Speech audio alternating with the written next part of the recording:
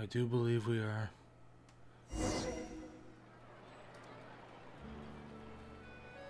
Everything looks good. Hey, we're doing this and we're doing it last minute as usual. Hey.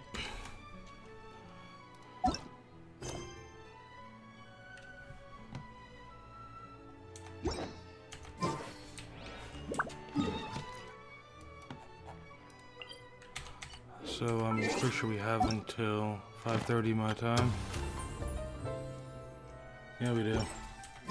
Started later than I expected to because I lost track of time, but I checked and this is about 3 hours, so we should have time to do it.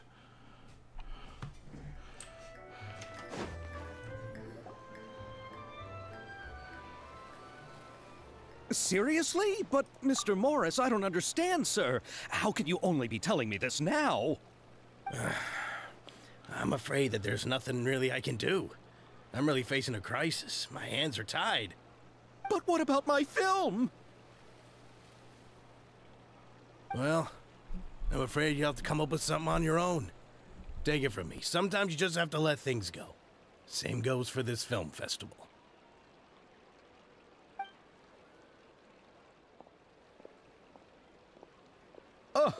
Oh. Hey, isn't that Xavier? So he's back in Fontaine now. Xavier! Oh, why, if it isn't the dear Traveler and Paimon. I really didn't expect to bump into you here at this time.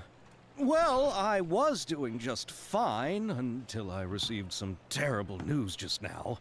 The investor I was working with for my upcoming film has fallen upon some hard times and is no longer able to provide the promised amount of funds. Can't you just find a different investor? Unfortunately, that's not how it works. We had signed an agreement specific to the Fontanalia Film Festival, stipulating that I cannot work with any other investors until the festival is finished. The Fontanalia Film Festival? What's that? Oh, is this your first time participating in Fontaine's Fontanalia Film Festival? Then allow me to fill you in. The Fontanalia Festival was established to commemorate the legendary Loch Knights, who went on a quest to search for the Oceanids, and eventually welcomed the Hydro Arconageria. The holiday is deeply connected to the founding of Fontaine, as well as its unique laws and trials. It's one of the most important festivals for this nation. But what's with that weird expression on your face? It's like you're trying really hard to remember something. I was just trying to recall the exact description from the books, in order to avoid any unnecessary arguments over semantics. I usually try to recite things straight from the source. Well, either way, Paimon thinks she gets it now. It's just like the Windbloom Festival in Mondstadt, and the Lantern Rite in Lille. Yes, those are festivals of a similar variety. Who doesn't like a good festival? And just like those of other nations, Fontaine will hold a plethora of events around this time each year.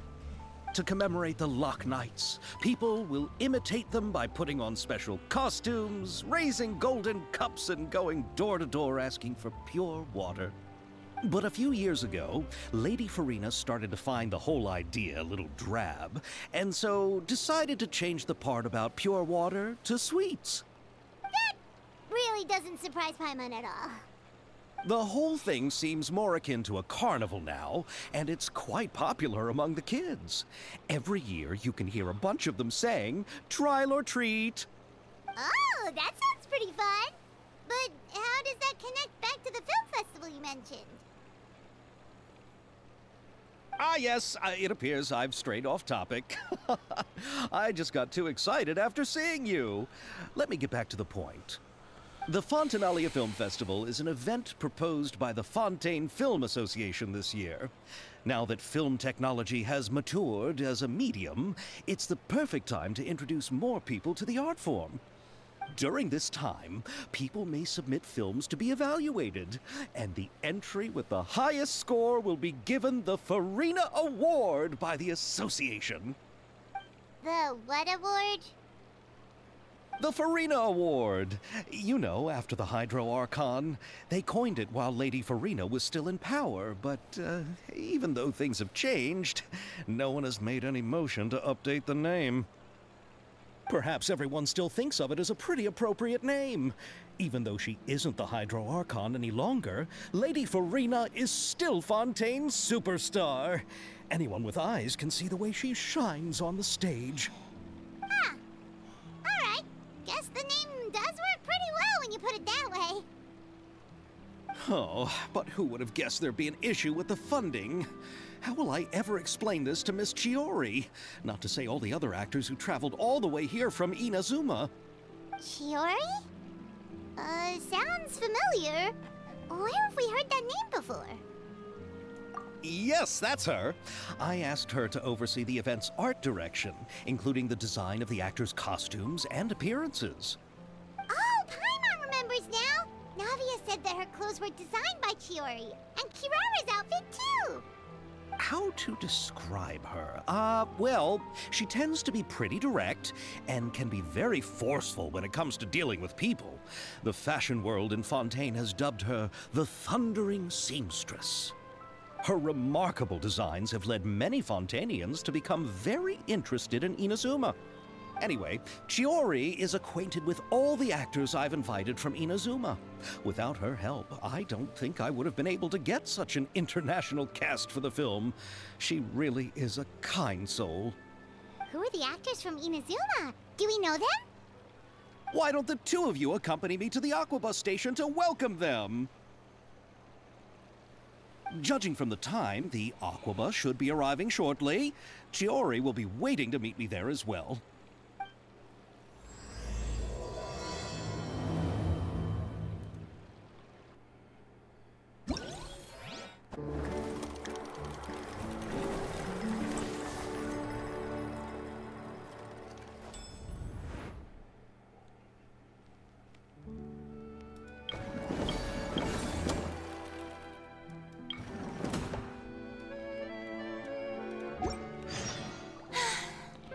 Too popular can be such a hassle. Who knew the people would adore me so much?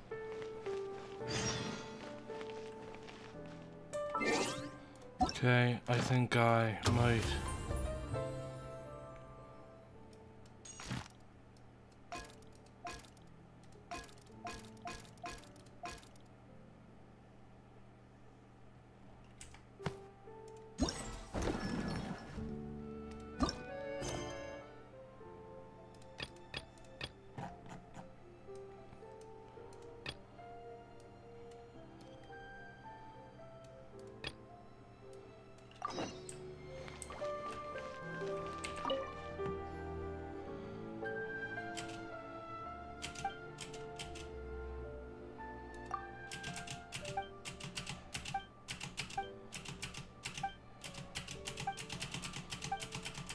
I think I'll do the challenges first, make sure I get the weapon.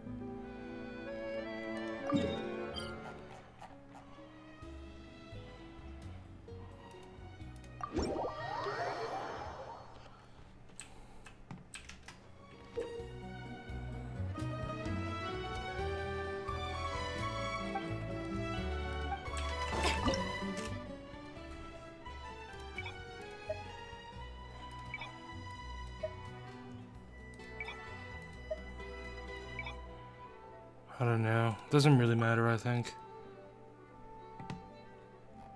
And I think I'll just go with my usual team here.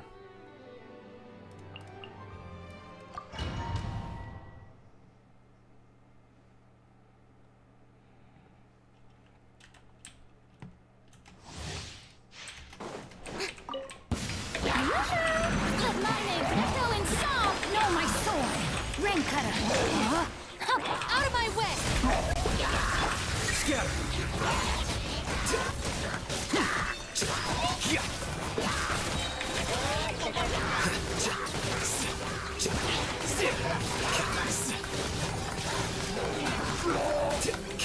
Time to shine!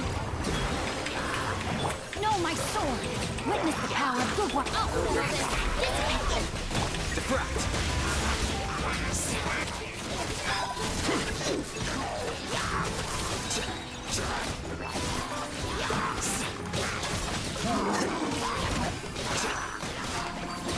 Lightning, terrify! Let me weave you a verse. Rain out. Shower me with praise. Let the world come out. Process of elimination.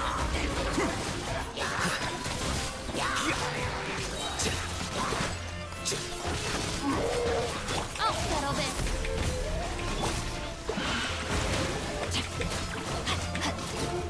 Witness the power of Gugwa. Let my name echo in song. Strike a Scatter!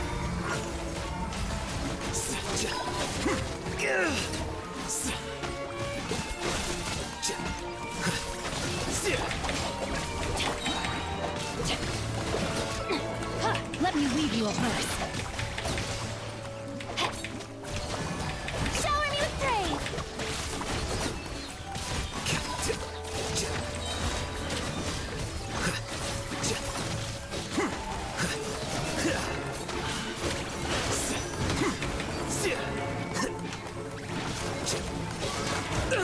Diffract!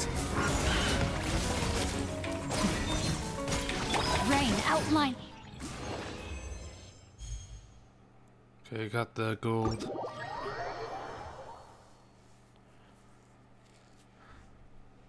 I know there's one where you've got a...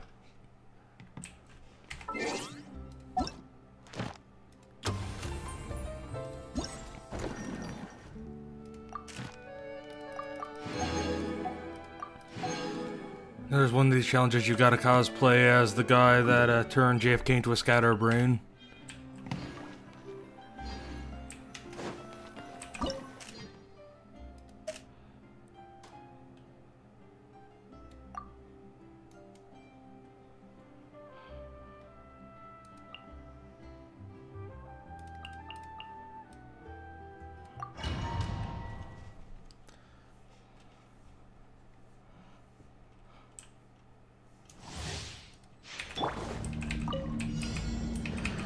No, my sword! Witness the power of Gugwa! Yoo-hoo! Time to shine! Out of my way! Our bond is strong! A process of elimination.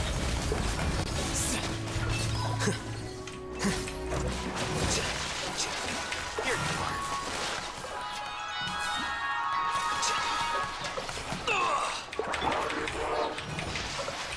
Let me weave you a verse. Let my name echo in song! Shower me... Lightning, terrify! Diffract!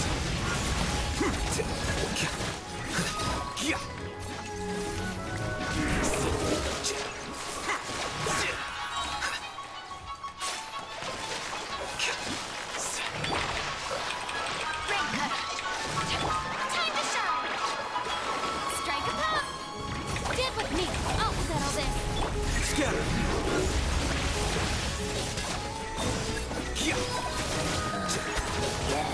Flicker!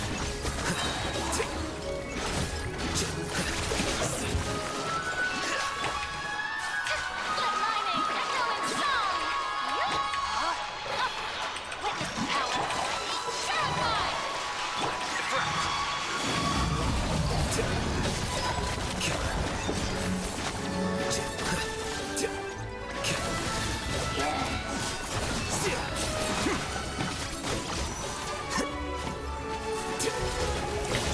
Strike a pose! Let the world come! Rain outlines your fate. Our bond is strong.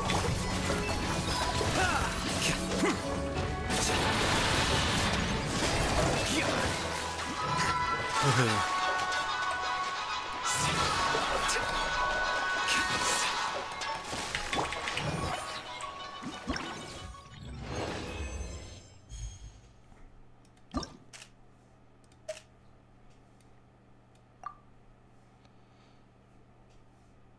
Actually, you know what? I think I'll, actually, fuck no, because I need a healer. Actually, we'll do this instead. Yeah, that works. I can fit her in a lot easier. Illusion shattered! Now you shall perish! Get with me! I'll settle this! Shower me with praise! Let my name echo in... Scatter!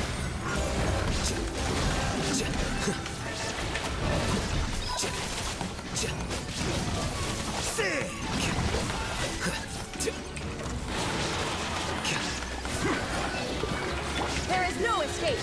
Inazuma shines eternal! Yoo-hoo! Oh! Time to shine! Our bond is strong! Lightning, Jericho! Process of elimination.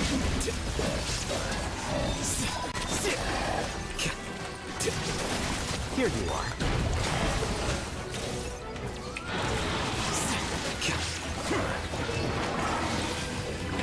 Shower me with praise! Let my name echo in song! Now you shall perish! Deflect.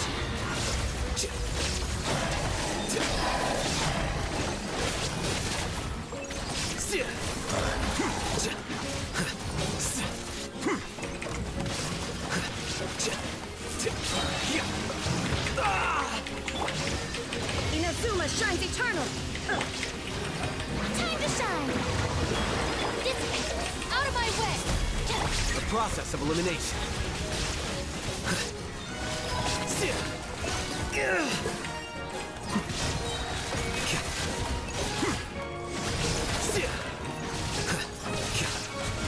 Get with me! Torn to oblivion! Illusion shattered! I'll settle this! Yoo-hoo! Let the world collide! Scatter.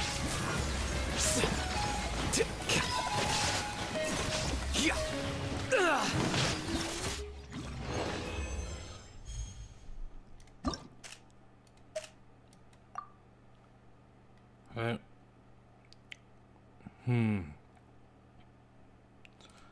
Okay, I guess I'll try something different now.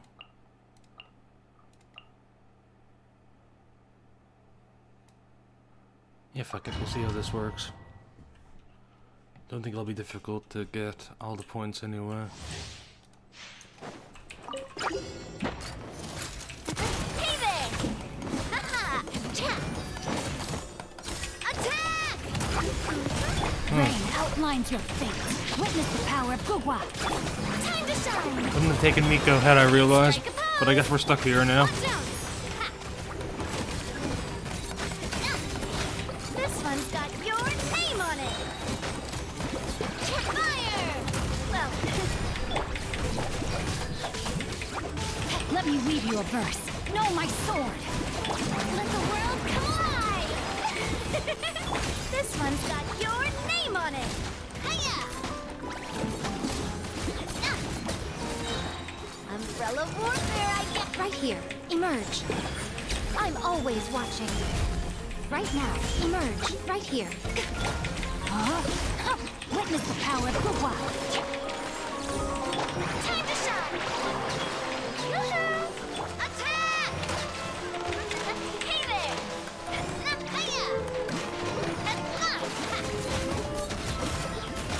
Hiya! Right now, right here, right now. Nothing lasts forever. Right here, right now.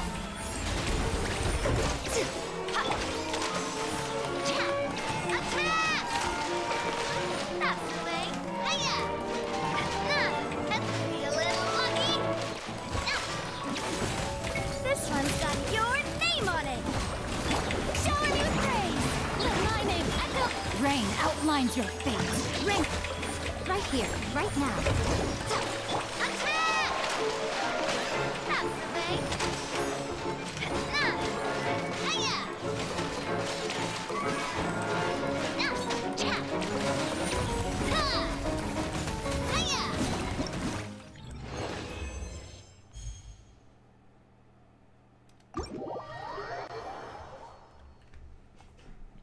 Yeah, that's done. That's done and dusted.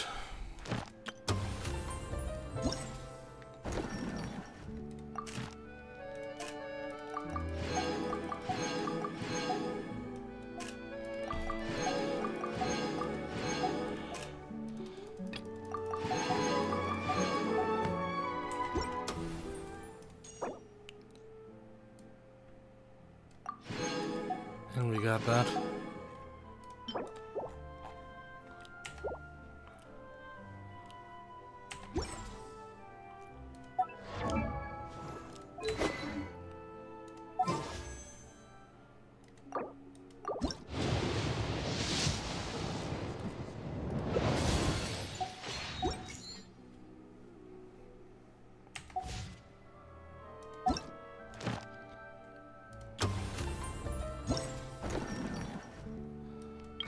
Okay.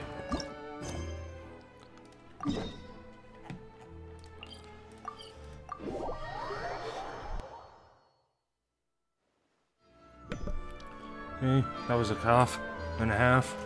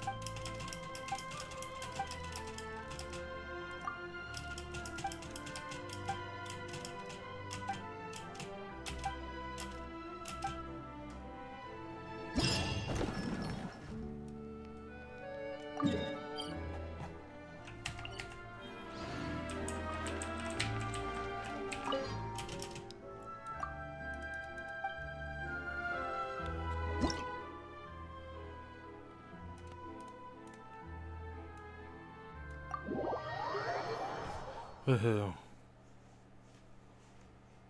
Hey, time to play Leave Malvo Simulator.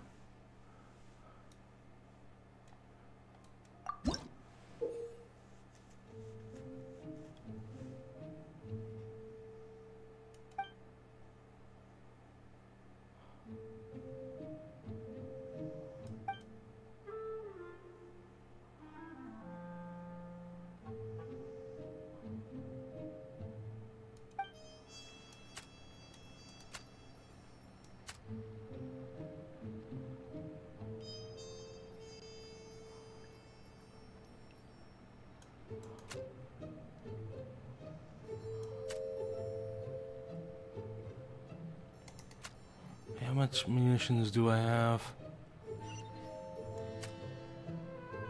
Wait, 50? What the fuck am I waiting for then?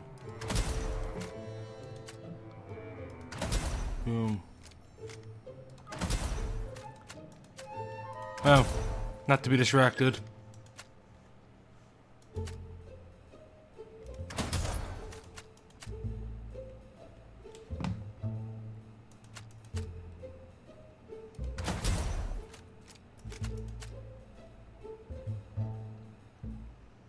Oh, there's the barrel.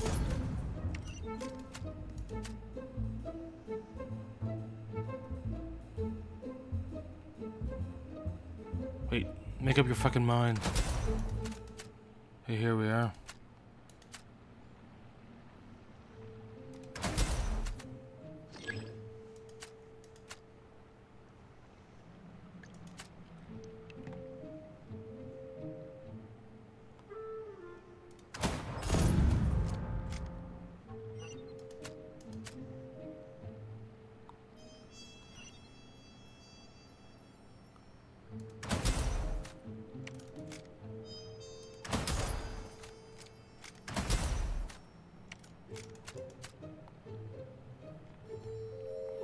Where the fuck are you?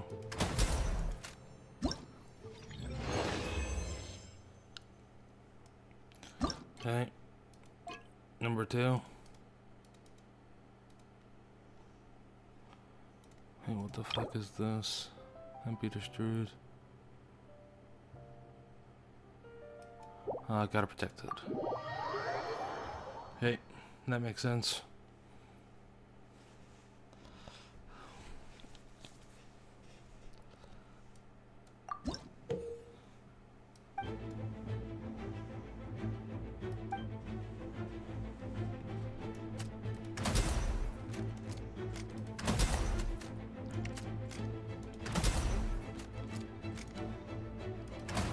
Wait, fuck. I actually missed. I can't believe it.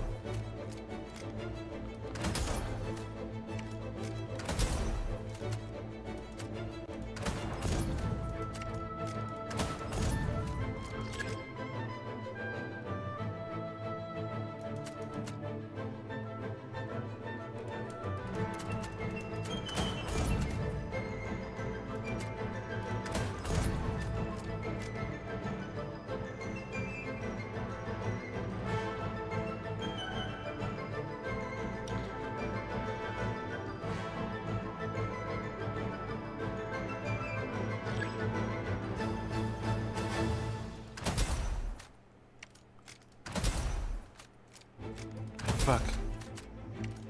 Where's the explosives when you fucking need them?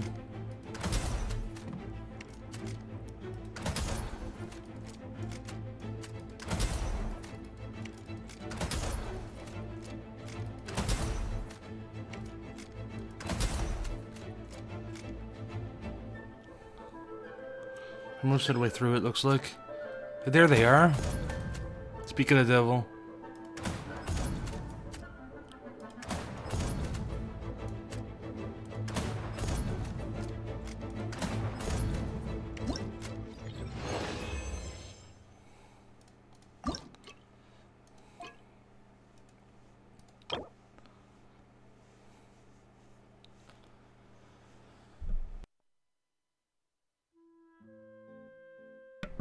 Is this floats above them?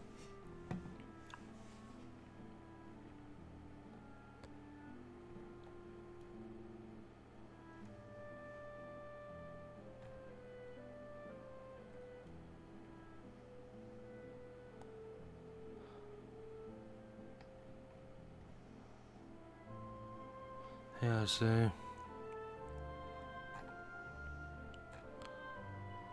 Yeah, I get it.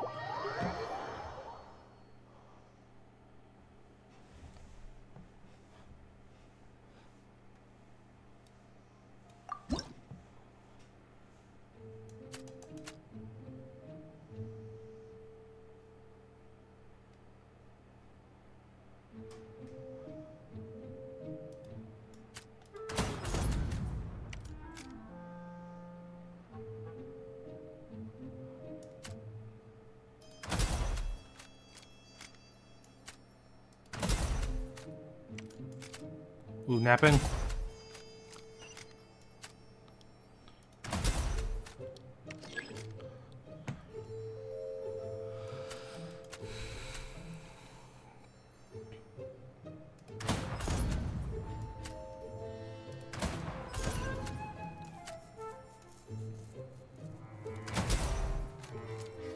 Ooh, better run.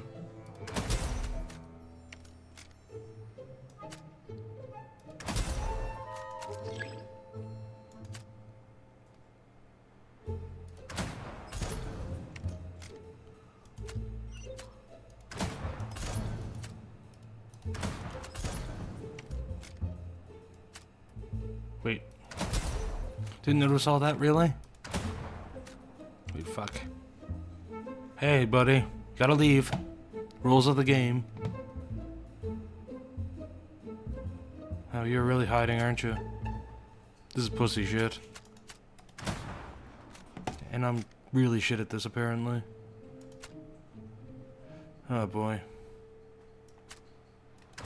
Thank you for standing still. help me recover.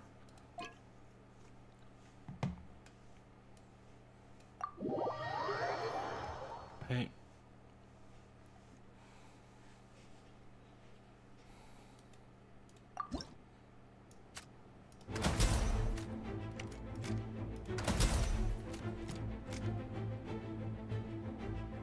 Ooh.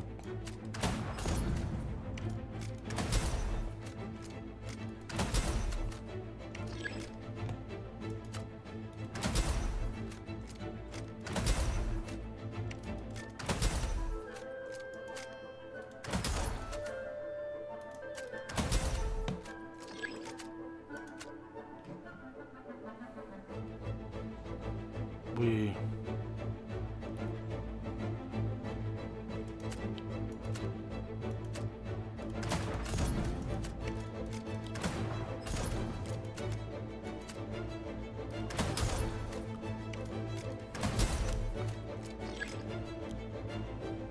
woohoo.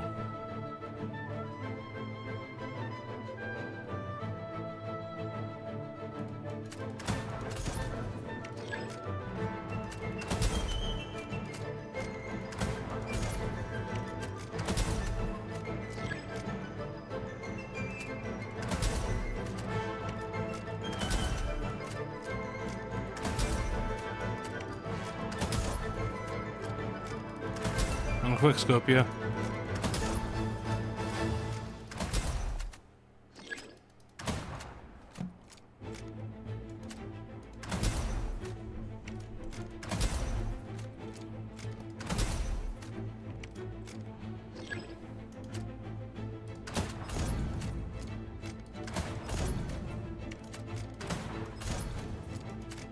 Wait, fuck.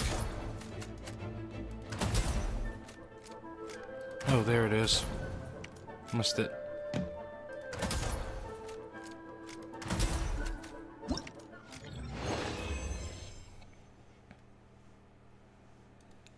I'm pretty sure that's all of them.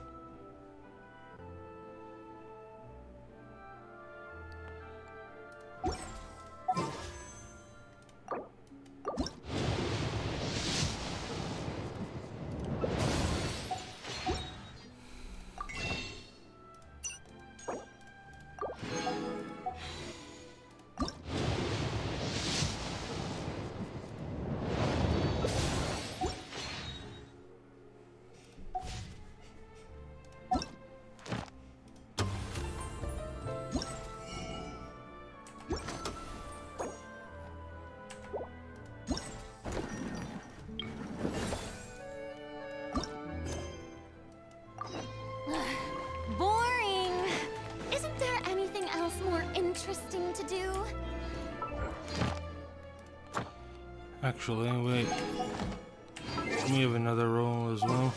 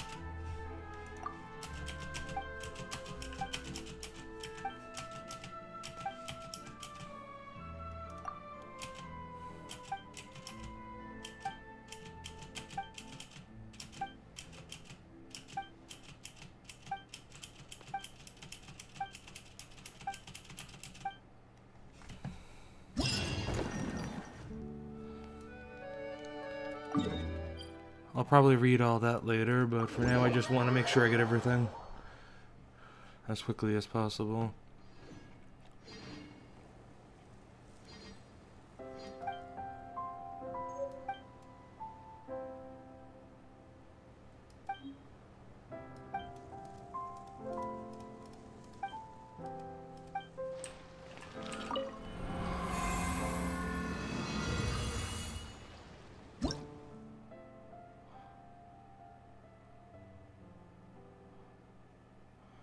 Oh boy.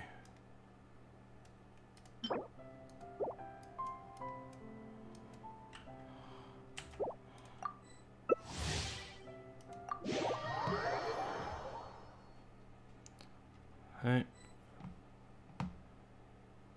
So I have no fucking idea. I barely read the rules, so I'm pretty sure this is competitive, so I think I'm gonna suck.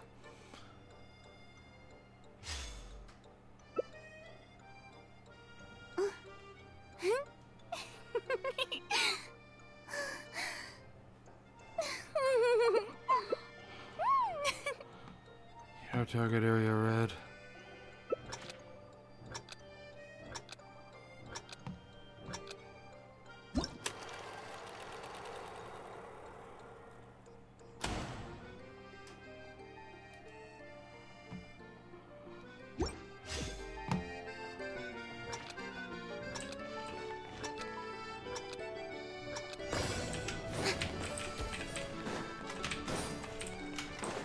Fuck.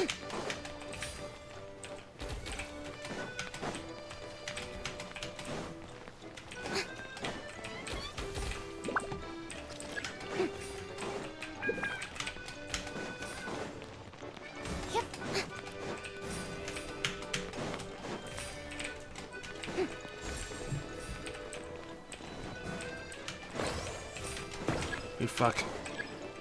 Damn it. They spawned in the wrong place.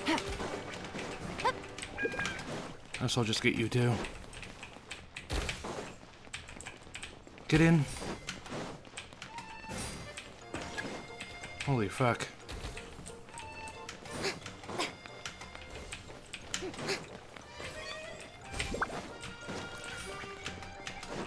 Take it easy.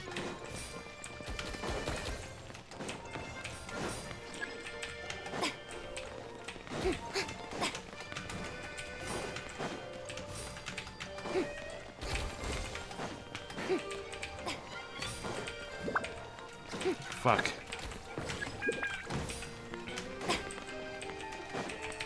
Wait, get the fuck in, you fuckers.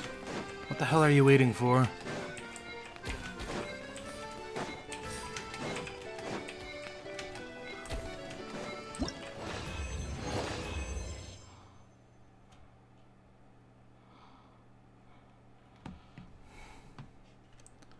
Oh boy.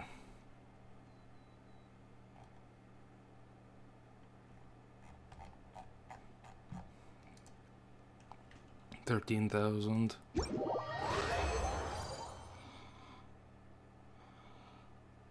Okay, so that's a bit over 1/5 of the way. Granted, I doubt I'll be able to dominate, do nearly that well in others. I feel like that was a fluke.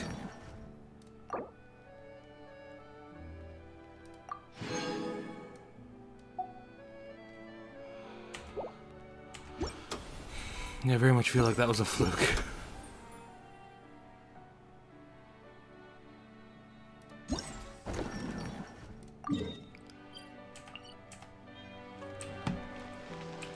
Yes, we keep doing it.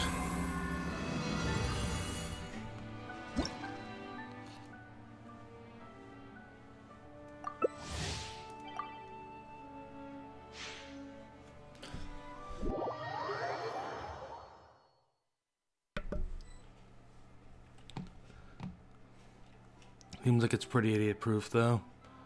Not at all that hard to find them.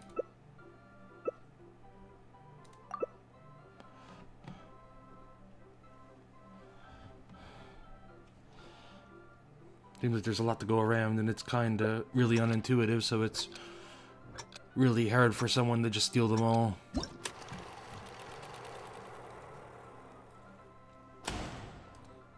Target is the green zone.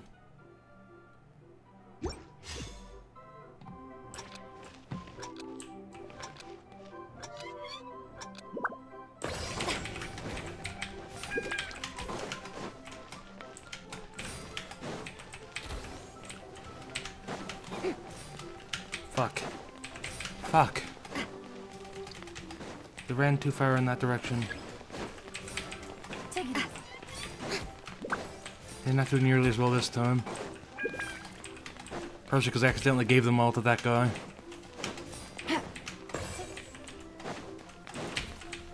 Damn it. Holy fuck. I hate this. Take it easy. This is extremely pointlessly difficult. And by difficult I don't mean hard, I mean Take it easy. hard to fucking break them apart. Wait, fuck. Hey. Sometimes you gotta lead them in one by fucking one. Sometimes they all just go in willingly. It's so fucking awkward. Like there, I was on the other side of it, but he just walked through me. It's not hard. You're just annoying as fuck. Fuck.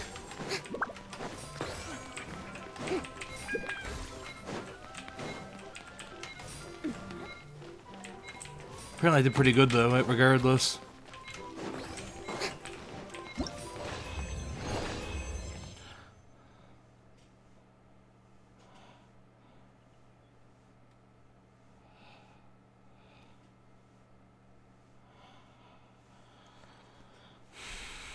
Yeah. To be honest, I don't like this game mode. It's not hard, but it's annoying as fuck. I accidentally handed a bunch of that guy in that game, but don't suppose it's a big deal, because a bunch of people hand them to me regardless. Feel like it's,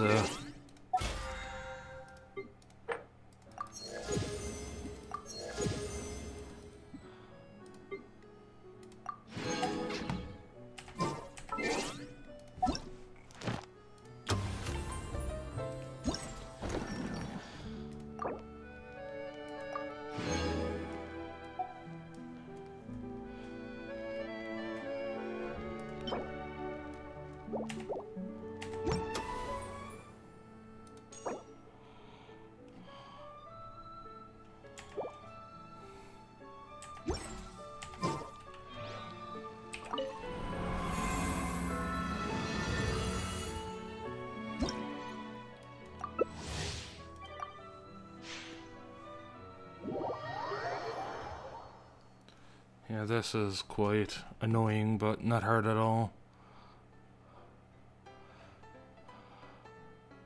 Or maybe someone in here will be a god.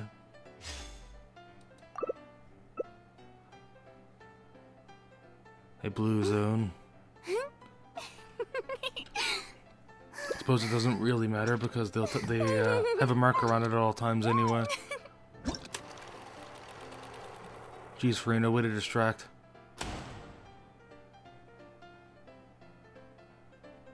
Dumb but useful pathfinding technique.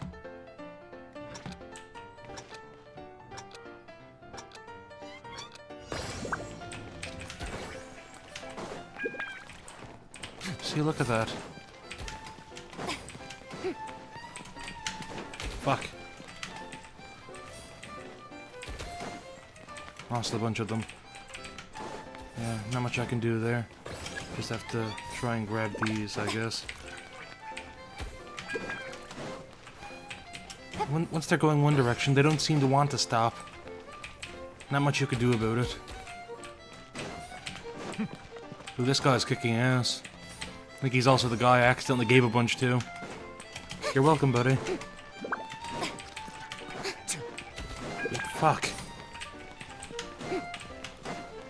Yeah, nope, you don't need it anymore. And I'll take these, seeing as no one else wants them.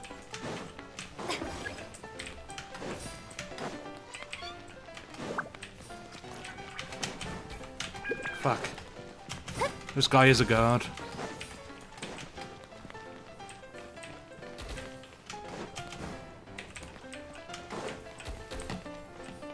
Not winning this one. Not sure if it matters though, because I think I get nearly the same amount of points regardless.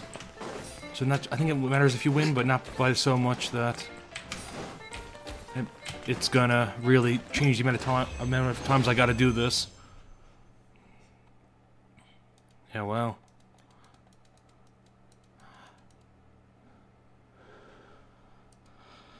Yeah, it did worse that time, but I'm still on track to finish it in 2 more games, assuming I do better in the other 2. But it's 3 at maximum possible. Oh boy. Hope it's 2 though, because I really don't like this. I'm getting worse at the game as it goes on. Fuck. Anyway.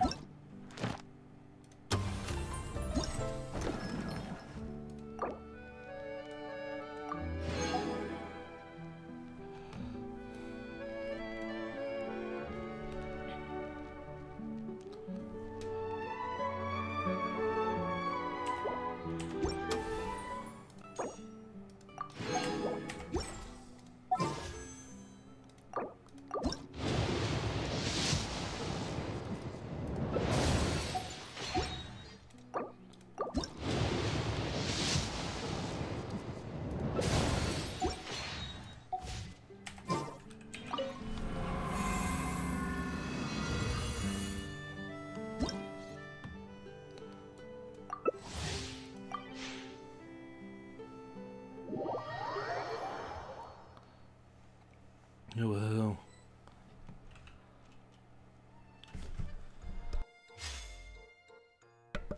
Hey, green zone. Woohoo. Yeah, I don't enjoy this.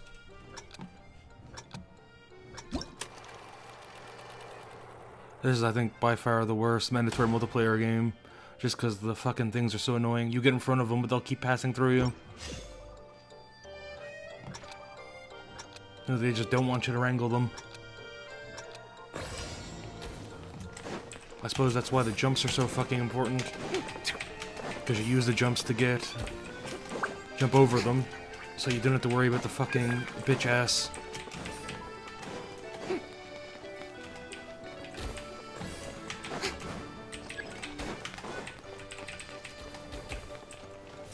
Oh, that guy gave me one. Thank you. Unless it was accidental, in which case, haha. Fuck. I jumped into a pack, but didn't get nearly as many as I wanted. Fuck. There we are. This one listens. Time to go. That was really profitable. This guy's still beating me, though. Hey, fuck. Couldn't get ahead of those. Yep, fuck. Oh well. I'm doing alright regardless. Yeah, that guy's kicking all of our asses. Fuck.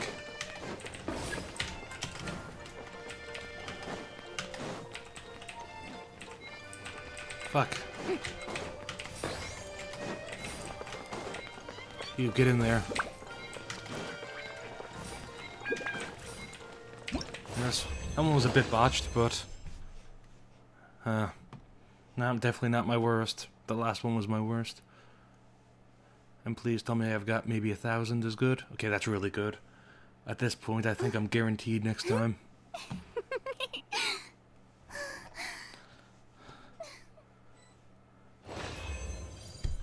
And there's a lot of Farina giggling in the background during this. Holy fuck.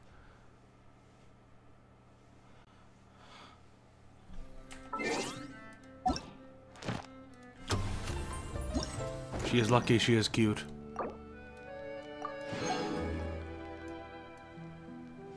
If I get 750 during this next one or something, I'm gonna cry.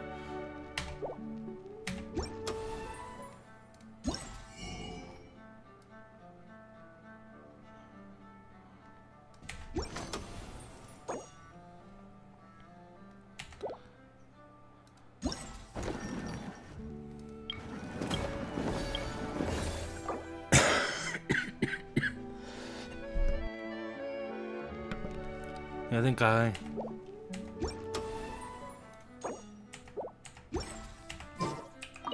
boy. Okay, let's hope this is the last.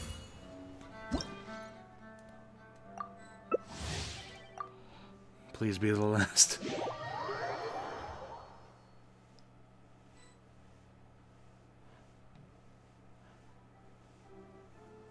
The leader has entered the world. Yay. He will guide us to victory. Except this is a competitive game.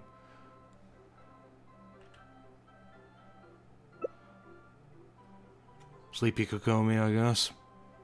Trying to psych us out. It won't work on me. I'm gonna fuck it up regardless of anything you do.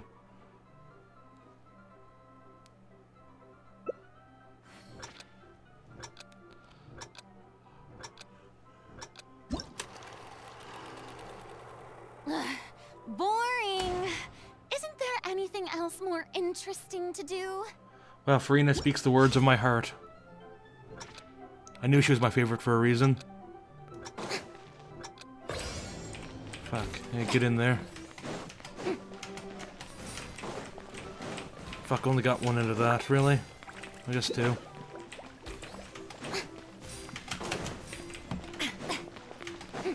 Let's secure these two.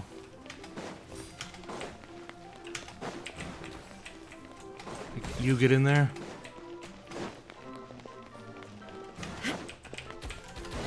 Why didn't you jump in? Oh my god. I accidentally fed that guy. He's... Would you get in there? Holy fuck.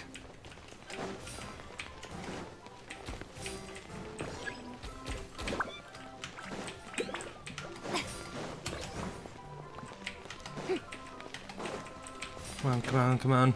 Yes. Yes. I feel like that's the main thing you need, is just get those. Because they matter so much.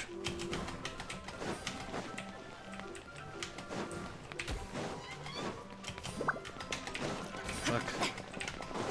Fuck. No. Oh well, gotta round up the little guys, I guess. Fuck. No. Damn it. You win this round. But I'll be back. Yes. I win. Never mind, I guess I do win this round. Oh, fuck. See, it didn't work. Didn't psych me out. Oh, boy. I hate that. I hate that. I only wish life could be as leisurely as this a little more. Man, that's frustrating. I feel like the hit detection on the fucking things are super off. Maybe I'm just bad at it, though. I can't really say bad at it. I think I won a disproportionately often amount of the time.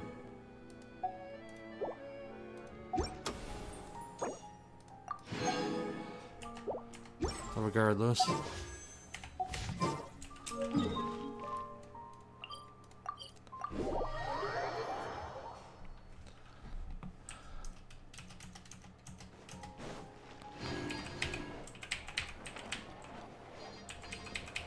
Why can't I talk to you? Catherine, you better give me my shit.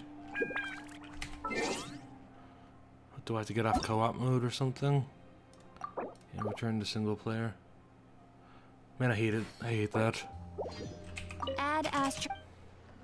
Thank you for I only connected to them for a little bit. Well, anyway.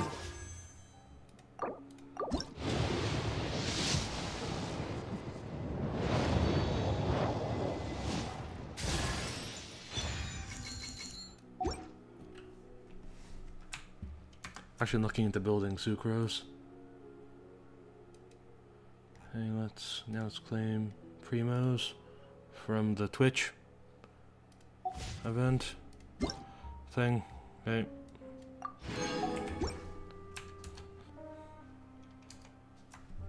Yes. Now I got the French keyboard.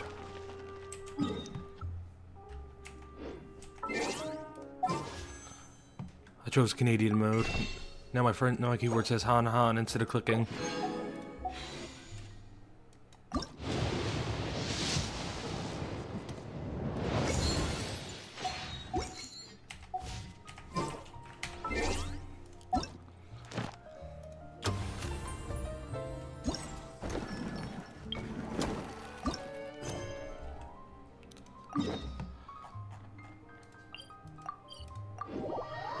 And then after this, we'll resume the story and hope we can complete it in time. But we currently have all of the weapon.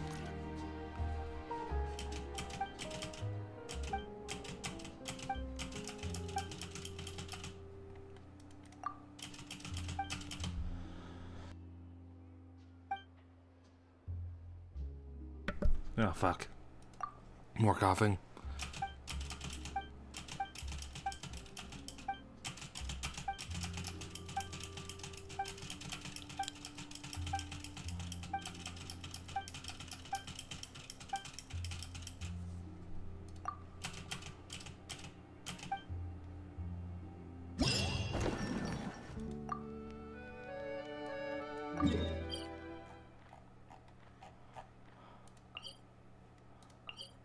Okay then.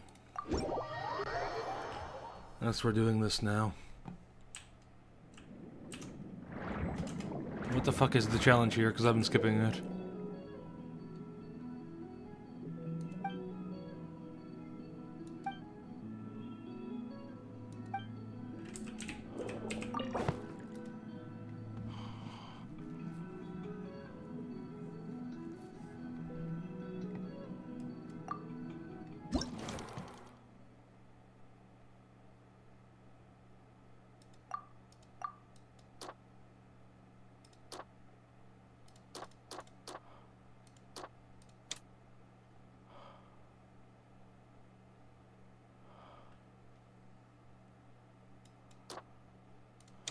I see, I think.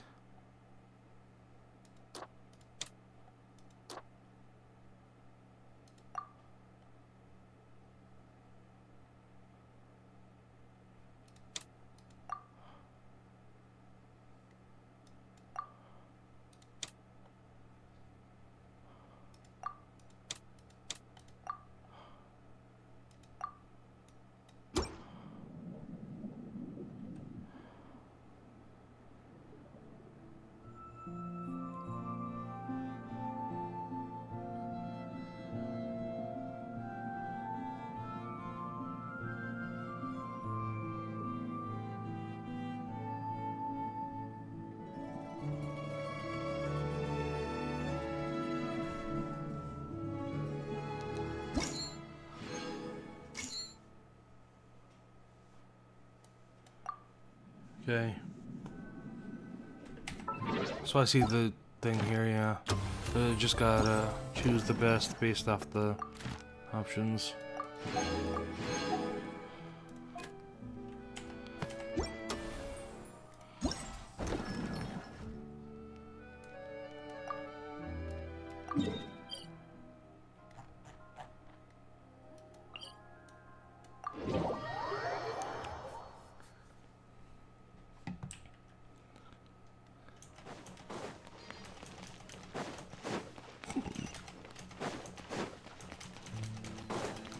You get points based off how good your thing is.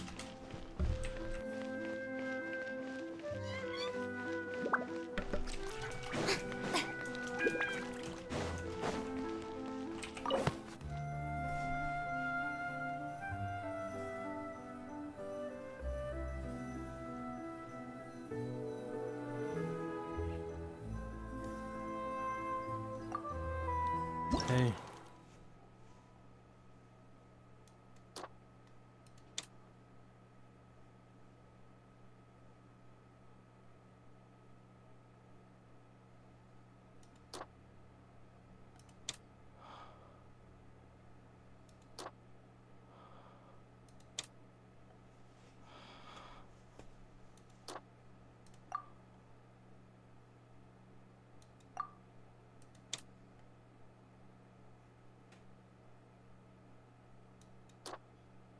So focus on Navia holding the sunglasses, because that's what it says there.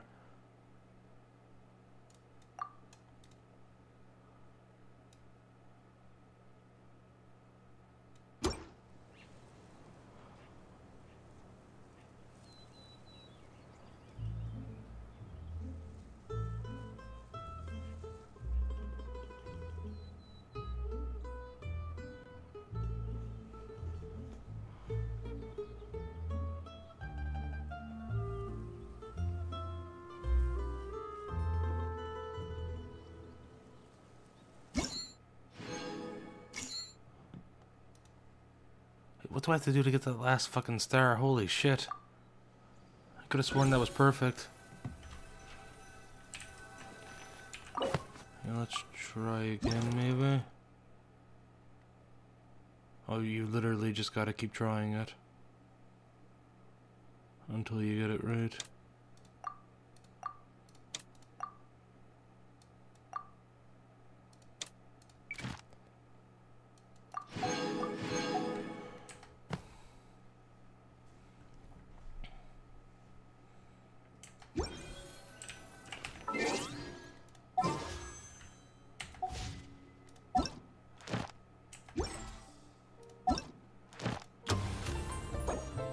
See, I've gotten all of that.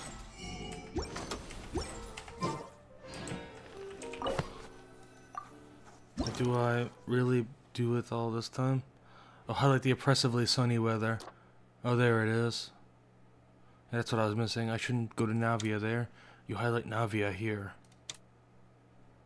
Two actresses meeting, so you focus on the both of them. You focus on how uncomfortable Paimon is.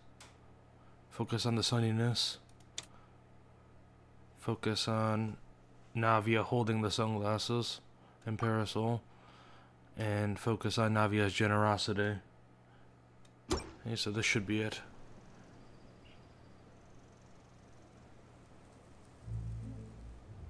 Okay, there it is.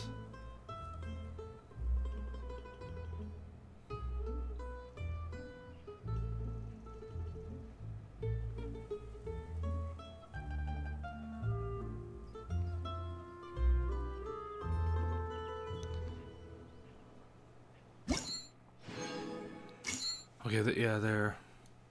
Okay, so that's where I was wrong. I was supposed to focus on the sunlight at first shot.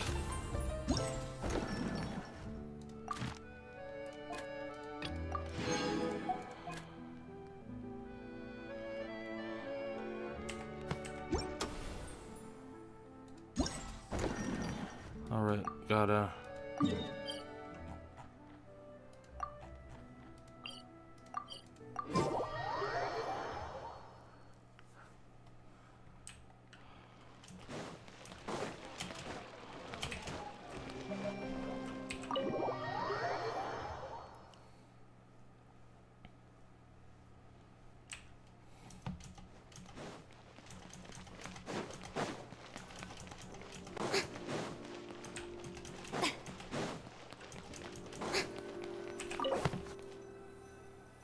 Fireworks merchant arrived in Fontaine, played by Yoimiya, and her client, played by Roquette, arranged a meeting at Hotel de Red to discuss a sale. After carefully checking the sample, I'll just call it quality of the fireworks and the deal is struck. Film the customer, sizing up samples on table. He focuses on him. Film the customer, bartering with the mysterious merchant. Okay, so focuses on the merchant and not on Yoimiya. Sure, this is the fail to the firework vendor.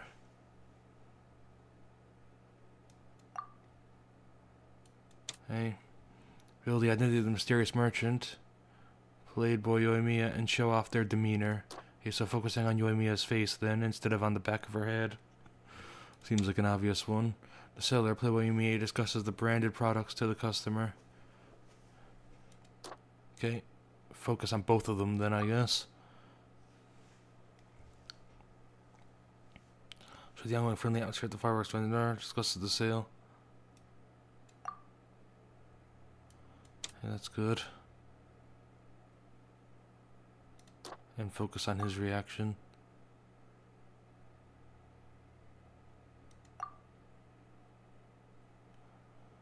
And focus on the deal. Okay, let's see, this should be it. We'll see.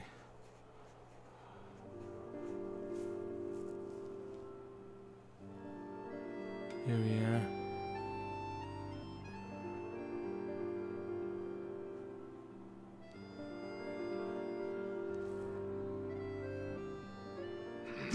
Okay, so basically just gotta pay attention to the thing on the side, yeah.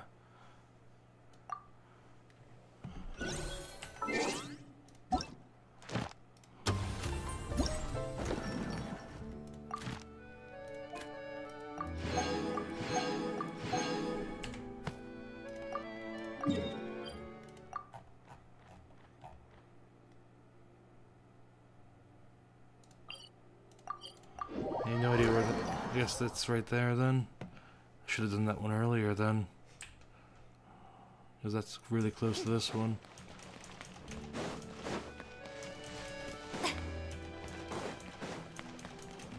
Well, anyway.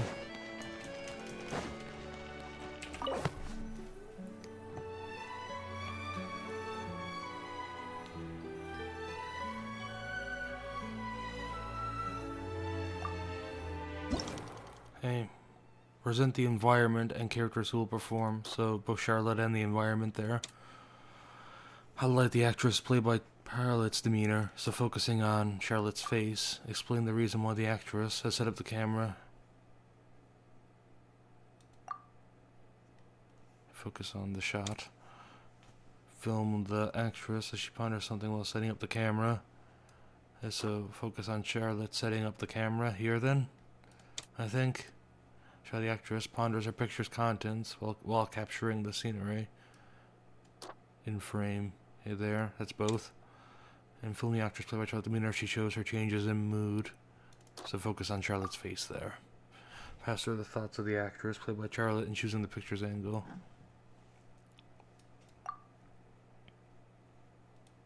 Just up here until the paycheck clears. Oh boy, hey. So 20, that's good. 30, that's good. 20.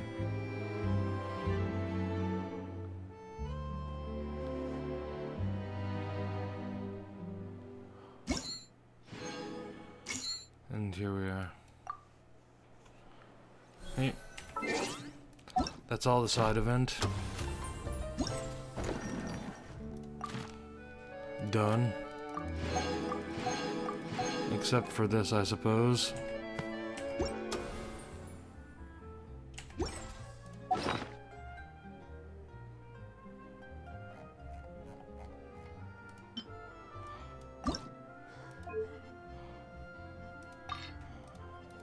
Okay, so let's see.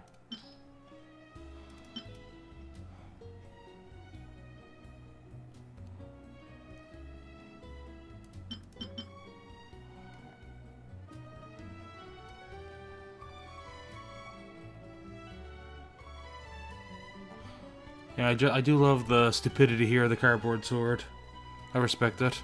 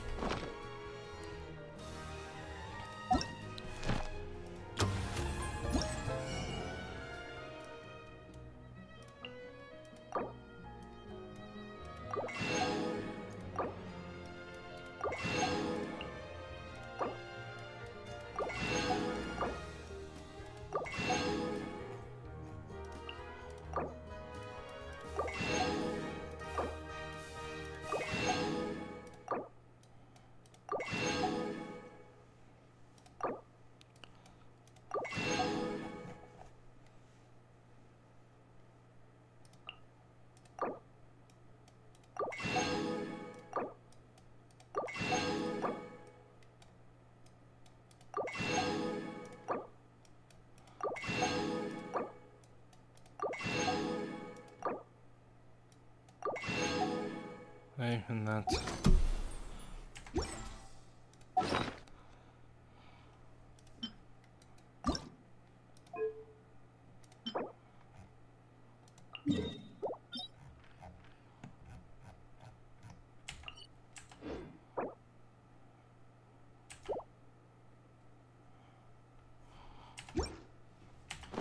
We need to get some of those, given that this is the event where it'll be easiest to level it. Well, anyway. Now time to get back to the quest. 3 hours, 9 minutes. Might not be able to finish it in time. Oh man, I wish I didn't wait. Oh well. This won't be the first time I've ever waited to do a quest, but it will be the first time, if I fuck it up, that I ever fail to finish it in time. Which would be quite disappointing, but, you know, COVID, couldn't help it.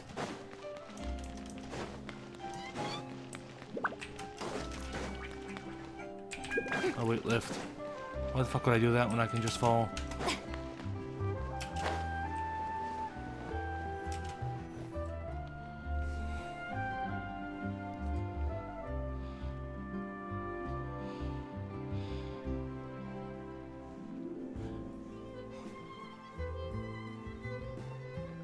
I don't have time to check out Chiori. I've got to get through Miss this. Chiori? I don't have time to check her out. Your talk with the investor sure went fast. The Aquabus hasn't even arrived yet. Oh? And who are they? Allow me to introduce you. This is the Traveler and Paimon. Pleased to meet you. Likewise! We've heard the owner of Chioriya Boutique is a skilled seamstress, so it's a real pleasure to finally meet you in person. Why, thank you. I strove to create an outfit that matched her high social station as the demoiselle. So tell me, what happened? I can tell the conversation didn't go quite as expected. Well, it's like this.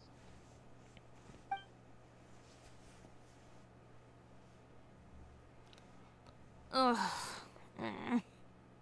I know, Chiori, you don't have to say it. You did remind me that this investor was a little bit sketchy. Yes, there's no doubt about that. But how could I pass it up?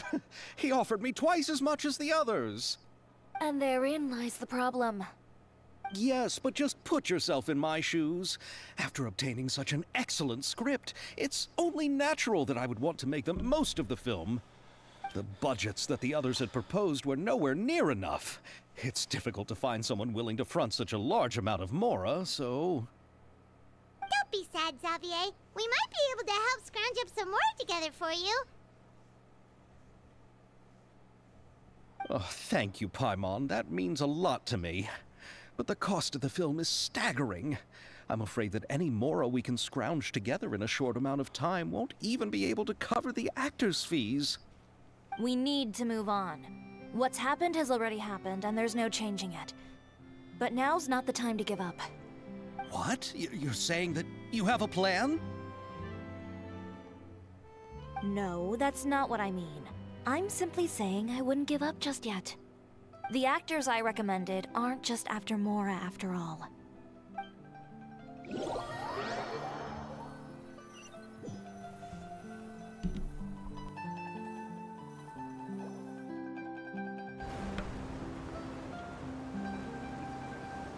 Yeah, there they are. Really? Then where do you live? We Malazines live in Mercy Village. The only way to enter is from underwater. Oh, you must be pretty tired after work every day, right? I mean, you have to swim all that way just to go home. We are so thoughtful.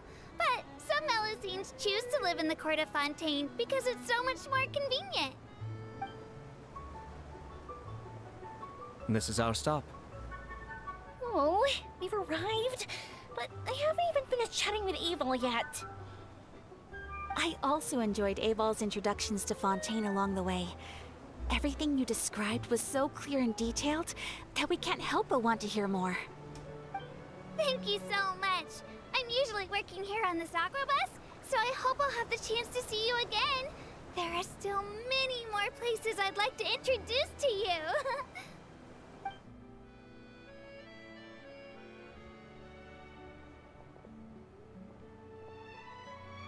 Welcome to the Court of Fontaine.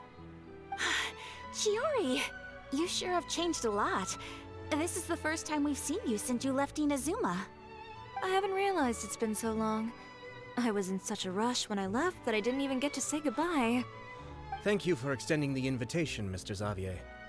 I'm looking forward to a fruitful trip here in Fontaine. It's an honor to have the head of the Kamisato clan visit us. So they're who you meant when you said you had actors coming from Inazuma? Oh? It's the Traveler and Paimon. Wow, what a coincidence! Ayaka and I were just talking about you on the way here. Are you also here for the film? We just ran into Xavier earlier and came over with him. But I'm not an actress. Sir Kamisato and Lady Ayaka are the real actors here. I'm just tagging along with Ayaka to have a good time together.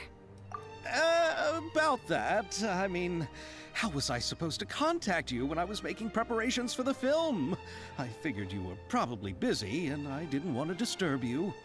So I could only keep you in the back of my mind while I sought other actors to play the lead roles in the film. Well, that's a bitch thing to say to I had been thinking them. about a surprise reunion with you during our trip here, but you still managed to surprise me first. Oh, so you all know each other already! My, what a coincidence. What are the chances everyone could be brought together here like this? Pretty sure I know everyone important. Why don't we go to Hotel de Boer and catch up over a meal? I've already made a reservation. Huh? Did you reserve 2 spots for us too? Yes, of course, of course. I'll be sure to tell the boss to serve a few more delicious dishes just to make sure there'll be enough food. Very well. Then please, kindly lead the way, Mr. Xavier.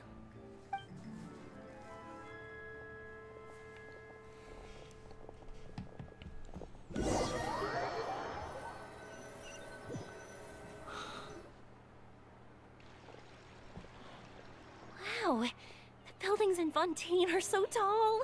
Just look at how big they are. And there's the fountain that Aval mentioned earlier. It really is a magnificent sight. And look at that huge spinning sphere! Where does it get its power?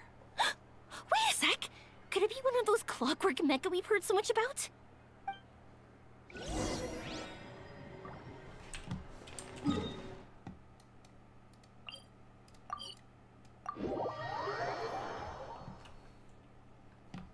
How much time do I even have? Don't think I have much. Yeah, 3 hours. Fuck.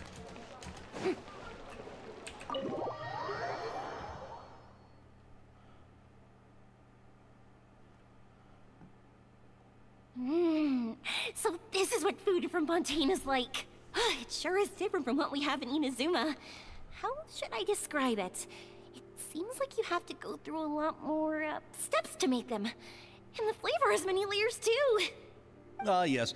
When I first went to Inazuma, I actually thought the food there tasted a little too bland. It took some time for me to get used to it. Let's get back to the purpose of this trip for a moment, shall we? How have preparations for the film been coming along, Mr. Xavier? Well, I've already assembled most of the film crew.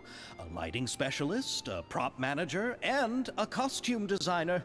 I've also bought the copyrights from the novel's author. Oh, it's called The Two Musketeers, right? I read the script you sent me on the way here. The story is pretty good. Originally, I was planning to start filming as soon as Sir Kamisato and Lady Ayaka arrived in Fontaine, but I'm afraid I've run into a bit of a problem. Oh? What is it? It has to do with the film's investor, Mr. Morris. He suddenly informed me this morning that he's encountered some financial trouble and will be unable to release to me the amount of funding agreed upon. It's said that Fontaine's legal system is well developed. If he has violated the contract, then can't you simply take him to court over the matter? Well, I'm still more concerned about filming.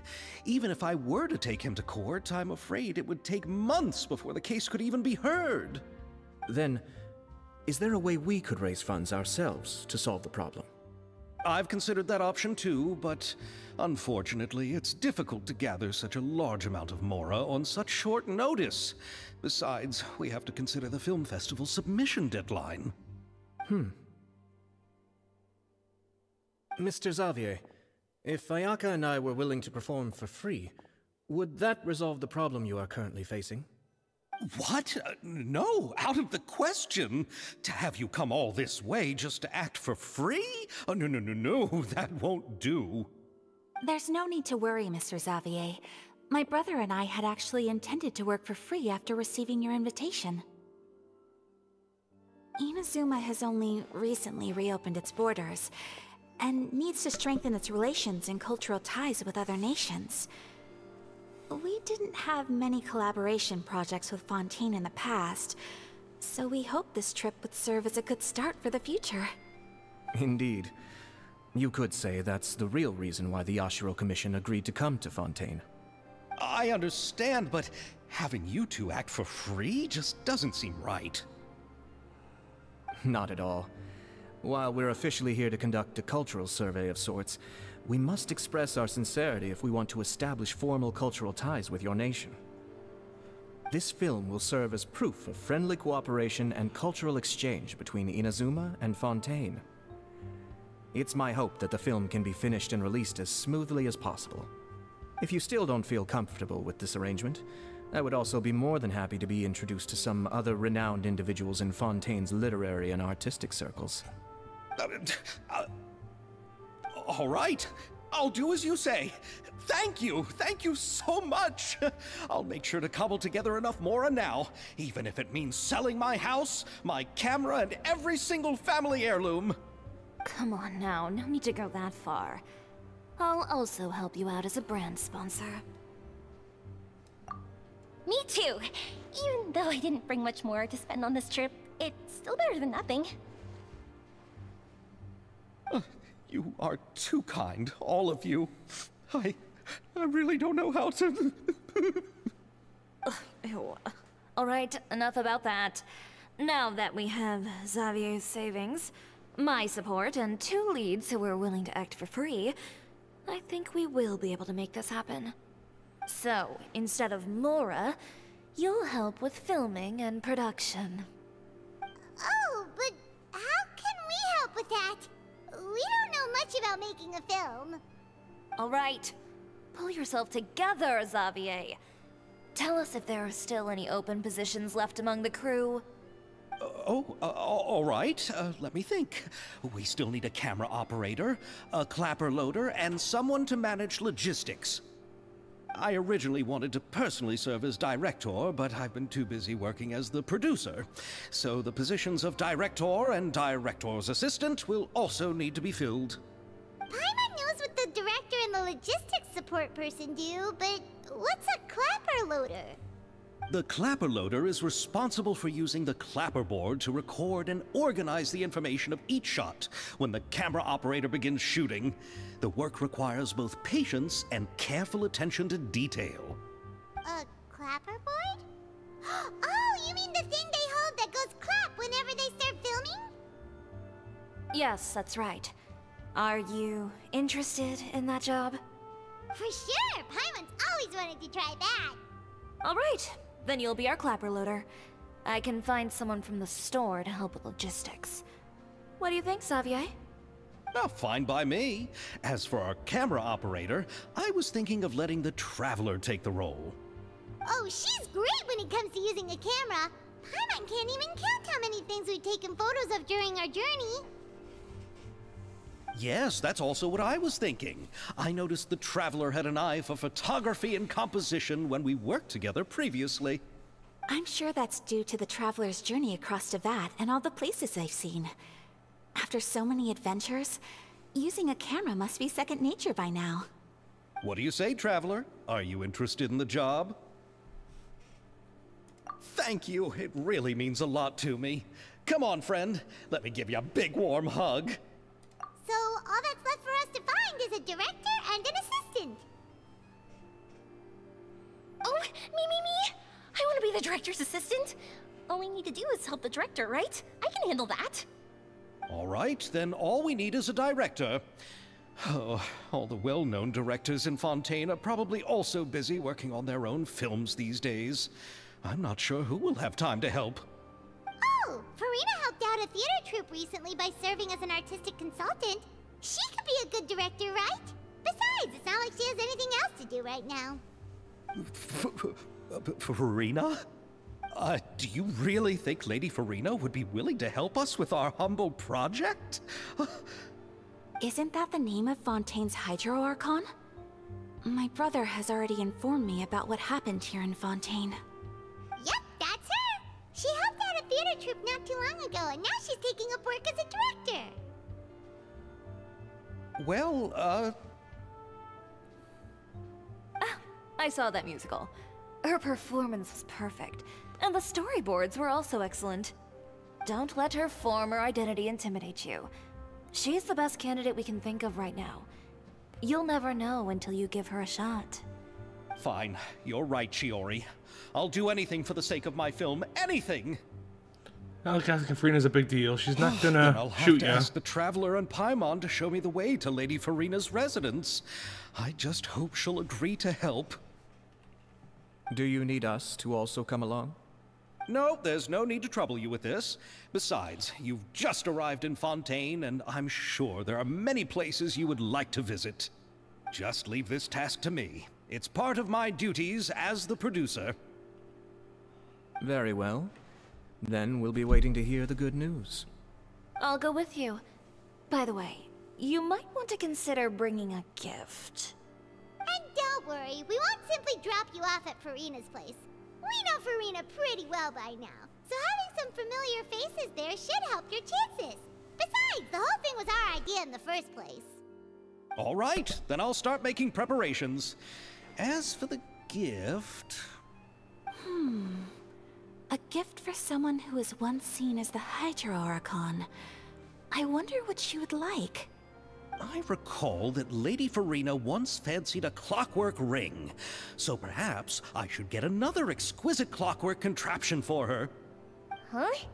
Can't we just bring some desserts, like the Fontanellia mousse? But wouldn't that be a little too cheap? She does like desserts, though. Isn't the Fontanellia festival happening right now? I heard Abel tell us on the Aquabus that Farina introduced the tradition of going door to door and asking for sweets. To do something like that, she must have a real sweet tooth. I agree with Yoimiya. If the gift is too fancy, it might actually make her feel more uncomfortable. Alright then, let's go buy some Fontanellia mousse.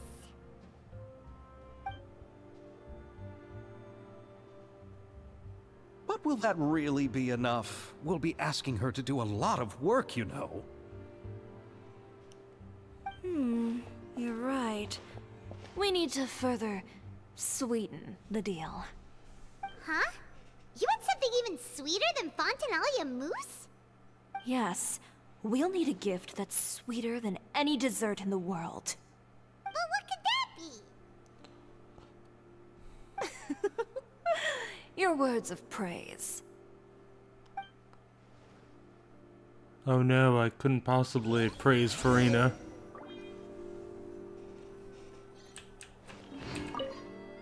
You go ahead. No need to worry about us. Oh, I hope Farina will like the gifts we prepared. Oh, and if you still think we should get something else for her, just let me know. I should be able to make some fireworks.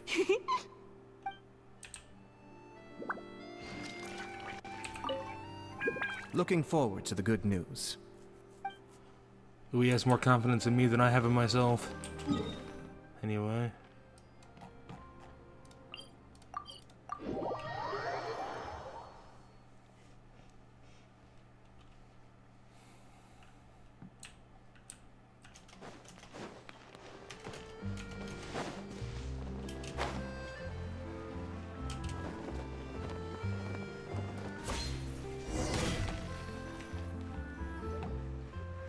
We're here! This is where Farina lives. Okay, I'll go knock on the door.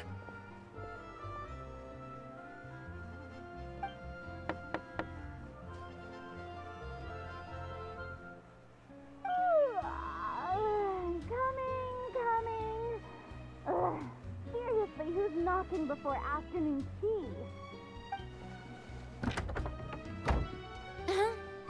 Who are you? Lady Farina, please allow me to introduce myself. I am Xavier, a film director. Hello. Oh, is that the Traveler and Paimon I see behind you? And who's this? I'm Chiori. Ah, the one from Chioria Boutique. Hello. So, what are you all doing here? Do you need something? Did you just get up, Farina? It's already past noon, you know. Huh? Oh, Paimon means the weather is so nice in the afternoon and the sun is so warm. Just like how you make us feel. Sleeping in late is a really smart idea. No. I was just up late last night reading some novels. What does sleeping in have to do with the weather? This is a small gift we've prepared for you, Lady Farina. We hope you like it. No need to be so formal. I'm just a regular person like everyone else now. Oh, is this Fontinalia mousse? It's one of my favorites! That's great! So, actually, there's something we need your help with. Given your renowned passion and understanding of drama, I would like to ask that you serve as the director of our film crew. Oh, but didn't you just say that you're a director? Yes, but for this particular project, I'm mainly working as a producer. Besides, I'm sure that your understanding of the performing arts far surpasses my own, Lady Farina. Are the Traveler and Paimon also part of the film crew? Yep, we sure are. Paimon's the clapper loader and she's the camera operator. Camera operator? That can be a pretty technical job, and it directly affects the final quality of the film. Are you really up to it? No, I'm not questioning your abilities. It's just that I've never really seen you use a camera before. Maybe you can come up with a test for the Traveler and see for yourself. If she can satisfy you with her camera skills, then you'd have nothing to worry about and can join the team. What do you say? You sure are getting better at rolling with the situation, Paimon. Oh, I do wish to see how skilled the Traveler really is with a camera. Alright, how about this? We'll work with what we have. I'll give you some scenarios and see if your work is up to my standards. Very good. It's essential for the camera operator to understand the director's vision. I'll make my decision after seeing your work. Are you ready? I have high standards, you know. Okay, grab the camera and I'll give you a scenario.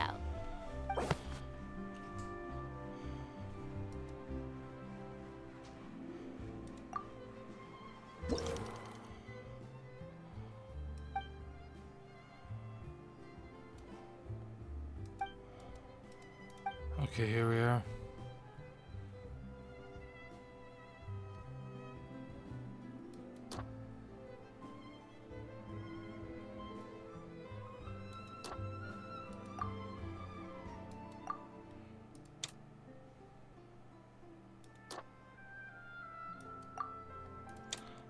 Oh, in that case, I think this one goes there and this one.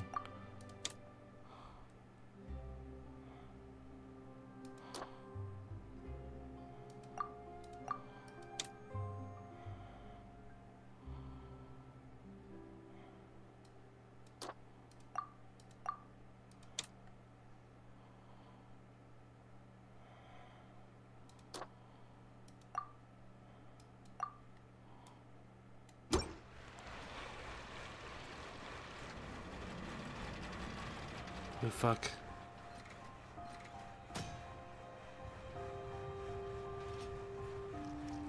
Am I not getting any points? Or do I not need them for this?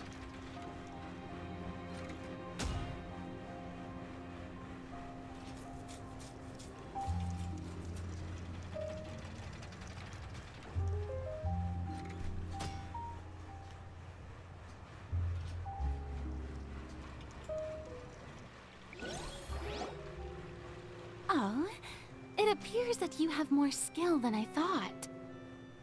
All the shots had a great composition, and I could really feel a connection to the characters and their lines. Yeah! Does that mean you agree to be our director, Farina? Did you think I would agree just like that? After our performance of The Little Oceanid, I've begun to make a name for myself again, you know.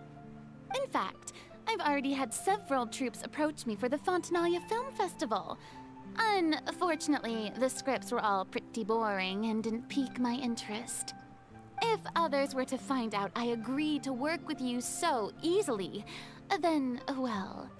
Hey, but didn't we have a deal? What else do we need to do to convince you, Farina? Well, what about the pay? Huh? You know, how much you're willing to pay me to be the director? The pay is also an important factor for me to consider, you know.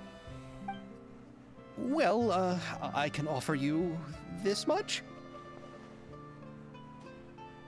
What? That's all? If Nervilat were to hear of this, he could charge you with underpaying your labor. I'm sorry, but our crew is in a tight financial spot at the moment. I see. Well, even though it's highly unlikely now that I'll join your crew, there's still something I'd like to ask. Exactly what film are you planning to make? Oh, our script is an adaptation of The Two Musketeers. Huh? Wait, you mean the suspense thriller novel that was a #1 bestseller? Oh, so Farina's read it too. Of course I read it. I've always had a keen interest in artistic works that strike a chord with the populace. I see. It all makes sense now. You must have used most of the budget to pay for the copyright. Not really. The novel's author transferred the copyright to me practically for free once he heard that I wanted to make a film adaptation of the story. The lack of budget is due to another issue. He probably just wants to get his name out there. So, Mora isn't the most important thing to him right now. It reminds me of a delivery courier who wears one of my designs while traveling all across Teyvat. I didn't charge her much for the outfit either. The exposure she provides for my brand is well worth it. So, are you a big fan of this story, Farina? Well, it's alright. The pacing of the story is good, but the character relationships could use some work. When I was reading it before, I always felt like some things were left on a rather unsatisfactory note. I have high standards, you know.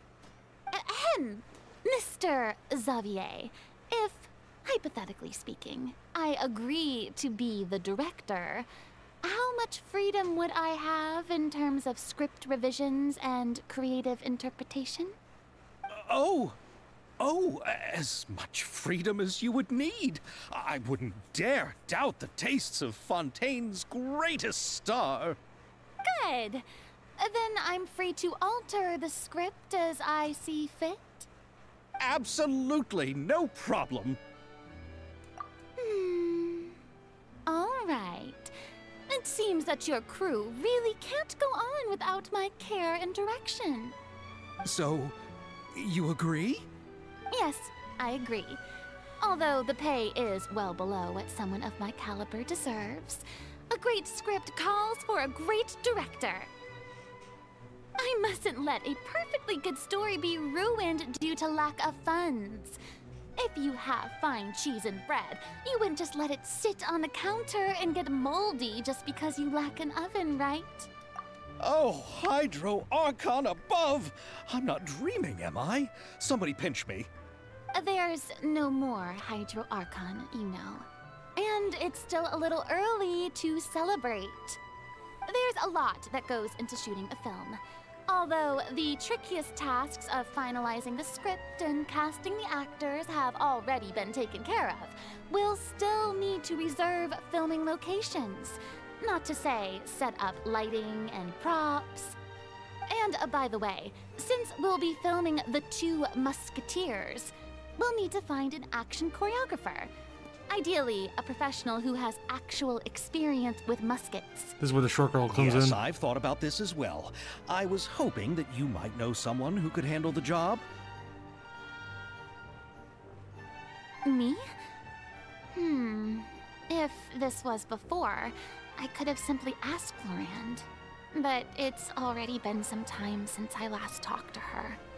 Navia can also use firearms, but unfortunately, her style is quite different from that of the characters in the story. Could we ask the Special Security and Surveillance Patrol? Oh, you mean the Special Patrol's musketeers? Yes, that's right. They work with muskets every day. I can't think of anyone more qualified than them. They would be under Nervilette's jurisdiction. Unfortunately, I, don't have any connection with them at all. So, in the end, we still have to start by talking to Nervilette. No need to go to all that trouble. I know their Captain Chevres. Oh, you do? Wait, Chiori, how do you know the captain of the Special Patrol's musketeers? No particular reason. Running a business means dealing with some trouble from time to time, and she's helped me out on a few occasions. In return, I've helped her handle a few situations in which the Special Patrol couldn't get involved directly. So, we've gotten to know each other over time. So you're saying there's been times when the Special Patrol needed a fashion designer to handle a situation? Your work is becoming more and more mysterious. It'd be best to keep it that way. Anyway, enough about that. What do you all think about asking the captain to be our musket action choreographer? She sounds professional enough. She is a captain after all. I have no objections. But I imagine the Special Security and Surveillance Patrol must be busy with their duties. Do you think she'd really have time to help with shooting a film? And then there's the issue of pay. Well, it just so happens that she's also not the kind of person that's just after Mora. As for whether she has time, I'll have to go and ask her first. Then I'll leave that to you. Macaroni's on sale today, so I've got to go. You can just tell me how things went when we discuss tomorrow's plan later. No problem. Having Farina join feels like a big boost to our team. Of course. Just wait until the day of our premiere. You'll witness the true power of my name in these lands. You'll be so glad I agreed to help. I can guarantee that even the standing tickets will be sold out. I'll be sure to ask some people I know to see if they'd be willing to act as extras. Seems like you're finally getting more comfortable with your own reputation now. I didn't ask for the Clapper Loader's commentary, Paimon. Then let's get going. I happen to know where Chevres is today. By the way, I'm curious. If my pay is so low, then what about our two lead actors? Didn't they travel here all the way from Inazuma? Actually, they told us that they see the trip as part of a cultural exchange, so they didn't ask for any pay. What? So is every person in Teyvat who doesn't want money gathered here to shoot this film? Don't tell me Chiori isn't being paid either. I already knew Xavier from before, and he's also agreed to give my brand some good exposure. It seems the gods have really smiled upon you, Xavier. And that certainly doesn't include me, mind you. That's a really good line. That's a damn great line. Holy fuck.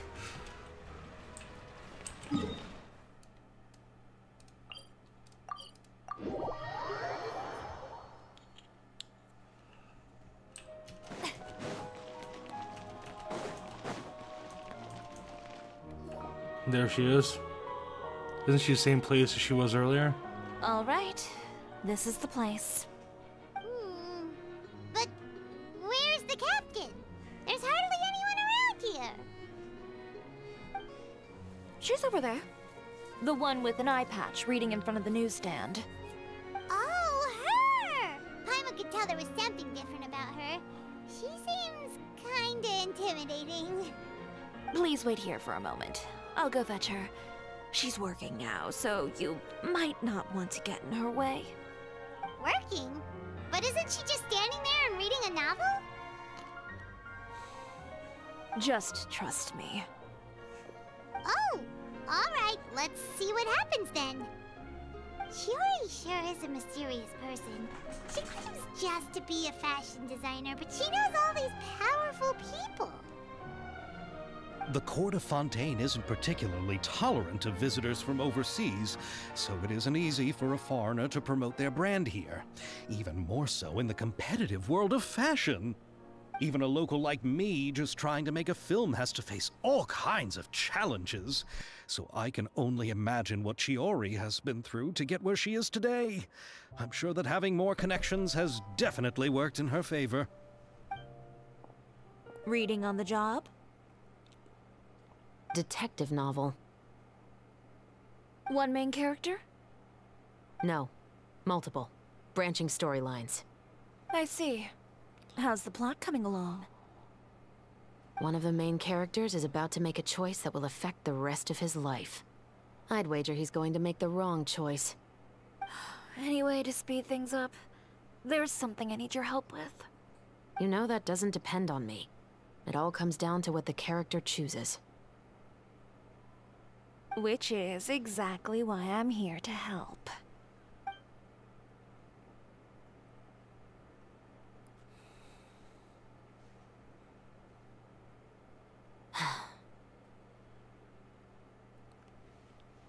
All right. It appears he made the wrong choice in the end. Halt! Huh? What's going on? Hand over whatever you're holding.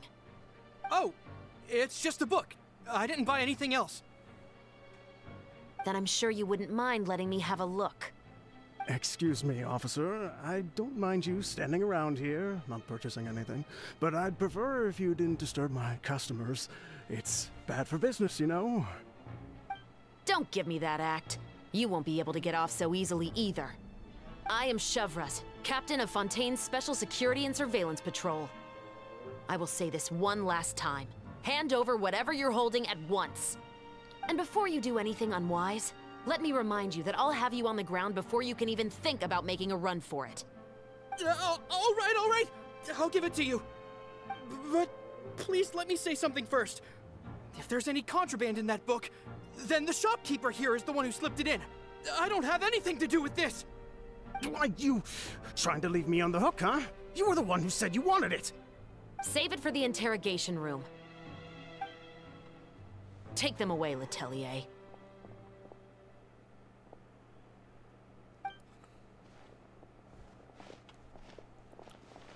What's going on here? One second you're reading a book and the next you're escorting people away. And who are... Oh! Aren't you the traveler who's been all over the papers recently? Chiori, I'm assuming what you wanted to ask me about has to do with them, right? Maybe I can let you in on what's happening then. Now that Vacher has been brought to justice, no new shipments of synth will be made and distributed to sellers. The Fontaine guards have been busy collecting the remaining synths still circulating on the market. Thanks to a tip from our reliable source here, this should be the very last batch. Oh, so you were pretending to read a book in order to catch the bad guys! Oh, Paimon almost forgot to introduce ourselves. Paimon is Paimon, and this is the Traveler and Xavier! Hey, I'm Chevraz. You probably already heard me introduce myself, so I won't bother repeating it. Yeah, why didn't you make a move as soon as you had the chance? Were you worried that my intel wasn't accurate? No, I wanted to see if the shopkeeper would turn himself in first. All he had to do was come up to me and say that he didn't know where the synth had come from. If he did that, then I wouldn't have had to press charges on him. He had the whole day to turn the synth over to Chevraz. But instead, the moment I came up and blocked Chevraz's line of sight, he took the opportunity to sell it off. Yep, he made the wrong choice, even though the right choice was right there in front of him. But you knew they wouldn't make the right choice. Yeah, I knew. I was just hoping I'd be wrong for once. Enough about that, though. What did you want to ask me about? Oh, you see, it's like this.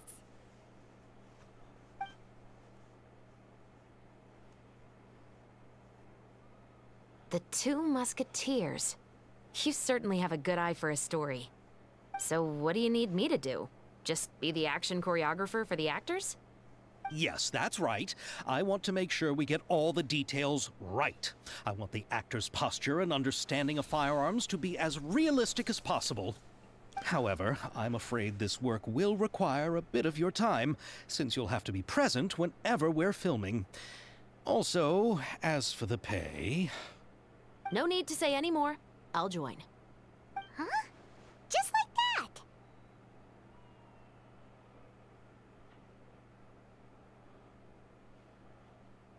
That's taking a long time to proceed. Really? You're willing to help us with our humble film project? Sure, it's no big deal. As I said, we've wrapped up our investigation here, so I don't have any other tasks on my plate for the moment. Besides, I personally really like this novel. I even have the collector's edition at home. Stories where justice prevails over evil never get old for me. Then we've got a deal? Yes, I'll see you on set tomorrow. Oh my! I can hardly believe it! I should tell Lady Farina immediately. Oh, and I must tell the prop manager and lighting technician to get everything ready. We start filming tomorrow! Calm down, Xavier. The film is going to take more than just a day to finish. Still, I should also head back now and start preparing the actors' costumes and makeup. Alright, guess that's it for today then. Traveler, Paimon, please stay for a moment. I have something to tell you. Then I'll take Xavier back. Poor thing. He's so excited that he can't even walk straight anymore. I don't want to spend our first day fishing our producer out of the fountain. He'd better.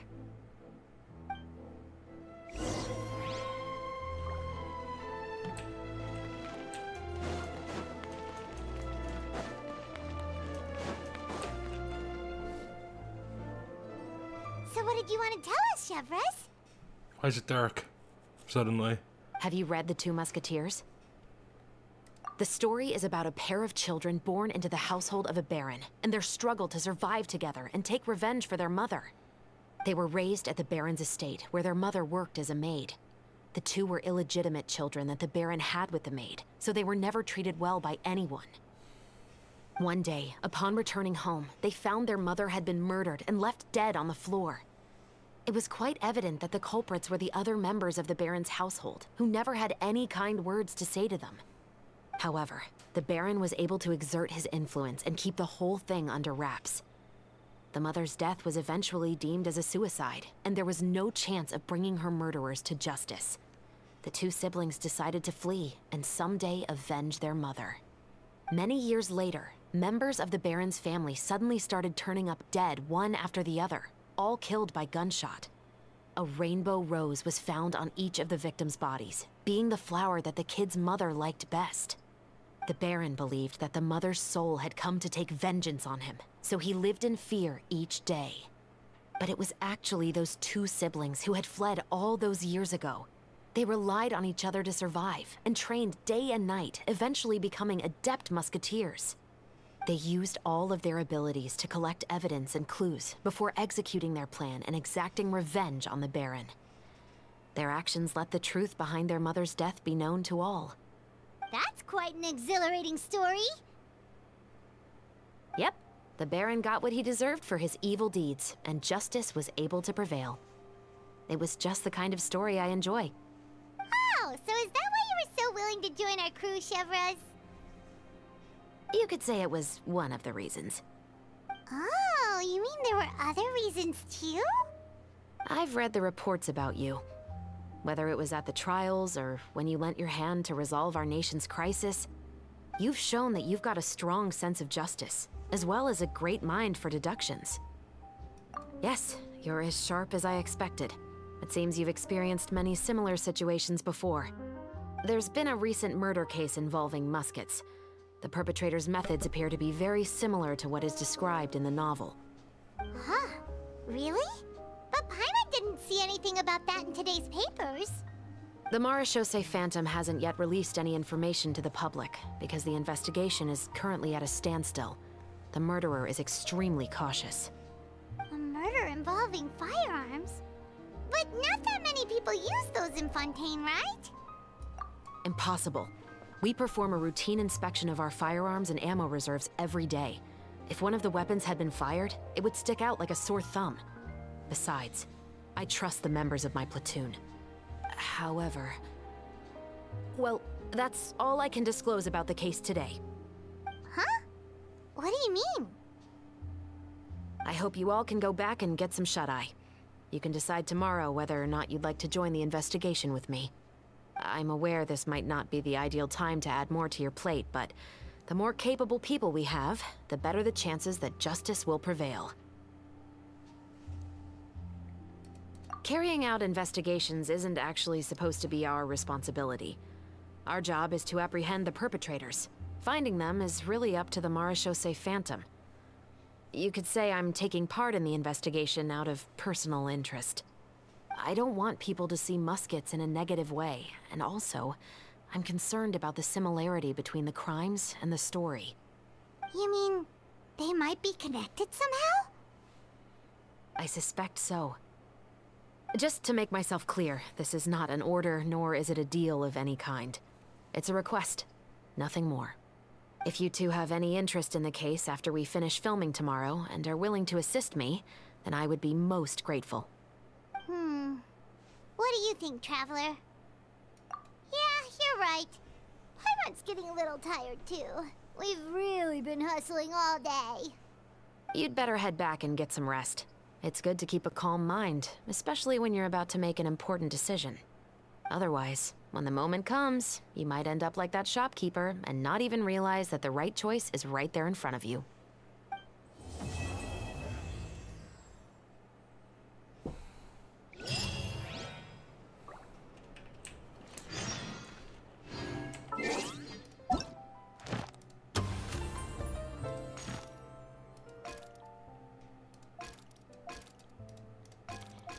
Well...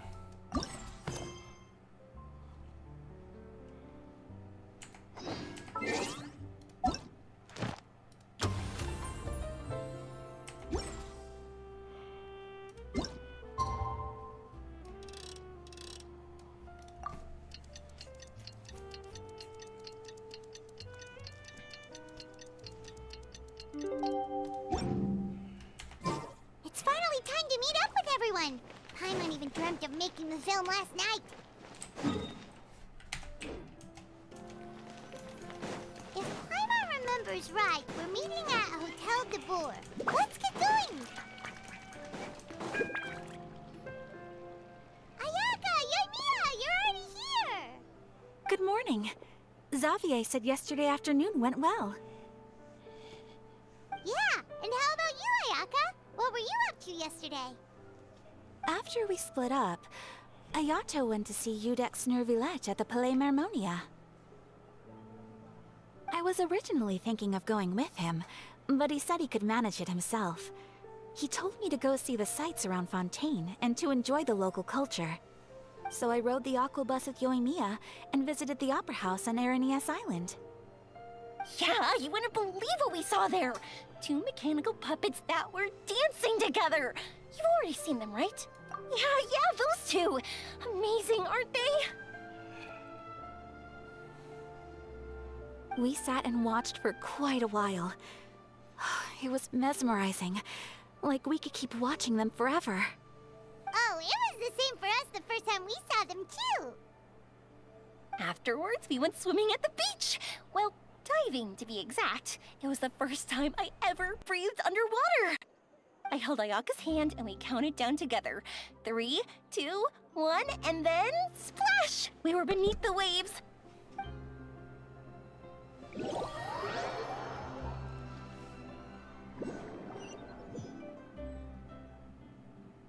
At first, I didn't dare to open my mouth. But once I couldn't hold my breath any longer, I decided to take a big breath in. Turns out the water wasn't as salty as I imagined. It didn't really taste like anything at all. Before I knew it, I was breathing like normal down there. It was an amazing feeling. Ayaka said I was too nervous and needed to loosen my grip. She got used to everything way faster than I did. I knew that the Traveler could do it, so I had no doubt we could do it too.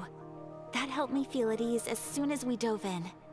The underwater world in Fontaine truly is beautiful. I love seeing the Romaritime flowers blossoming underwater. like little candles lighting up the streets at night. Yeah, and there were so many creatures that we've never seen in Inazuma. Like those fish that shimmer like a sword blade. Whoosh! Oh, and those big fish that call when they see people. Ooh. Oh, you mean Hunter's Rays and Blubber Beasts. I just love the name Blubber Beast. Just wait till Pops and the others hear about this. They probably won't believe a word I say.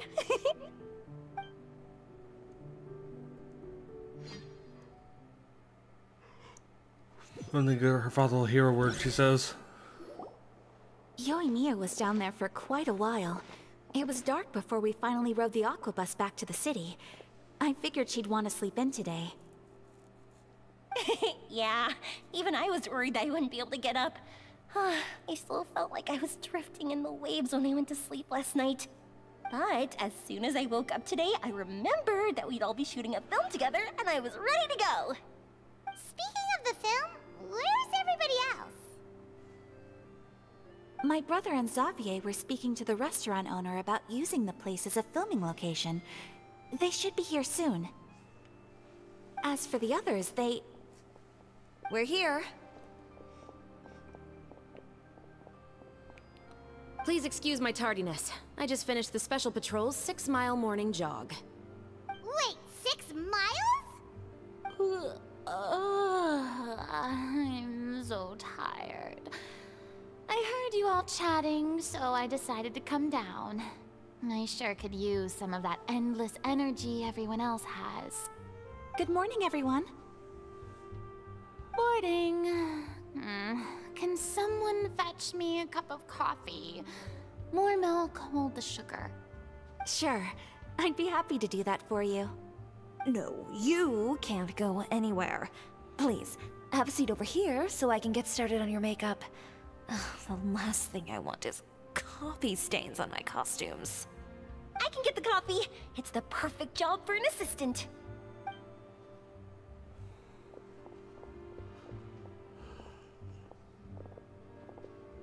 So much energy.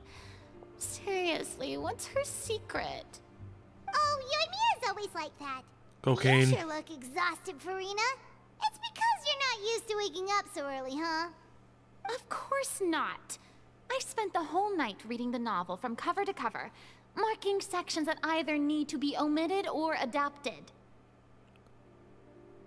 Wow, Paimon didn't expect you to be so thorough. Well, I was the biggest star in all of Fontaine after all. It takes more than just a pretty face to earn a reputation like that. I know how to get serious when the situation calls for it. I went all out when I was acting as an Archon, so why wouldn't I do the same for my own life? Here's your coffee, Hello, Director Farina. explicit. Hello, explicit.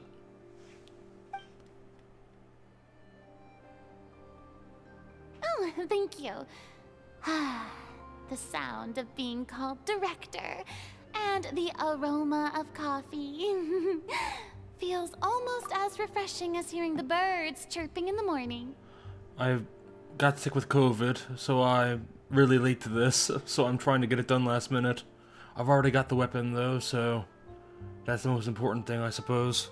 Ah, it seems everyone has managed to arrive on time. We've reached an agreement with the restaurant owner. We are free to use the second floor to shoot our film. Really? That's great! He is really looking forward to our film, and hopes that providing his restaurant as a filming location will attract more customers. Well then, Mr. Xavier, I'll leave the rest to you. I'm mostly recovered now, just got a couple coughing fits here and there, which I try to turn my mic off for. But I was pretty under the weather for a while. Okay, thanks. First, I'd like to introduce our new members. This is our prop manager, Veronique. She'll be in charge of all the film's props and items. And this is Bonneau, our lighting technician. He'll be in charge of lighting and illumination to set up each scene's atmosphere. Wow. Sure feels like we have some real professionals joining the crew now. First of all, please allow me to first express my sincerest gratitude to everyone in the crew. When my investor informed me yesterday that he wouldn't be able to provide the funds, I really thought that this was the nail in the coffin for this film. I had no idea that I'd find so many people willing to help me on such short notice. Thank you. Thank you all from the bottom of my heart. No need to be so cordial, Mr. Xavier. We're all honored to be a part of this. Your works made a profound impression on me when I saw them back in Inazuma. I am sure that someday, this film will be remembered as a prime example of cultural exchange between Fontaine and Inazuma. Yes, the story is the reason I agreed to join. I can't bear to even imagine what this film would look like without the very best director. Anyway, I would like to make a promise to everyone that as the producer of this film, I'll do whatever I can to ensure that everything goes as smoothly as possible. This is not just my film. It also embodies the thoughts and feelings of every person here, as well as the endless effort we are about to pour into it. So, without further ado, the Two Musketeers will officially begin filming now! You may take it from here, Director Farina. All right. Listen up, everyone.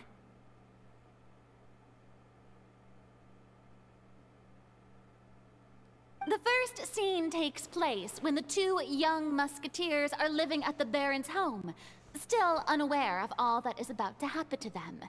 We'll need props and lighting to set the scene. Our lead actors can go get their makeup done, and extras, please take this time to go over your positions. Whoa. Seems Farina's really kicking things into gear as the director. Is everyone clear? I don't want anyone traipsing around the set like umbrella finches. All right, cameras will start rolling as soon as the set is ready. Let's make a film that'll make some serious waves in Fontaine. Not the kind of waves that drown people. I mean, the good kind of waves. Seems like she's still a bit traumatized by that. Anyway, let's go see if there's anything we can do to help.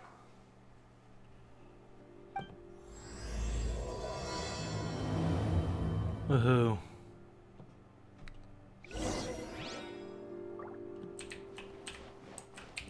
I don't need any help here. Why don't you try asking someone else?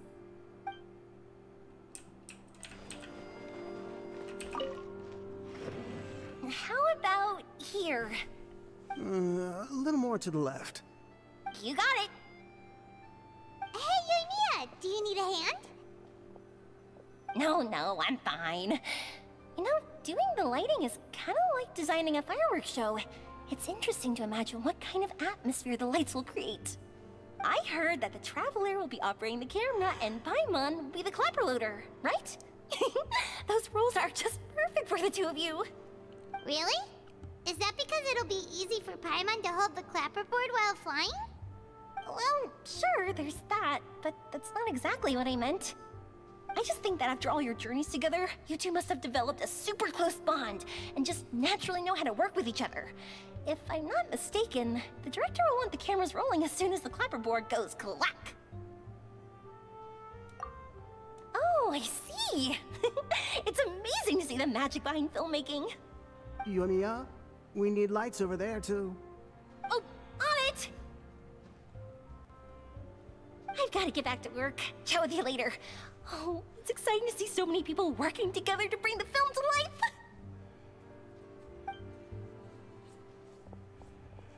Seems like Yoimiya's really getting into it. But she was right. We do have a super close bond, don't we? Paimon's really happy to hear that.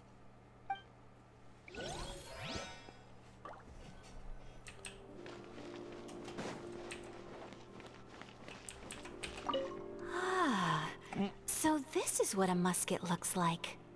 Not exactly. Oh boy, that's funny.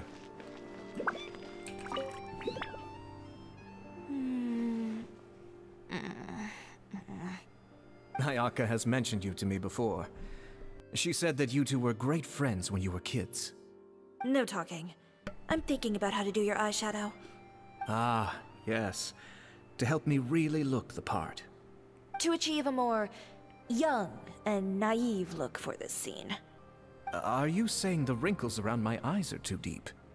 You just have too much of a calculating look in your eyes. You sure don't mince your words. It seems you really haven't changed much. Quiet.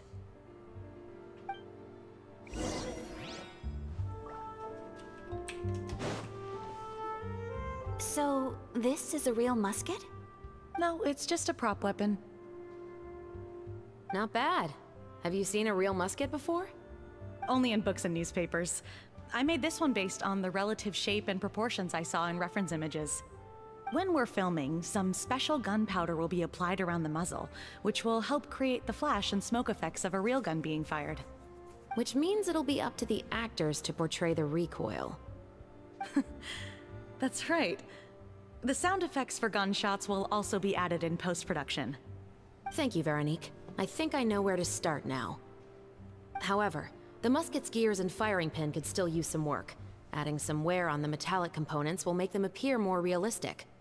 Also, be sure to rub the muskets with some oil each time before we start shooting. That'll give the impression that the firearms have been well maintained. Good point. You seem to know a lot, Miss Chevres. I assume you use these types of firearms on a regular basis? Yes, I perform routine maintenance on my weapons every day. Just like we as people need to eat and sleep, muskets need to be cleaned and maintained. I also perform similar care for my sword every day, and familiarize myself with its shape and weight, to the point where it feels like a natural extension of my body. Yes. This way, our weapons will never betray us in the heat of battle. Yes, well said. It seems we have the same philosophy on this topic. Oh, sounds like they found a common interest to talk about. Though these props differ from the muskets I use, I can still give you some pointers. Good.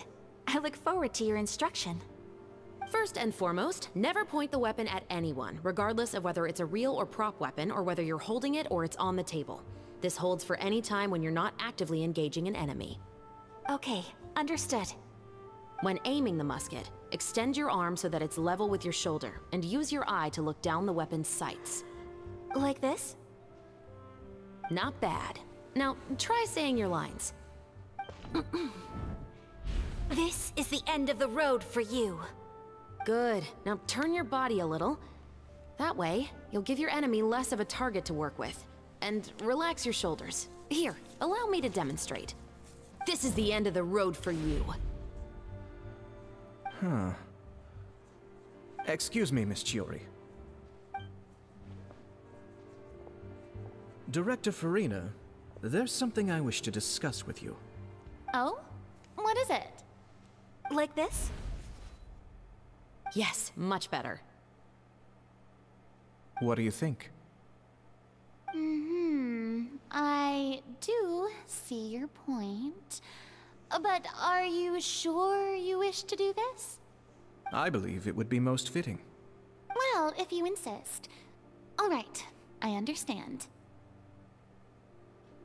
Miss Ayaka, Miss Chevres, could the two of you please come over here? Huh? What's going on? Are we gonna start filming now? Let's go see. What is it? I have a question for you, Miss Chevres. Would you be willing to play the role of a musketeer? What? To clarify, I would like to turn over my role to Miss Chevres. But brother... Don't worry, Ayaka. I actually view this as a good thing. I was becoming troubled trying to set aside some time to speak to the staff at the Palais Mermonia. I would like to have some conversations about the cultural exchange between our two countries, and I've heard that the bureaucratic process here can get rather complicated. Now, I will be able to focus on my work. Besides, you also know that I'm not really one for public performances. Are you really sure? From a director's point of view, I also felt like the relationship between the two musketeers in the original story could be improved. The older brother in the story plays the lead role with his overbearing character, but this causes his character to overshadow that of his sister, and the theme of the two supporting and relying on each other isn't conveyed very well. But if we were to change the siblings to two sisters of a similar age, then that aspect of the story might come through more clearly. Also, I've seen you instructing Ayaka. That cold and dignified personality is exactly what we need for the older musketeer. Of course, even with all these insights, the decision should still be made by Miss Chevreuse. Chevreuse mentioned that she really likes the story, right? Paimon bets that she'll take the role. All right, I'll take the role. Good. It's decided then. I'll get started on making edits to the script. We'll also need to make some immediate adjustments to the lighting, props, and costumes. Oh, I have a feeling that our adaptation will be even better than the original story. You're doing a great favor for me, Miss Chevreuse. You have my gratitude. Don't mention it. I like this character, so if anything, I should be the one thanking you. Well, since my brother is the one who brought up the idea, I suppose there's no need to worry. Let's go, Miss Chevreuse. I look forward to working with you. Please, just call me Chevreuse.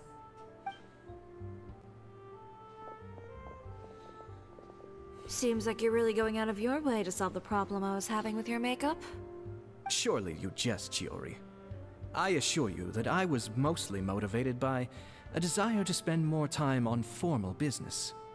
Oh, come on. You really think I'd buy that? According to what I've heard from Ayaka, her brother is someone who can juggle 10 different matters at the same time. I'm sure you have other reasons for backing out. Perhaps. Ayaka always said she wanted to go out and see more of the world, just like the Traveler. But I feel that she needs not only to see other nations, but also to make some different kinds of friends. I think it would be harder for her to make new connections with me constantly by her side. I would like to give her some space. Alright, go on. Spoil her some more. Ayato! It's too bad you're stepping down from the role. Paimon really wanted to see you act as a musketeer. No need to poke fun at me. I'd wager that you also felt that I wasn't the best candidate for the role. It's a little hard for Paimon to imagine you saying those lines. Yes. I've made an appointment to meet some people from the Palais Mermonia.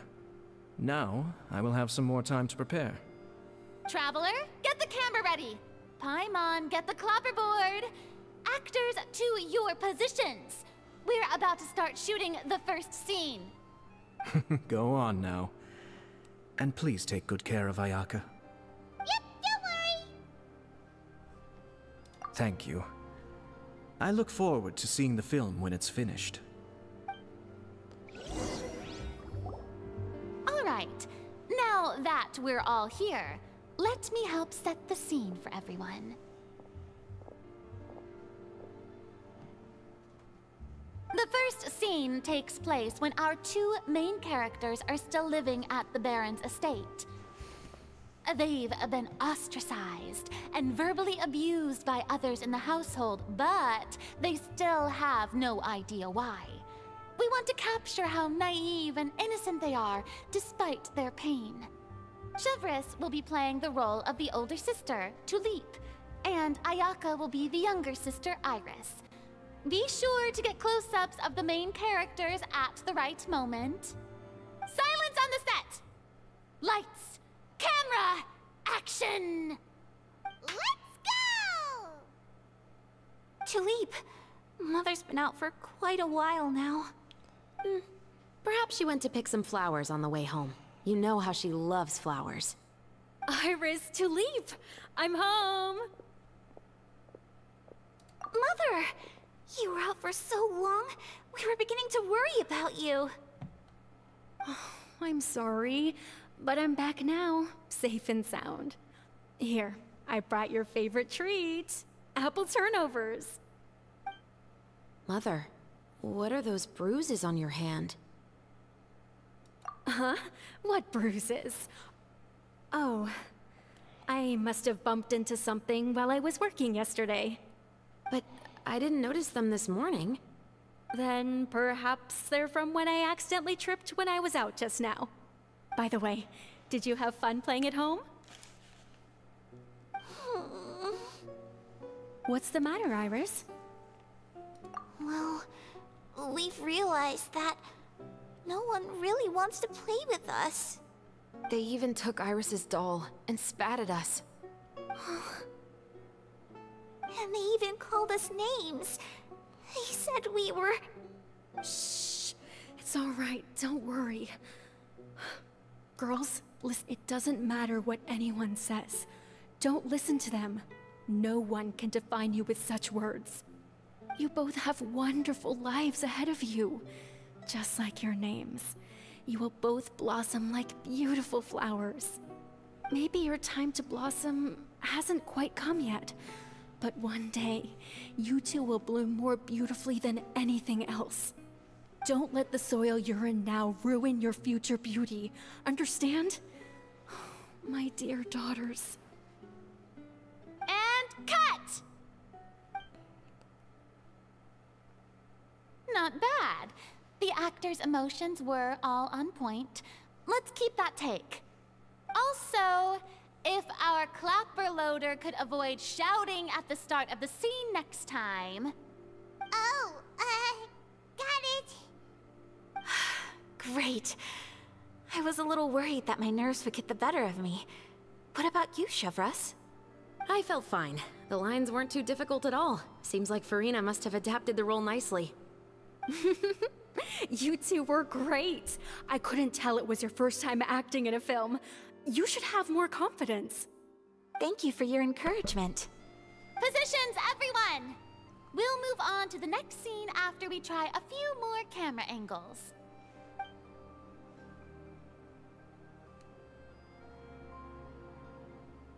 This scene is when our two characters return home, only to discover their mother has been murdered. Ready? Lights! Camera!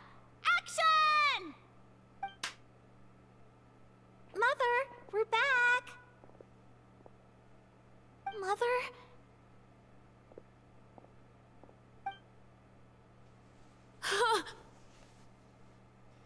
What's wrong, Tulip? Iris, stay away! Huh? Why? What's... Mother! Mother... She's...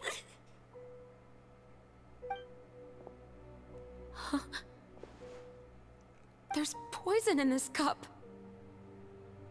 Huh? I could have sworn I've seen this kind of cup before. Those aristocrats. They didn't even try to cover up their actions.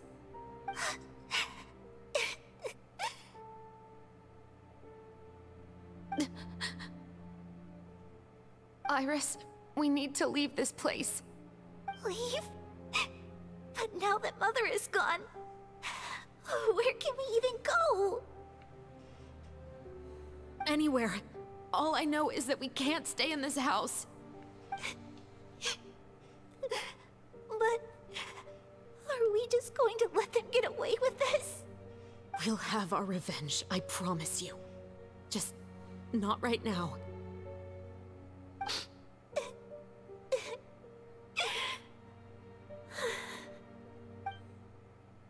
Come on, let's go. No, wait. We can't just leave Mother here like this. At least let me leave this rose with her. That's why we went out in the first place. To buy her this flower. All right. Goodbye, Mother. We'll avenge you. Someday. And cut!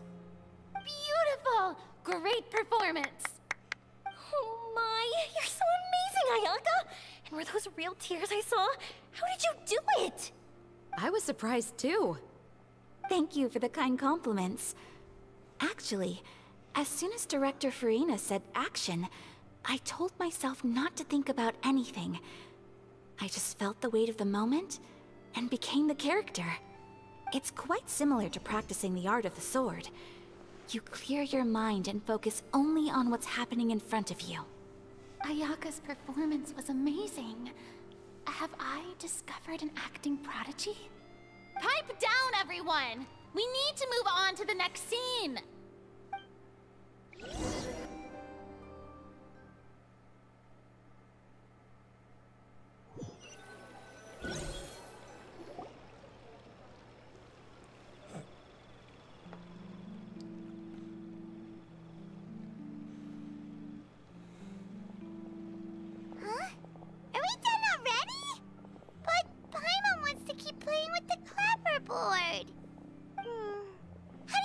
Traveler, is your arm sore from holding the camera all day? Good work, you two. You too, Shivers. You were quite the actress today. I've read this novel many times before. I have a good grasp of my character's mindset. Anyway, do you remember my request from yesterday? Oh, right! We were having so much fun that Paimon nearly forgot! You have a case where the murders seem really similar to the cases in the novel, right? So, how are they similar exactly? In the story, the main characters grow up to become two musketeers, always using their guns to carry out their revenge. And on each of the victims, they place a rainbow rose as a signal that they've returned. Yes, that's correct. We found rainbow roses just like in the novel. Seems like you're connecting the dots now. Oh, that does sound pretty concerning. Especially after seeing the script today. Ooh, now Paimon can't stop wondering what kind of ulterior motive the murderer might have. What do you think, Traveler? You're smart. Paimon wants to hear your thoughts. Good. On behalf of Fontaine's Special Security and Surveillance Patrol, thank you for your dedication to justice. There's no time to lose. We should start investigating right away. Follow me. Huh? Right now? Well, we just got done filming all day. Paimon's so tired. The most valuable intel always comes after nightfall. They are like small, remote islands in the middle of the sea. If you don't stay vigilant, you will pass right by them in the fog.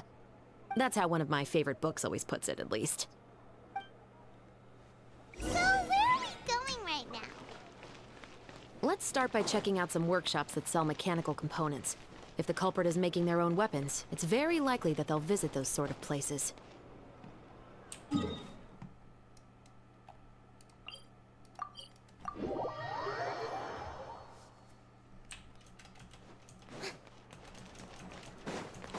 Wow.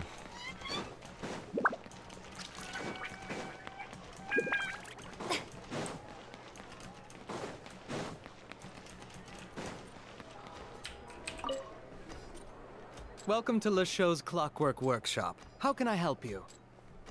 Hello. I'd like to know if anyone has purchased some special components lately. Special components? Sorry, could you be more specific? I mean the kind of components that aren't typically used for clockwork toys, but for firearms. Huh? For firearms? No, we don't sell those sort of things here. Don't misunderstand. I'm not here to cause any trouble. We are merely investigating a case, and we're hoping that you could cooperate. Well, to be completely honest, I'm not even sure what kind of components that would entail. Has anyone ever purchased components here as an individual rather than on behalf of an organization? We have a lot of customers who buy toys, but those who buy components are all regular customers who buy in bulk on behalf of their organization. Is that so? I understand. Thank you for your cooperation. You're welcome. It's the least I can do.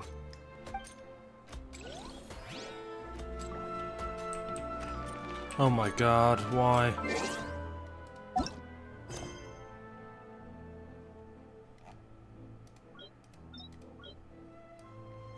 I hate this.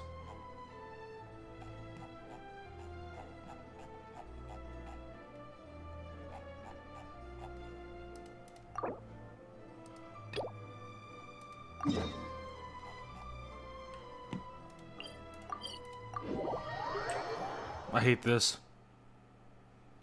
I absolutely fucking despise this.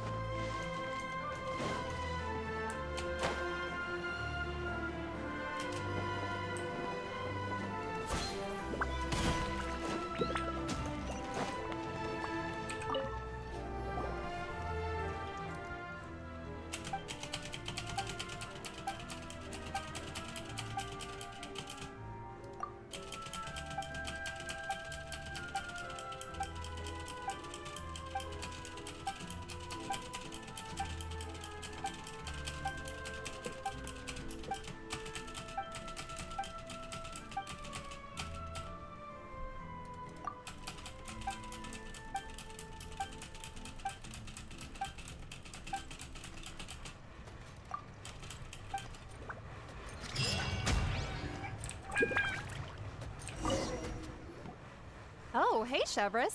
Run out of oil for your musket again? Hello, Estelle. I want to know if anyone has come to your shop recently to order some firearm components. Oh, is this another case? Let me think. I don't think so. Some people have requested that I make some prop guns for the Fontanalia Film Festival, but I refused all of those requests. Oh? Why's that? Because there's no profit! I only make things here that can do some real heavy lifting. I don't have the energy to make some new molds just for the festival. Then has anybody come specifically looking for mechanical components? Well, I usually sell off my scrap to the Fleuve Cendre. I don't typically give them to one specific person.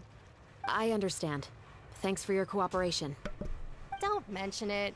Always happy to have the Musketeers' patronage. Seems like we haven't found any leads to go off yet. Yeah, unfortunately. Alright, let's head to Fleuve Cendre next. Huh? Are you sure? People might not be so thrilled to see the captain of the special patrol there. You think so, huh? Then I guess you don't know. Huh? Know what? That I grew up in Fleuve Cendre.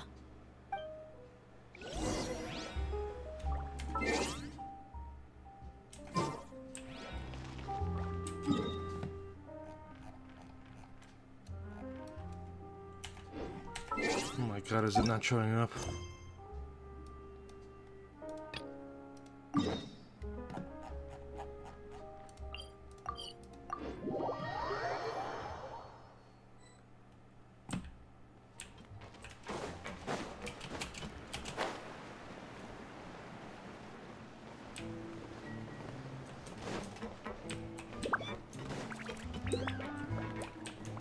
Oh, I ask you.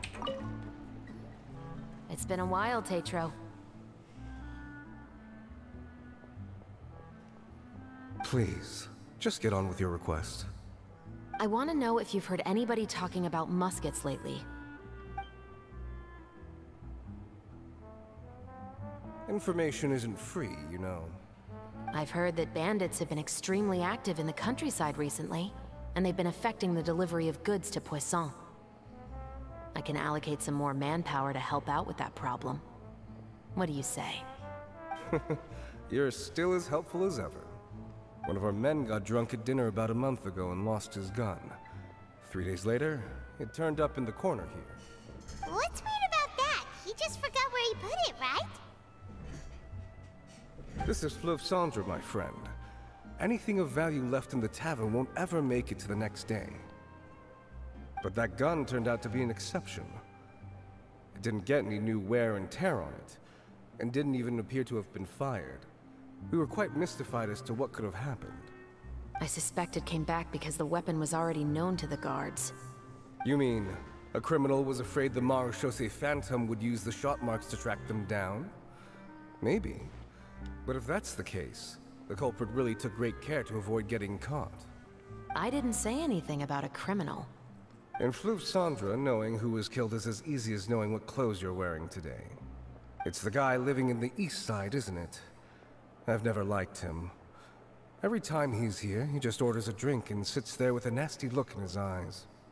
So, who was the one who lost the gun in the first place? Don't bother. Even if you ask, he wouldn't admit to owning a gun to some strangers. Not to mention the captain of the Special Security and Surveillance Patrol. He's right. I know you grew up here, Shavras. Even though you're on good terms with the Spina, you've still been gone too long. Not many people know you here now, and a lot of people don't like the Special Patrol. I know. So take my advice and don't show your face too much around here. It's for your own safety. I'll come and go as I please, and I'm afraid I'll be appearing more often due to my work. All right. Don't say I didn't warn you.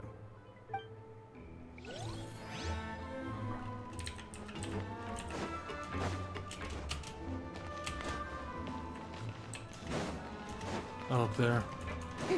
Wow.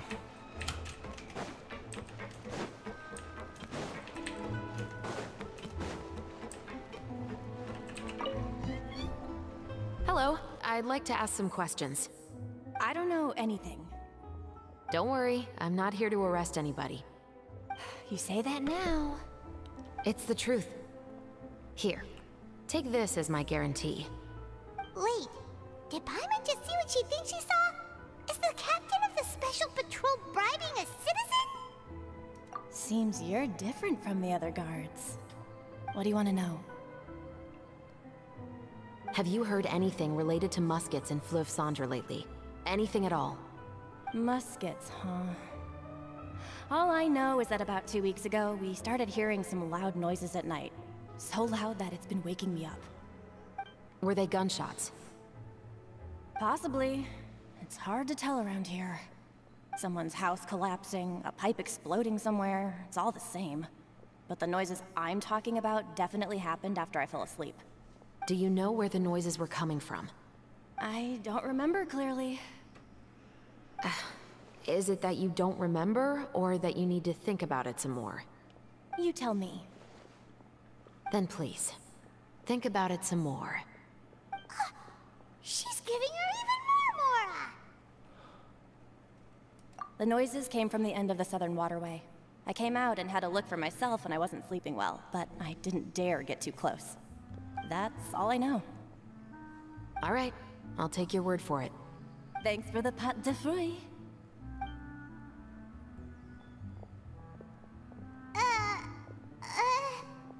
No need to be surprised.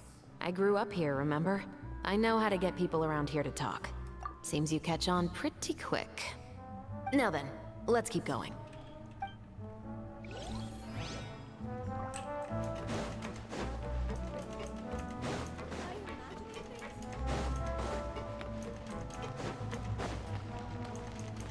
Woohoo.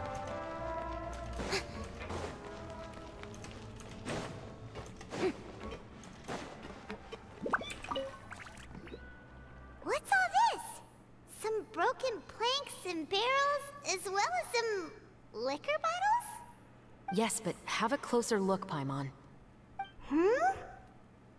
Even though somebody has purposefully tried to clean them up, these are obviously marks from musket bullets. In other words, someone was here trying to improve their shot. They were using the barrels and bottles for target practice. Could it have been the killer? Your guess is as good as mine. Although many people at Fleuve Cendre own guns, few hide the fact from others. And even fewer would go to such lengths to hide markings from practice shots. Anyway, let's go. There might be more to this.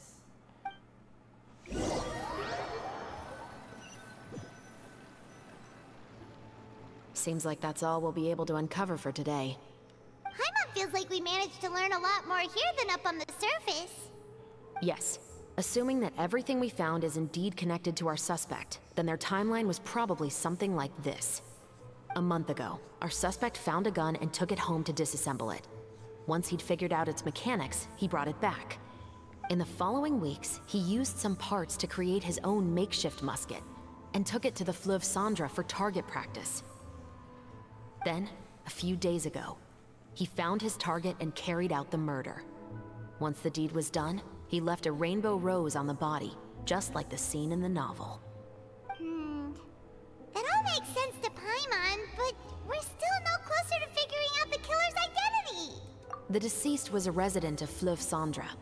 It's said that he was a poor, solitary man. Yeah, that's also something I'm trying to figure out. If we are indeed following the novel, and there's a story behind the murder, then this murder should be an act of vengeance. But according to our investigation, the deceased didn't have any enemies. He was no saint, but no one's heard of a rival who hated him enough to shoot him dead. Much less care to leave a rose on his body. What message is the killer trying to convey? And to whom exactly? We've thoroughly investigated that possibility. He claims to have spent the whole day at the Opera House on the day of the murder, and the staff there have confirmed his account. Okay, so he has an alibi. Not only that, he lacks a credible motive as well. He has a family of his own, and both of his parents are still alive. I've looked into his records. He was adopted at the age of 6, and all the proper procedures were followed. There are also records of him at an orphanage before then. In the story, the mother of the 2 musketeers was murdered after the children turned 10. Of course, he could have changed the children's ages, but I don't want to assume anything without evidence. More importantly, I've also had a chat with him in person. He didn't seem like the kind of person who would pull the trigger to kill a man. Then, what should we do now? We have all this new information, but it doesn't help us move forward. Investigations take time. I didn't expect us to catch the culprit in just a single day. How about this? Let's spend the next few days filming with the crew. We can continue the investigation once we're done with the film. I'm sure that given time, new leads will present themselves. Wait, but weren't you saying Intel is like small, remote islands in the middle of the sea just a moment ago? Wouldn't you just miss them if you were to stop looking? Ah, but the book had more than one reference to the islands, Paimon. Oh? What else did it say then? As long as you spend enough time sailing through the fog, you'll eventually come across an island. Hey, another one down.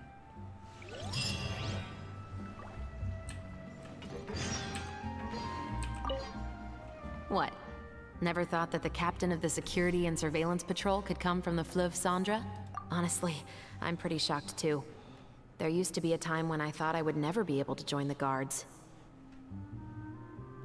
But, as long as you can distinguish yourself through your accomplishments and skills, you'll eventually be recognized for your worth. If you look at it another way, my life at Fleuve Cendre has actually taught me a lot of valuable skills. Skills like how to barter with criminals or how to think in their shoes. Of course, I'd appreciate it if you could keep this a secret between us.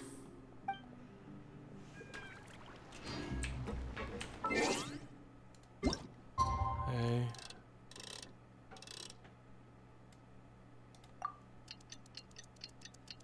Ooh, she disappeared.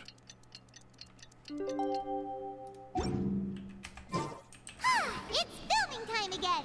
Our schedule is jam-packed for the next couple of days, too. We've got so many different locations and sets to cover.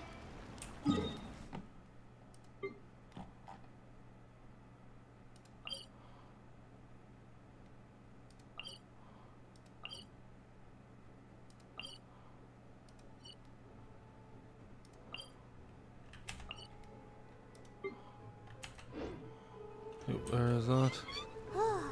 Anyway, let's head out and meet up with... Yeah, it's all the way up. We'll just go here.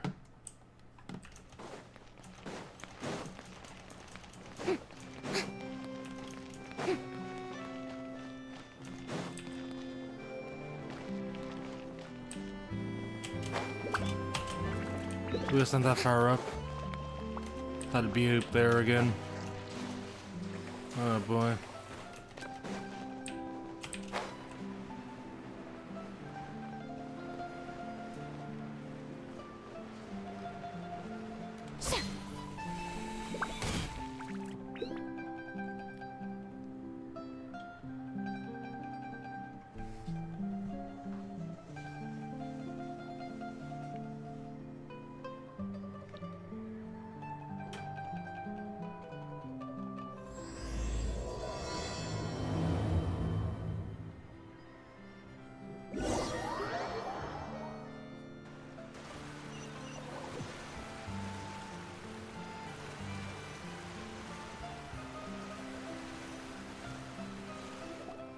Good work, everyone! We're looking to wrap with our two main ladies today. I can already smell our success. What do you mean, looking to wrap? Oh, aren't you the expert now?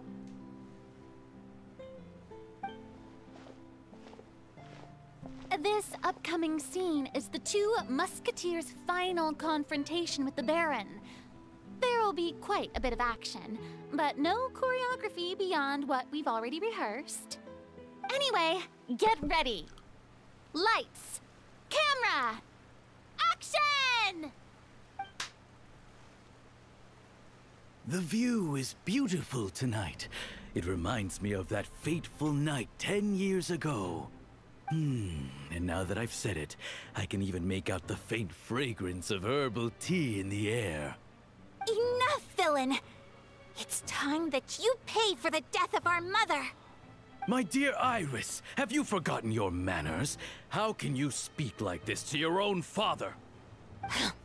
I'd sooner swallow all of my teeth than call you father. What did I expect? Seems the daughters have turned out to be just as obstinate as their foolish mother. In this world, Mora and status is everything. She thought she could blackmail me using her children and force me to grant her recognition and concessions? Ah, how naive can a woman be? Mother never asked a single thing of you.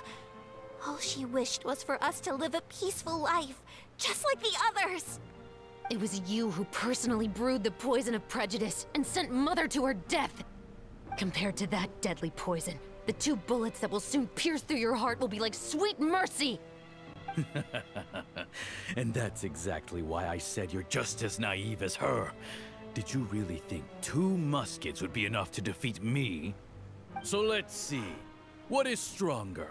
Mora and power, or the 2 muskets in your hands? Get them! Tulip! There are too many of them! It'll be okay. We'll cover each other, Iris. And Mother will be watching over us, too.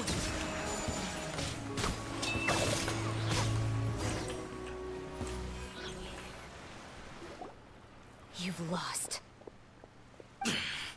To think I'd lose to my own 2 kids. We are no children of yours, and we'll never call that place our home.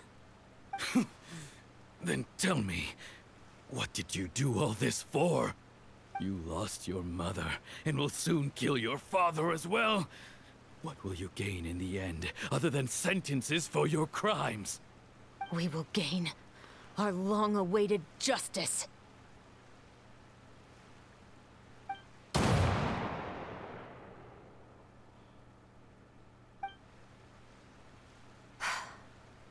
It's over. Finally, it's over.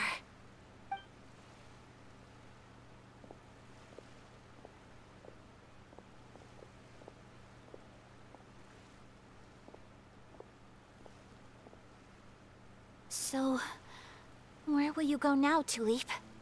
I'm not too sure, Iris. Maybe somewhere with lots of flowers? After all, Mother always did love going where the blossoms were. What about you? I want to go visit Mother's grave. Yeah, that's not a bad idea. Huh? Tulip, look! What is it? It's Mother's favorite. The rainbow rose. Look, it's blooming again.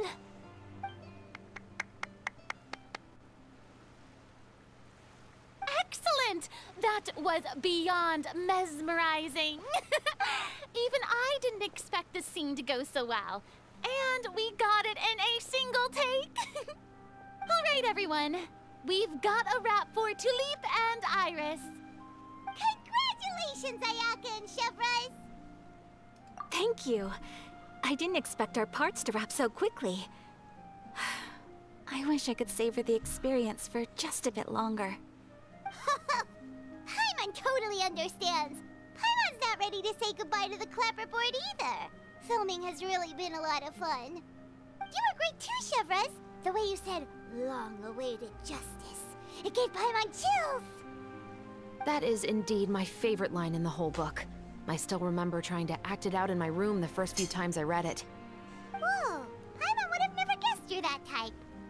Who doesn't like stories where the guilty are punished and justice prevails over evil? Don't forget, I'm the captain of the Special Security and Surveillance Patrol. Captain, I have something urgent to report. Please excuse me, everyone. I'll be back in just a moment. It's okay, don't worry about us.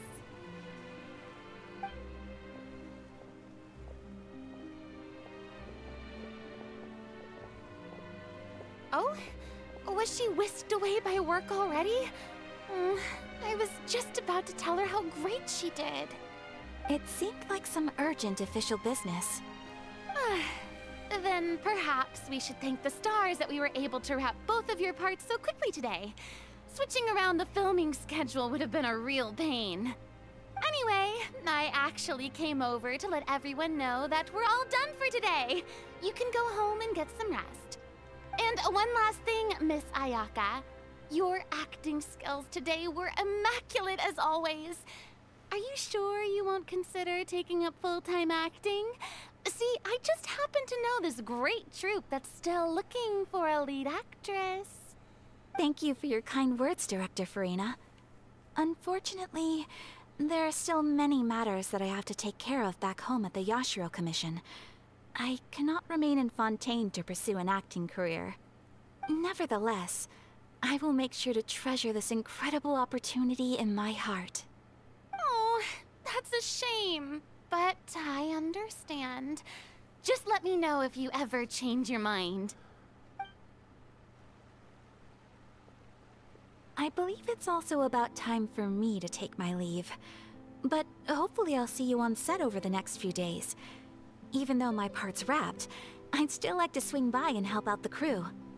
See you tomorrow, Traveler and Paimon. Yep, see you tomorrow! Well, what should we do next? Maybe we'll go investigate the case some more with Chevres today. Traveler, Paimon, please come with me. Huh? Where are we going? You could say that our ship has finally chanced upon one of those small, remote islands of intel.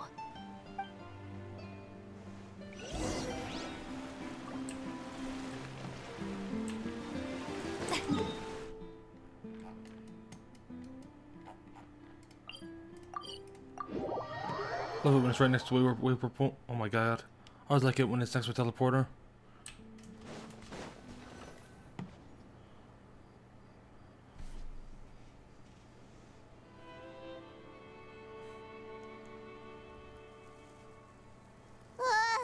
Paimon's exhausted.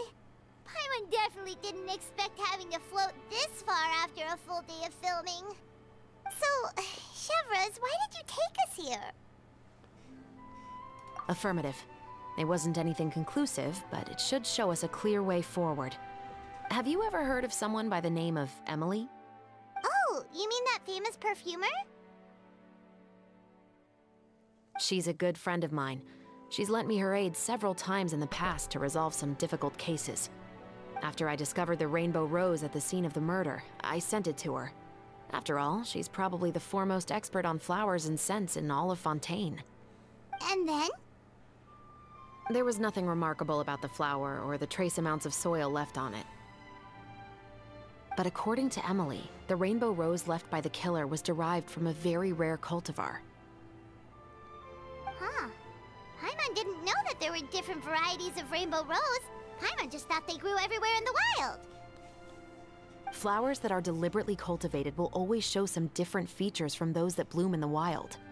We already knew that the rose left at the scene belonged to a special cultivar, but with Emily's expertise, we were able to pinpoint the place where it was first picked from.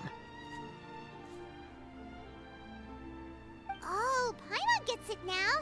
So whoever first planted that rainbow rose was probably the killer. Precisely. And after we checked what we learned against some sales records from the past, We discovered that there's only one person in all of Fontaine who could grow and sell this specific cultivar. Really? And who is it? It's the novelist. But didn't you say he had an alibi? To be clear, I haven't changed my mind about him. I still don't think he was the one who pulled the trigger. However, that doesn't mean the true culprit never visited him at his home or never purchased a rainbow rose from his garden. Whatever the case, we will have to confirm a number of things with him. So you mean the next place we need to go is... Yes, we're going to pay him a visit at his home. But why'd we go out here to do that? It doesn't make any sense. Let's go in the middle of nowhere. Okay, now we gotta go back into the city. Let me drag you out here to tell you we've got to go back to... Oh no, he's right there. Hey, makes a bit more sense then.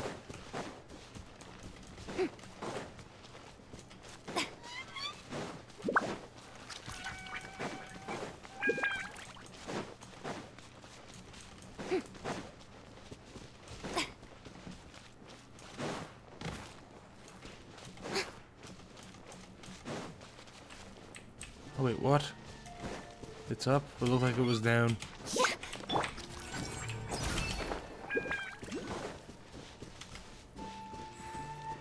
Oh. That should be his house. Oh, we had to go in the hill to point it out first. So many Gardamex stationed around the place. That's pretty unusual, right? According to what he told me last time we spoke, he hired them so he won't be harassed or disturbed. Huh. So there are a lot of flowers in his garden, but Paimon doesn't think we'll be able to pick one without alerting the Gardamex. Right. Which is exactly why I think there has to be a special connection between him and the killer. So, should we knock? Just wait here for now. I'd like to take care of a number of those Gardamex first. Oh, she's gonna snipe them. But they're so far away. How are you planning to do that? She has a gun. Don't forget, Paimon. I'm actually the real-life captain of the Musketeers.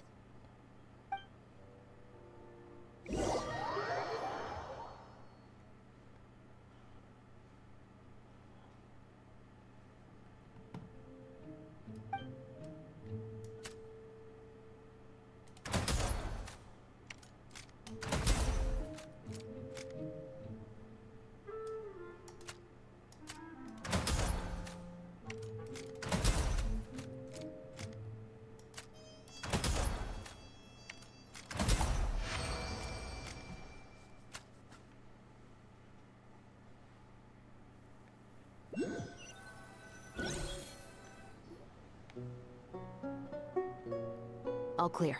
Let's go. Wait! Paimon's a little nervous now that we know he could be the killer. Can we go over our plan of action again? I'll go knock on the door and make sure it's safe inside. Once we're sure that we're in the clear, I'll ask him to come with us for a quick round of questioning at the guard's headquarters. But can't we just arrest him? We still have no evidence that he's the killer, or that he lent the killer any direct aid. Still, it would be appreciated if you could pick a rainbow rose from his garden for me while I'm talking to him. It'll help the Marechaussee Phantom confirm Emily's theory. Sure, no problem. Just be careful, Chevreuse.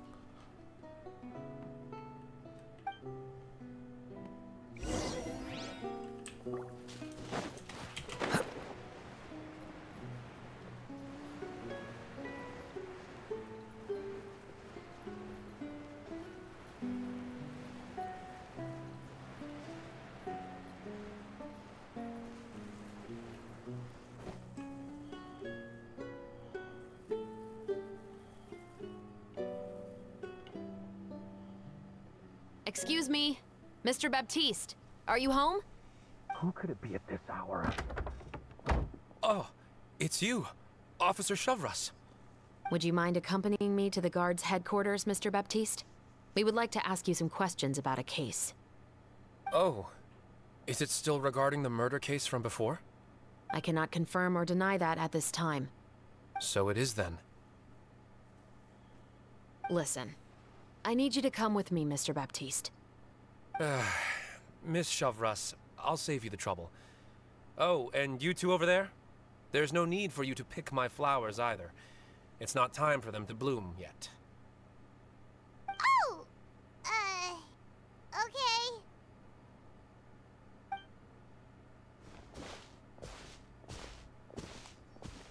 By saving me the trouble, you mean... I will confess. I was the killer. Huh? He just admitted he's guilty! Please relax, everyone. I'm not armed. The musket you're looking for has been buried in my backyard. Then it's my responsibility to inform you, Mr. Baptiste, that everything you say right now will be used as evidence for the inevitable trial. Yes, I am perfectly aware of that. I must say, I hate this feeling. Oh? Is it because I confessed? Or because you've been proven wrong? Both, I suppose. For the same reason as the one I wrote out in my novel, of course. I did it to exact revenge. I know you haven't figured out the link between the two of us.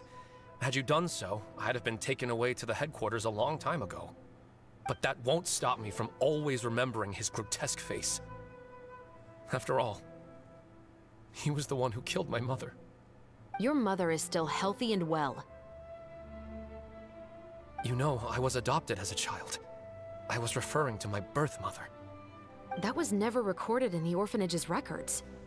Please forgive a 6-year-old child for concocting some lies to protect himself after watching his mother die right in front of him. So, your novel, it was like a record of your life? No, of course not. It was a work of fiction with many embellished parts. But I am indeed the illegitimate son of a wealthy and influential man who abused his power to murder my mother. That part was 100% real. But you killed a bum. But the man you killed didn't have a Mora to his name. He was a hired assassin. An irredeemable beast who sank his fangs into a defenseless woman just for a few bags of Mora. But if that's really the truth, you wouldn't be telling us any of this now. You still haven't managed to take revenge against your father, the true mastermind behind it all. I never thought I'd hear that kind of thing from the captain of the Special Security and Surveillance Patrol. I'm simply skeptical about your motives. It's simple, really. I've grown tired of everything and don't want to shoulder this burden anymore. You may have considered me too soft to pull the trigger. Well, as it turns out, you are exactly right. I've become overwhelmed by the aftermath of the murder. So you're going to call a stop to your revenge, just like that? The true mastermind is too rich and too powerful for me. I've accepted that I will never be able to avenge my mother alone. And so what? The characters in your book never gave up? Now, Officer Shavras, I'm the one who has killed a man, aren't I? Are you trying to convince me to commit another crime? What's your father's name? How do you plan to prove the veracity of all of your claims? Well, I'd like to speak with you privately. Sure. Why don't we speak privately at the guard's headquarters? No, it has to be here. I must ensure that we won't be overheard. Fine. Let's talk here. When I said won't be overheard, I meant by anyone. I would like to speak with you and you alone.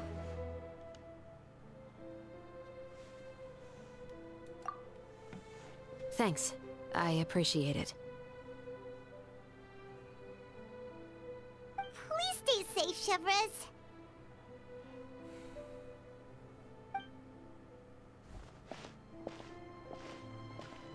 All right. Let's hear it. Will you really believe what I'm about to say? Well, that depends on what you're going to tell me.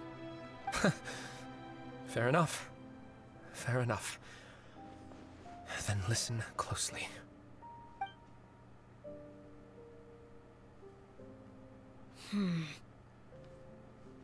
So that's how it's all connected. So, it seems you believe me after all. Do you want me to go public with this? No, of course not. At least, not right now. Then why did you bother telling me? You've read my work. What do you think? Even if you were to go public with all of this right now, he'd simply deny everything. It's been too long. Almost 20 years. Anything that could be used as evidence has long faded away.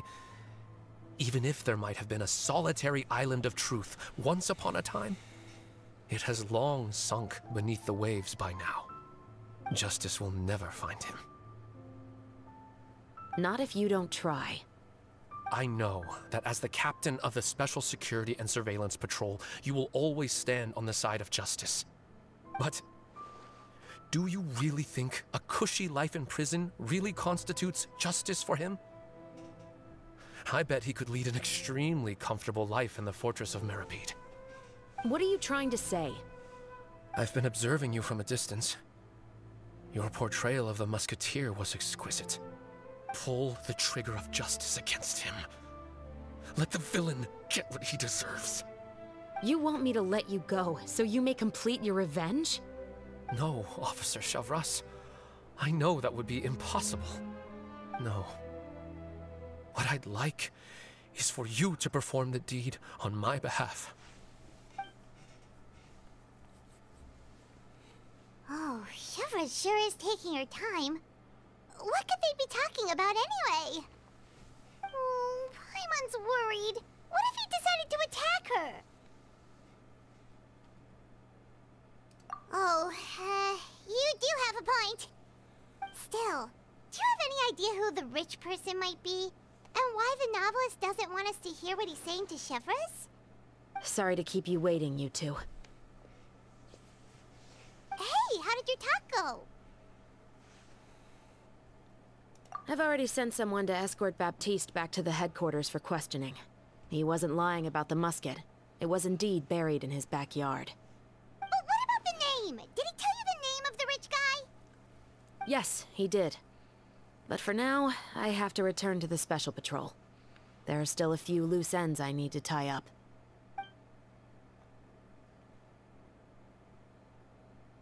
I'll probably be quite busy over the next few days, so apologies if you don't see me on set. All right, Paimon understands if you can't tell us everything you know. We'll just keep an eye on the Steambird then. Actually, there's still something else I need your help with.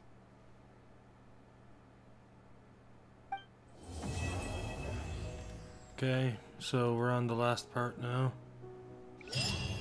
So I wonder what direction they're taking it. Just the angle of him getting Cerberus to pull the trigger for him.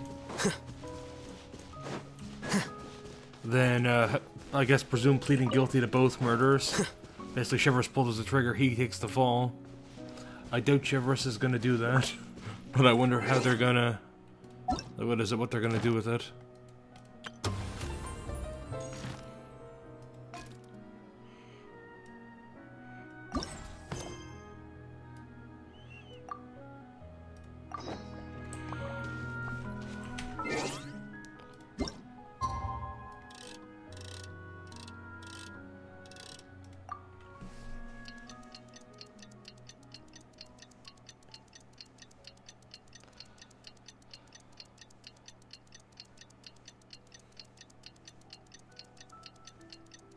Granted, I might not get to see it. Well, I mean, I will, but it might be on YouTube.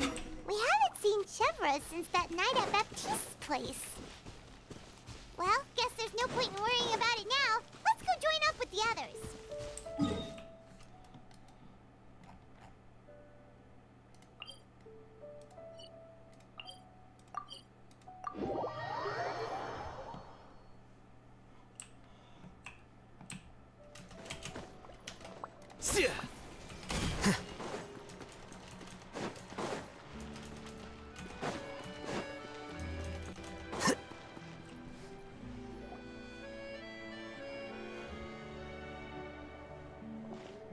Good morning!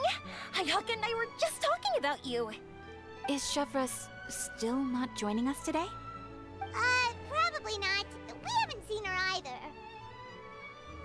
Huh? That's such a pity. Director Farina said that we've only got a few small scenes left before wrapping up the entire thing. She even said that she'll get me into a couple scenes, so everyone will have a chance to shine in front of the camera. We were also planning on having a victory feast once we're all finished filming. You can join us, right? If only Chevros was here.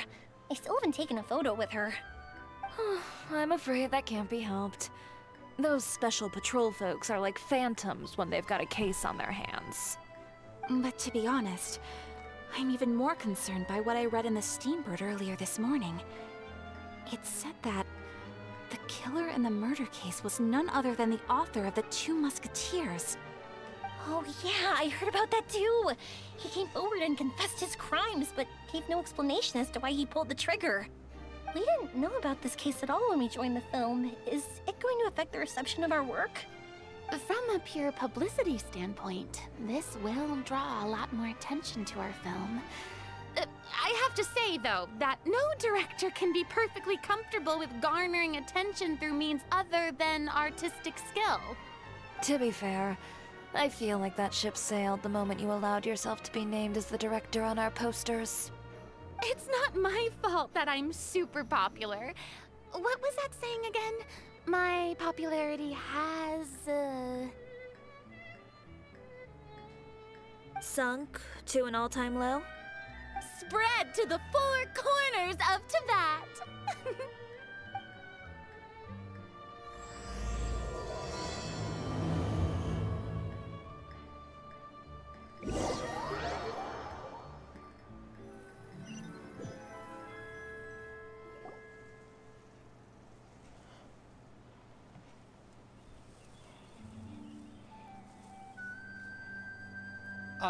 Excuse me, everyone.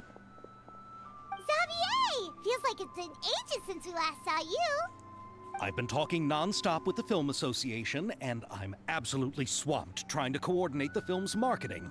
So forgive me for not being around more often, but please believe me when I say that I will make sure everyone's hard work gets the exposure it deserves. Oh, seems like you've been fighting your own battles. Yes, that's one way to put it. Oh, and before we begin the final round of filming, please allow me to finally introduce you to the original investor of our film, Mr. Morris. A pleasure to meet you all. Yes, glad to make your acquaintance, Mr. Morris. We've heard about the issues you've encountered with your financial situation, and genuinely hope that things have taken a turn for the better. Oh, well, the situation has indeed improved somewhat. Don't worry, Mr. Morris. Accidents and last-minute challenges happen all the time. There's no need to blame yourself over it. The good news is that we're almost done filming now, and I would even say that this is the best story I've ever seen. Is that so? I see, that's great news. All right, now that we've gotten all the pleasantries out of the way, let's get this show on the road. We'll mostly be filming typical people and scenery from the streets today to improve the sense of environmental ambiance in some parts of the film. Oh, and there'll be a cameo for Mr. Kamisato and Miss Yoimiya as well. They'll be used to show outsider perspectives on the fates of the Two Musketeers. That's right. Ayato should be here any minute. Excellent! Then let's start with the scenery shots. Camera and clapper loader, you're up. Yep, we'll be ready. Remember, all we need are some wide zoom shots of the streets. If you happen to find some particularly lovely patches of flowers and grass, feel free to grab some close-ups of those as well. Ready? Lights! Camera! Action! Okay, now move the camera slowly. Try to focus on that flower. What's wrong? Just adjust the focal length a bit. Something the matter? Huh? But wasn't it working fine for all the days before? Veronique, can we try a different camera? No problem. How about this one? All All right, let's give it another try. Lights, camera, action!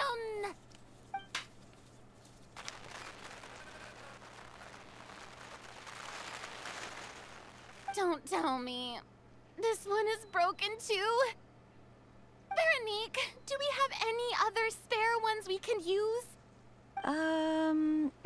I'm afraid we only brought these two today. What? Then go find a workshop to get them repaired right away. Oh, and you too, Bono. Go find our spare camera in the warehouse and bring it back to the set. On it. Greetings, everyone. My apologies for the delay. Is something the matter, Ayaka? It seems like there are some issues with the filming equipment today. We're stuck for the moment. I see. Well, let's not just stand here twiddling our thumbs. Actors, to the makeup booth. We'll start on the next scene as soon as we get a working camera. The people at the workshop told me that the part which holds the lens in place seemed to have fallen off. That's super strange. It was perfectly fine just yesterday. Well, no time to dwell on that now. Let's get back to filming. Ahem! Quiet on set! Places, everyone! Lights! Camera! Action! By the way, have you heard about that recent murder case? Yes, I have. It seems that they've caused quite the commotion in the city. I heard that the chief of the guards is so mad about not catching the culprit that he's about to explode. Oh? I find that quite hard to imagine, considering how he already looks most days. Director, we have a problem. Oh, we're in the middle of a take! Couldn't you wait until we wrapped up this scene? No, Director, our film, all the finalized film that we've been keeping in the case has disappeared. Oh, wait, well, what did you say? Mr. Bono, please take me to where the film was kept right away. I'm coming too. No, Yoimiya, you have to stay here. Oh. Okay, listen up. Everyone who's not working on this current scene can go with Bono to look for the film. Everyone else, stay put and wrap up the scene. Unbelievable. How could all these problems happen in just one day? We're back. How did it go? Did you find the film? We found it in the sewers. Huh? In the sewers?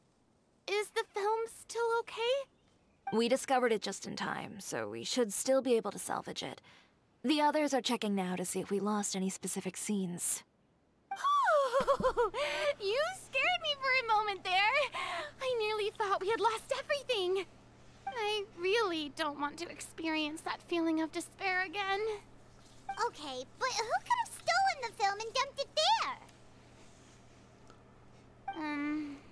Could it be some competitors working on other films?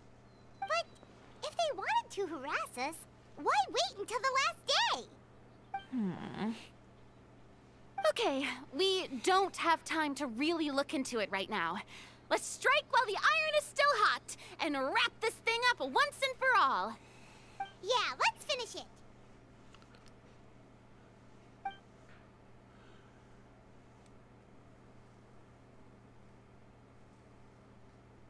I would like to officially announce that our entry to the festival, The Two Musketeers, has now concluded filming! I'm unspent. It's so late already. Even though the filming process proved to be extremely challenging, everyone provided valuable and unique contributions to the final product. Thank you all for your dedication and support. And just like Director Farina, I would also like to extend my most heartfelt thanks to all of you. Really, you've all helped me so much. All right, let's save the awards speech for later, and hopefully also get some rehearsals in before the real thing. Anyway, Now it's time to party! Let's all make our way to the beach and have a celebration feast so loud and fun that even the blubber beast will want in. Party, party! Paimon wants to party!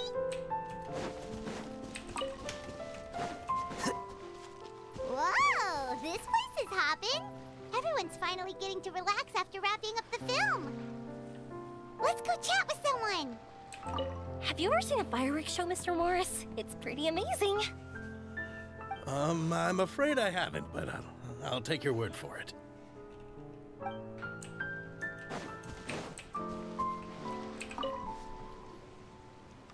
Ayato! How's your work been going? Everything went rather smoothly. Thank you for your concern. Ayato told me that we've already confirmed the dates for some Inazuma Fontaine cultural exchange events. So the next time we visit, we'll be doing so in our capacities as the representatives of the Yashiro Commission. Oh, that's great! Then maybe Paimon will be able to find Fontaine detective novels in Inazuma from now on! Oh, wait. Wouldn't Yaimiko get upset if that happens? That would be stealing some of her business. You've got a point. She's always complaining that light novels have become bland and too predictable after all. The cultural exchange won't only feature literatures of both nations, of course. We have also made plans for cross-cultural engagements in the fields of gourmet cuisine, toy making, and artisan craftsmanship. Whoa! Paimon's getting super excited now! When the time comes, be sure to visit and participate in all the events.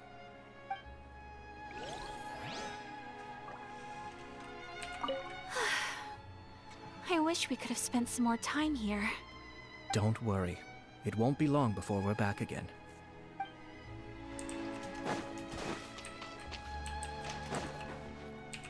I was thinking, if this film turns out to be a success, could I ask the two of you to stay and be a part of my crew? Of course, I'll definitely increase the pay for next time. I'd be more than happy to, Mr. Xavier. Thank you for the offer, Mr. Xavier.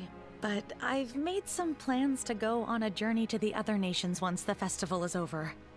Is that so? Well, then in that case, bon voyage, Miss Veronique. Please feel free to get in touch once you've returned to Fontaine.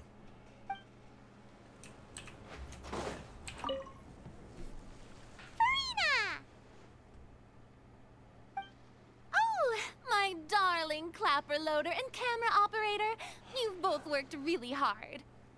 Paimon thinks you worked even harder than us. Honestly, Paimon was getting a little tired of playing with the clapperboard by the end of it. Worst of all, Paimon started having dreams of you shouting, "Lights, camera, action!" into Paimon's ears. The actual dream can't even start until you've yelled that. Hey, if anything, shouldn't I be more grand and delightful than your dreams? We've been through so much together, and that's how your brain remembers me? That's not Paimon's fault. We've just used the clapperboard too much lately. Anyway, what's most important is that we've wrapped the film. I'm pretty confident that we'll take first prize. Hey, no need to mention the official name. Wait, now that you mention it, if we did win the prize, would Farina just get a statue of herself? Come on, I don't need that kind of attention. Xavier can accept the reward on our behalf. But just imagine!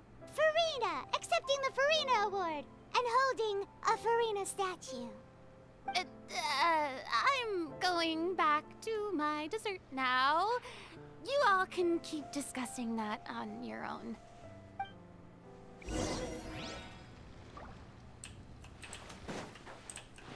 Oh, wait.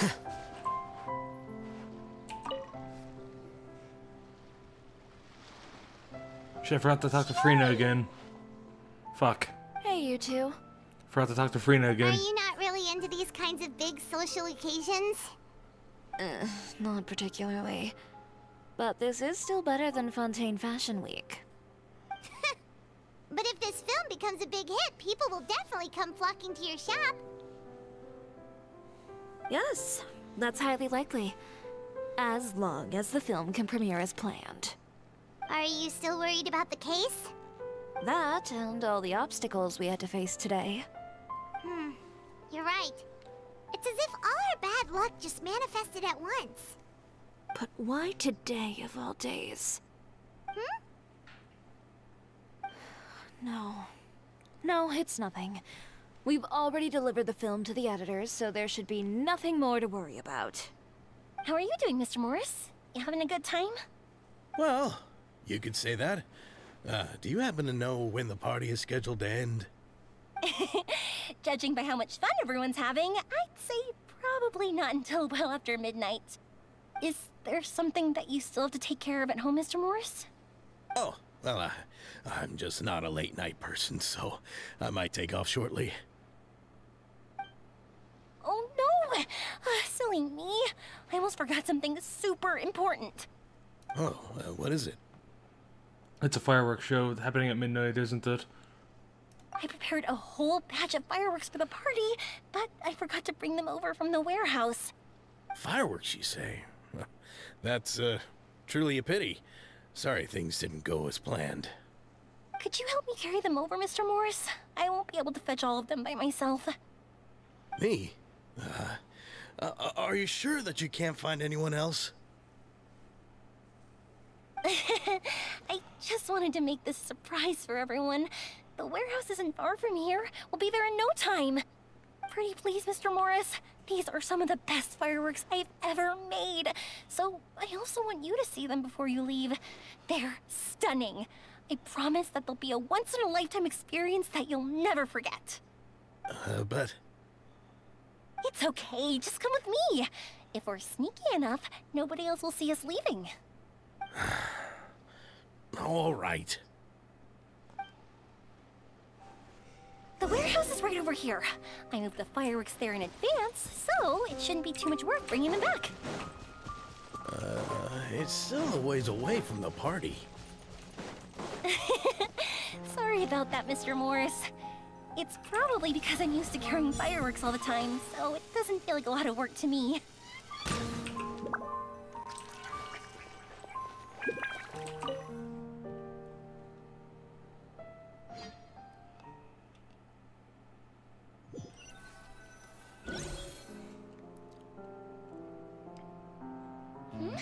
It's dark in here. Wait here, Mr. Morris.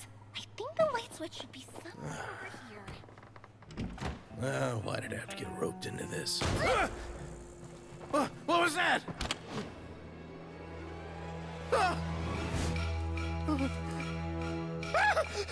Who's there? Get me out! Get me out of here!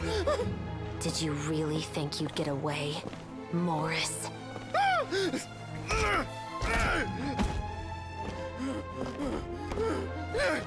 You've got the wrong guy. It wasn't me. I'm not the killer. You know, Eliza died a far more heroic death than this. She fought your assassin to the end, to save the children she had hidden beneath the floorboards.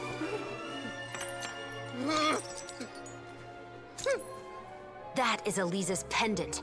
The one with a photo of you two inside. The one you gave her. Ring any bells? It's a fake! It has to be! There's no way! No way your assassin didn't destroy it, you mean?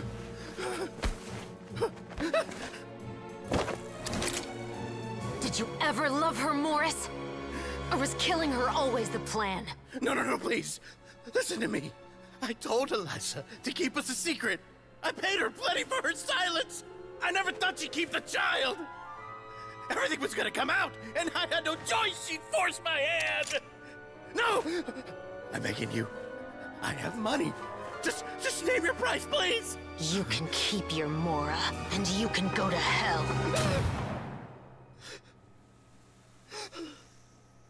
Yeah, I figured she wouldn't do it. I'm Captain Shovraz of the Special Patrol. Morris, you're under arrest for Eliza's murder. Huh? Hmm?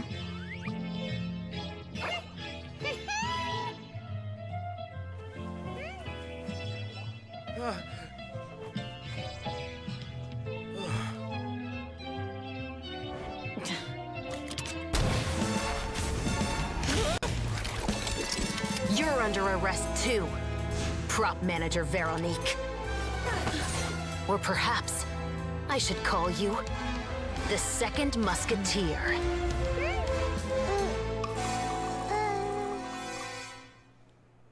Wait, what's going on? This wasn't in the script. Drop the gun, Veronique. Why? Why would you keep me from exacting revenge on this heartless monster? Drop your weapon. This is my final warning. You already fired. It's a musket. Why wouldn't you drop it? Like, it's not loaded anymore. Who cares? What is going on? Her gun is loaded. Do I have to spell it out for you, Morris? Everything that took place just now was staged to get you to confess the truth. But this last part is all improv, of course.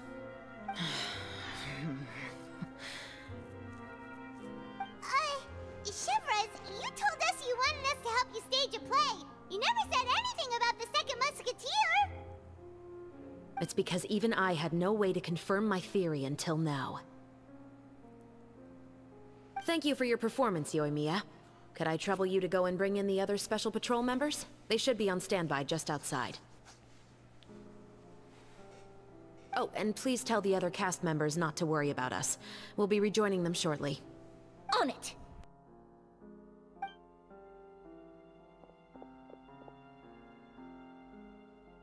So what do you think, Morris? Care to talk about what happened 20 years ago? My patience is limited, you know. Don't force me to take you back to the interrogation room. I'd wager that you wouldn't last for more than a minute in there. With the recording we made, you have no chance of winning in court. Cooperating with us now is the most practical move. All right. I'll talk. I hired an assassin to murder Elisa. She once worked as a maid on my family's estate. She was very beautiful, and after some time I fell for her. We kept our relationship a secret and carried out an affair for some time, but it wasn't long before she became pregnant. And if my parents ever found out, they would have stripped me of my inheritance and status, driven me out of my home. I also didn't expect Elisa to insist on bringing the pregnancy to term. She even asked me to leave my family and travel far, far away with her. She believed that you were truly in love with her. I didn't have a choice. I gave her a large sum of mora, told her to leave the family and to get rid of the baby. But then years later, she sent me a letter. There were photos of 2 children, and she even asked if I could find some time to visit them. Huh? 2 children? Paimon thought Baptiste was the only... you mean... Even if she had the children against your will, you could have just ignored the letter entirely. Why kill her? I had just gotten engaged to be married to an heiress from another wealthy family. So if anyone were to find out about Elisa, my life would be completely ruined. I didn't have a choice. No. You always had a choice. You just made the wrong choice. Again. Do you know how it feels to watch your mother be killed right in front of you? My brother and I were hardly even school age yet. We were hidden beneath the floorboards, grasping each other's hands like a lifeline. We were so terrified that we didn't even know we could ever take a breath. All we could do was to watch Mother try to fight back, and then collapse to the floor. Even after the assassin left, we were still too terrified to leave our hiding spot. We thought that he might come back. It was only until the next evening when we finally climbed out and gathered around our mother. But she had already become cold and stiff to the touch. You made up your mind right then and there to bring this case to light. Not only that, we resolved to get our revenge. And that's why you became the Musketeers. No, that's why I became a Musketeer. The man from before was also killed by me. My brother had nothing to do with it. I figured as much. You did? He took the fall for her? I once told these two that he didn't look like a killer to me. His confession from that night also rubbed me the wrong way. I think what really tipped me off was, how could I not feel a sense of regret in him? Huh? He confessed faster than any criminal I've ever met, but he didn't say a single word about you. He insisted that he was the sole perpetrator in the case. But after the questioning ended, I disassembled the musket we dug up from his backyard, put it in front of him, and told him to reassemble it. Wanna guess how far he got? He had no idea where to even start. He's never touched a gun in his life. Based on that, I determined that he was not acting alone. He only surrendered himself to draw our attention and create a moment of opportunity for his partner. So, I decided to play along. And as expected, the second musketeer followed us without hesitation once she saw Morris get separated from the rest of the cast. Besides, why else would he call the novel The Two Musketeers? But how did you know it was Veronique? I figured it out the moment Baptiste told me his father's name. That so-called financial crisis was all just a ruse. He just wanted to sign up as the investor and then leave the film without any source of funding. After all, he has a vested interest in minimizing the reach of this story. It's really just the same thing as what he did to Eliza all those years ago. Human scum. But then Xavier pulled out all the stops and got the film made against all odds. Morris couldn't have that. With the killer in custody, he figured it was safe to act. And so he came to visit the set today, just as I expected. Wait, so you were behind all those mishaps today?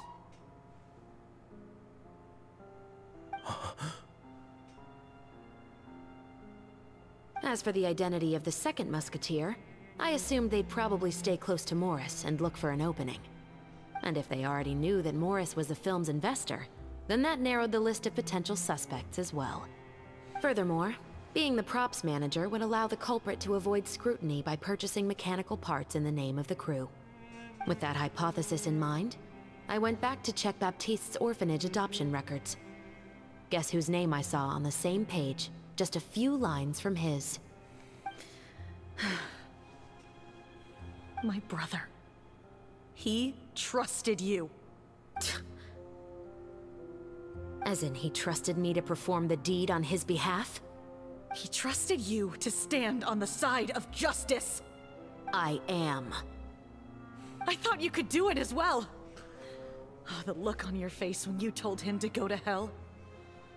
I really thought you'd put a bullet in his brain. You know what he has done. Are you telling me that you'd rather see him spend the rest of his life living like a king in the fortress of Meripede?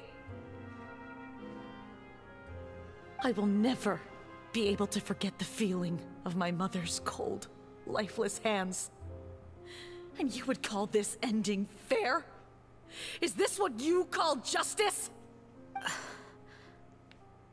I won't lie, Veronique. I did hesitate when your brother first told me about the truth. I wondered. I agonized over whether I should really put a bullet in his head. So why don't you? Because that should never be how justice is carried out in this world.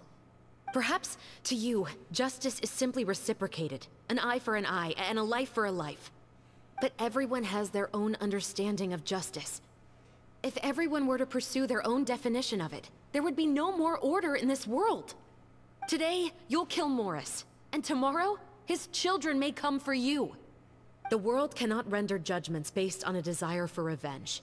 That will only lead to a cycle of revenge, as well as the destruction of order and civilized society.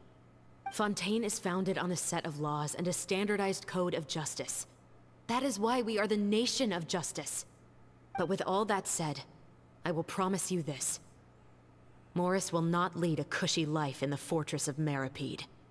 Chevros, the rest of the special patrol is here. That took you long enough. Thank you so much, Yoimiya. Letelier, Terena, please take them away.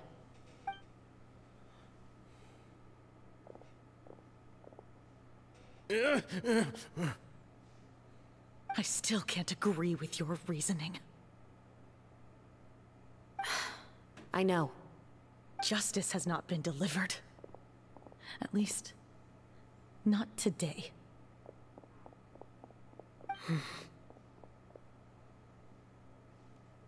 Chevres. Let's go. We should give an explanation to the crew. Thank you for your concern. I'm fine. I'm just thinking about the things in life that have driven people to take justice into their own hands.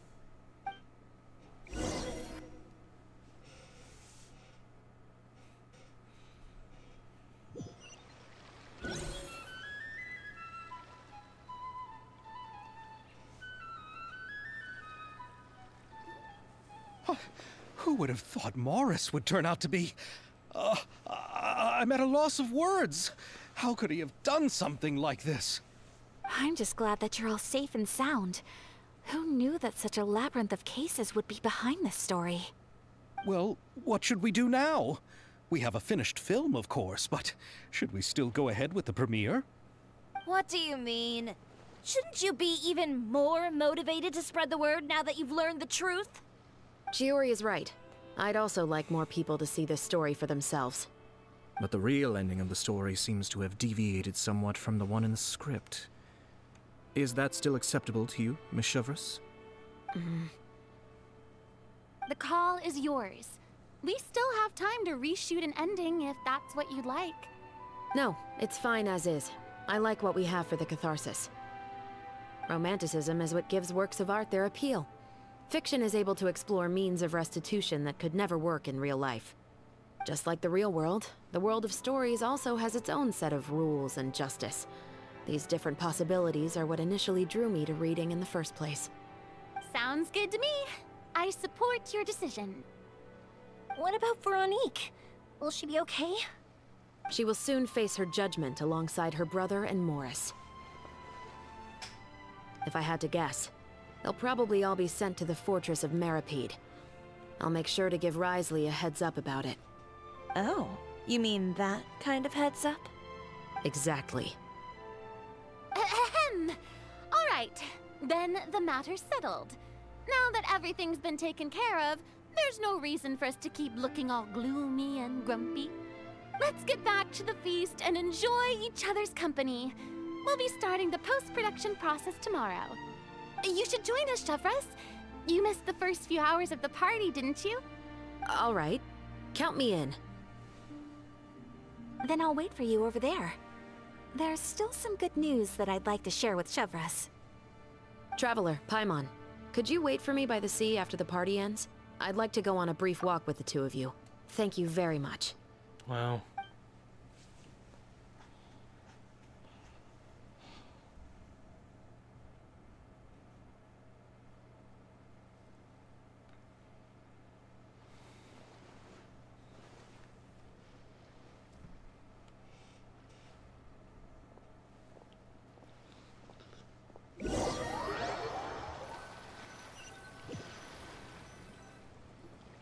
Sorry for the wait. Oh, we weren't waiting long at all. Is there something else you wanted to tell us? No, I don't have anything new to share. I just felt that since you were my investigation partners, I should have another conversation with the two of you.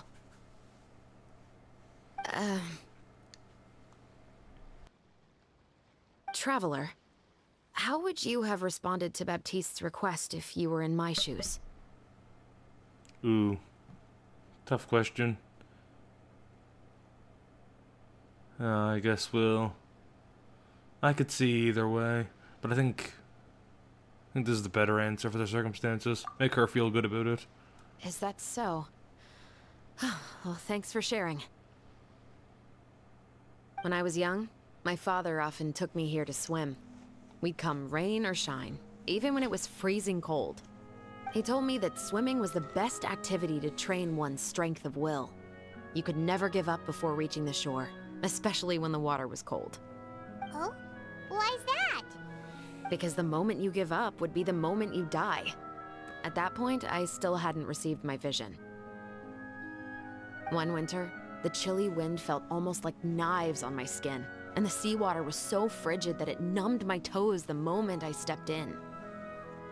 I cried and begged my father to spare me from having to swim across, but he wouldn't listen. He used to be a member of the Special Patrol as well. You could say it was his way of educating his children. That sounds awful.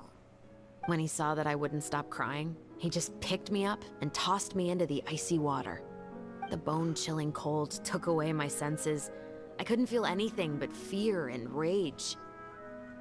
I waited for my father to save me, but one look and I knew he'd already started swimming for the opposite shore. I realized that if I were to give up, I really would die right then and there. I used all of my strength to try and catch up to my father. Those few minutes felt longer than my whole life up until that point. I did, however, make it to the other side. I've never felt afraid about anything in my life after that, nor have I ever cried again.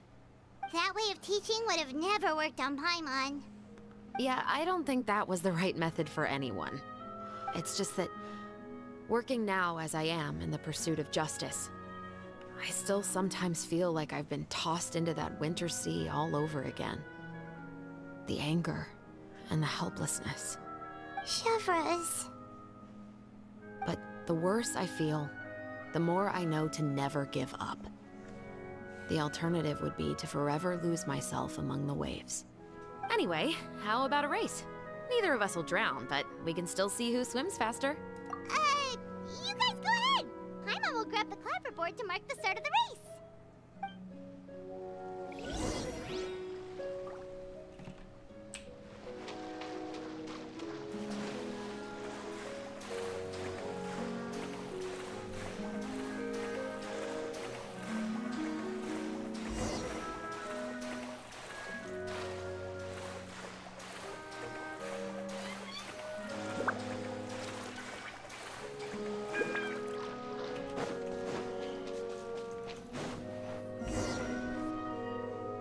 Oh, that felt good.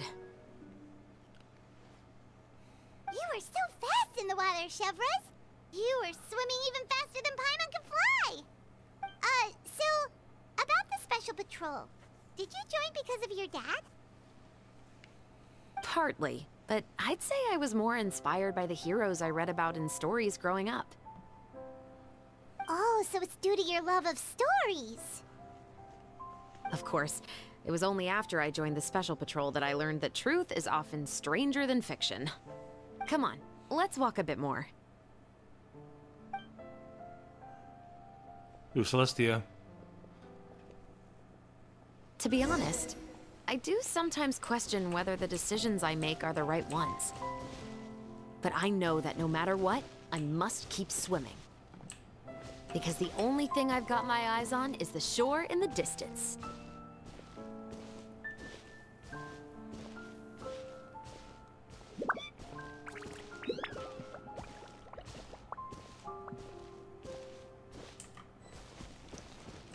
This seems like a pretty complete story, but isn't there an entire part? I don't have much time left. Thank you for coming on this walk with me. I feel a lot better after getting all that off my chest. Huh. We're nearly back at Baptiste's house. Huh. You're right. I didn't realize we were so close. He really did plant a lot of flowers. It's just like how he described it in the story. Huh? Wait. Paimon, Traveler, look! The rainbow roses in the garden. They're in full bloom now. Oh.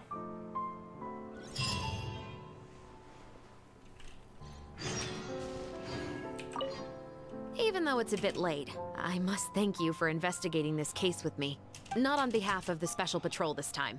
It's a personal expression of gratitude from yours truly. Oh, you want to hear more about my father? To be honest, I didn't spend that much time with him. He was always busy with the Special Patrol, so he would often return home really late at night. Some nights, he didn't come home at all. Once, he didn't come home for a long time, maybe a whole week or so.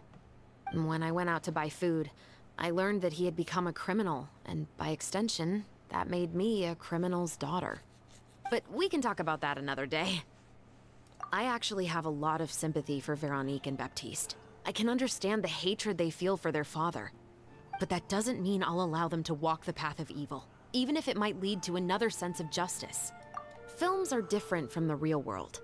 They're a form of art and represent the wishes in people's hearts. I adore the two Musketeers, and I'm very happy to have had the opportunity to act the role as one. I can't wait to catch the film when it premieres in the Opera House. I'm looking forward to seeing the audience's reaction to the climactic ending. Thank you for looking out for me. I'll see you at the award ceremony. I'd be very surprised if we don't win.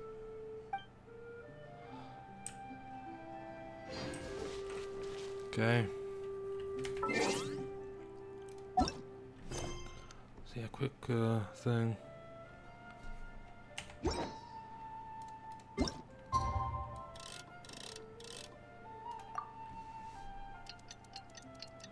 So let's hope I can make it through the entire afterword.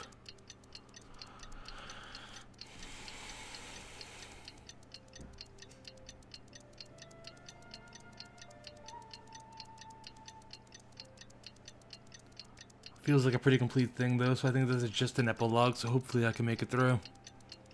Be really anticlimactic if it gets cut off, but I suppose we've made it through the climactic part of the quest.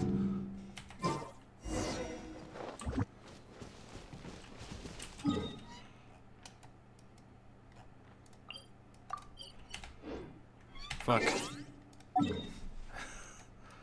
Accidentally pressed the wrong button.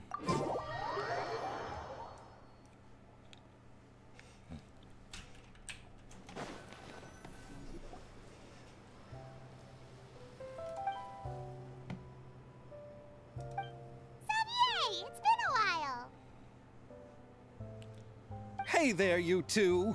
Sorry I've been scarce. I've been buried in marketing and preparing the film for release ever since we wrapped post-production.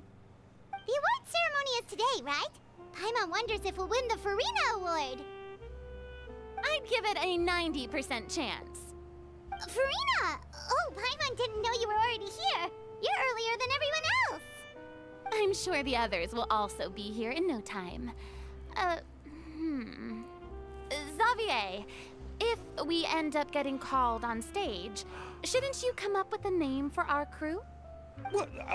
But we don't even know if we're going to win. I wouldn't want to jinx our chances by celebrating early. Just open your eyes!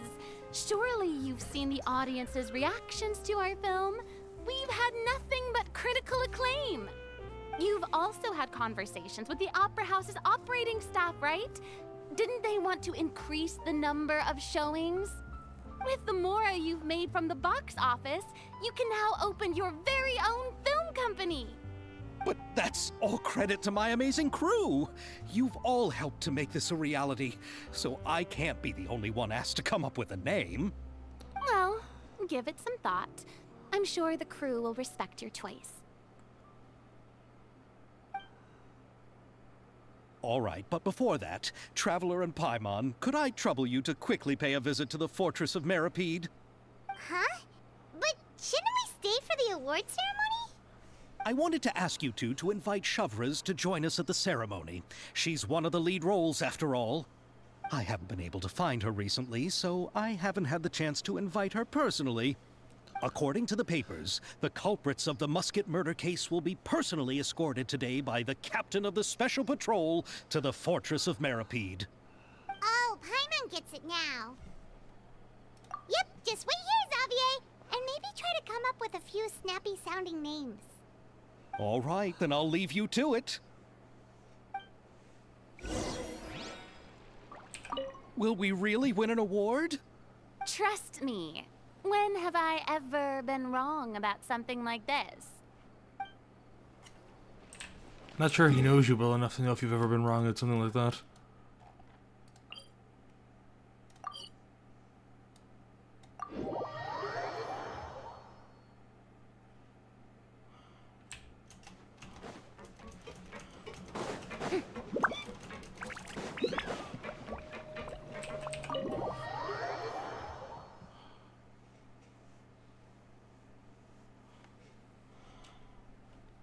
This is as far as I'll be taking them. I'll leave the three of them to you now. Got another errand to run? Something like that. I'm expected at a party. Now that's something you don't hear every day. Found a new pastime? No, it's just a special occasion. Shavras! Risley! Festivals really do bring people together. It's been a while since I last had so many visitors at the Fortress of Meripede. Call it the festival spirit, I guess. Yeah, you could say that.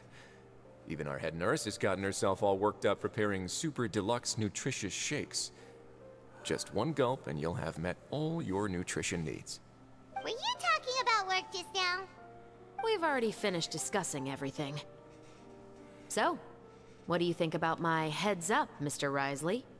I believe I haven't yet made any promises or guarantees. But you also didn't shoot me down. Here, how about this? You could give everyone a copy of the newspaper. Perhaps on the day when the cover story happens to, oh, I don't know, expose a certain someone's misdeeds from 20 years ago?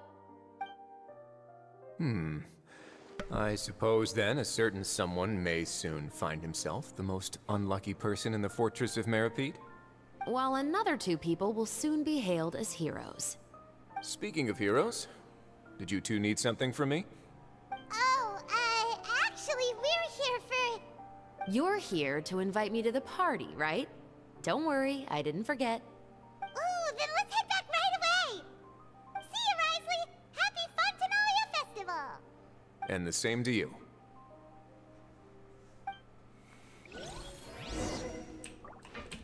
Please, go and enjoy the festival.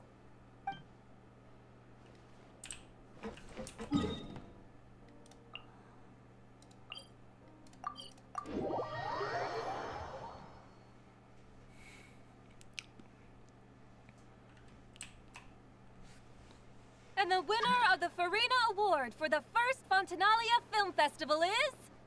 the Two Musketeers! Ooh. Bit of an anticlimactic time to get a world join request. We really won! I forgot to turn that off. Congratulations, Mr. Xavier. We won? I can't believe it! I really can't thank all of you enough! See? My takes on Fontaine's entertainment industry have never been wrong. Now, please welcome to the stage the producer of the Two Musketeers, Mr. Xavier! The crowd is mostly us.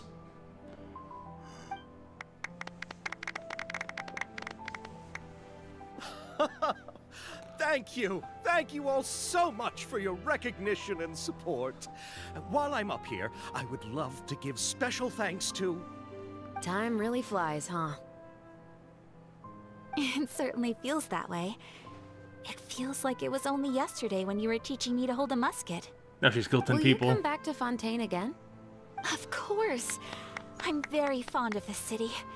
There are so many novel and interesting things that it's been hard to keep track of them all. But how about you? Would you be interested in visiting Inazuma?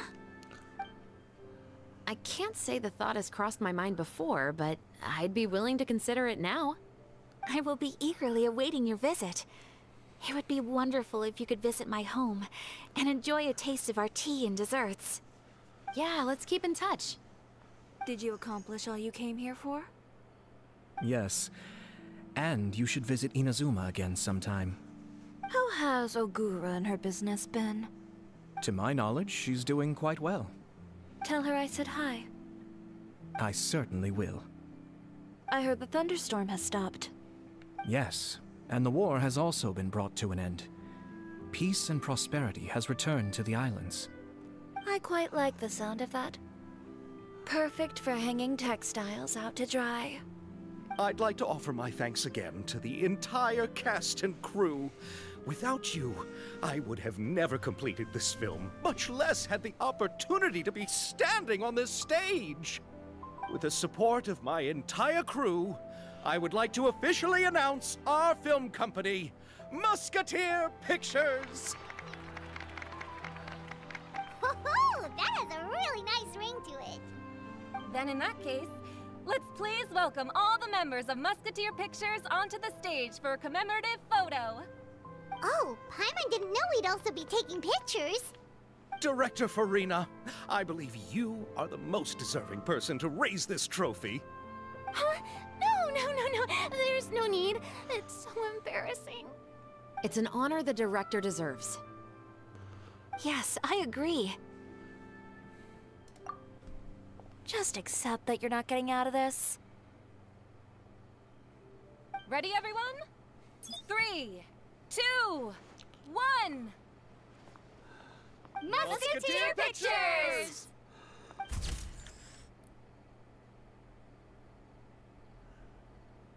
Ooh, that's nice.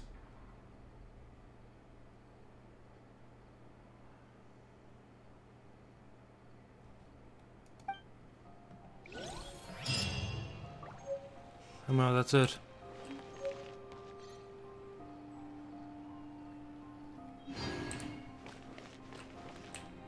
That's the event. Wow. Miss Yoimiya, we haven't had the chance to talk, but please accept my thanks for everything you've done over the past few days. Oh, but I feel like I didn't do anything out of the ordinary.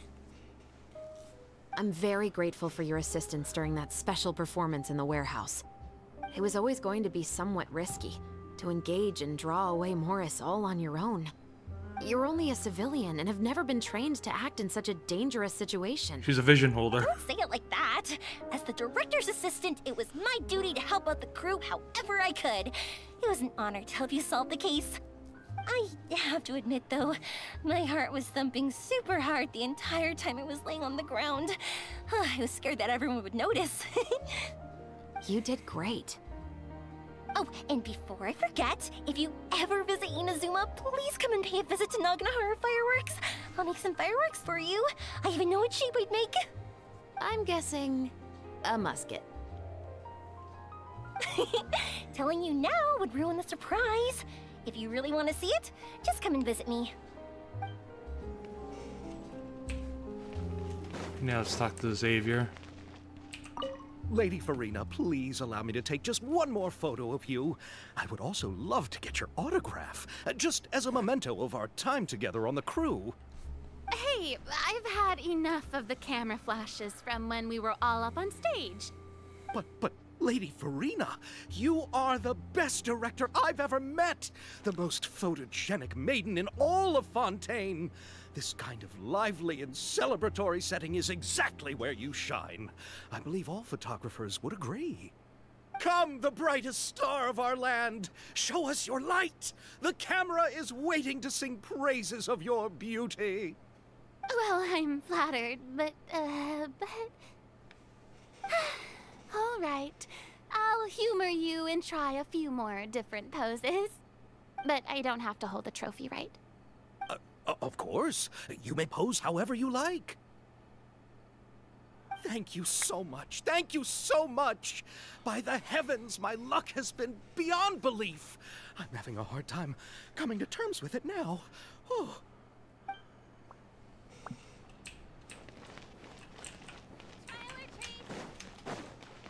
Yeah, wow. It's a pretty cool event. Definitely liked it. I think I say that at every event. Oh, boy.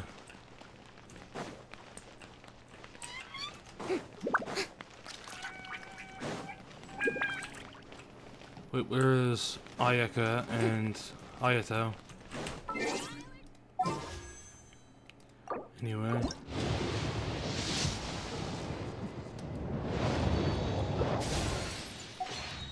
It'd be pretty cool if I can get a 5-star.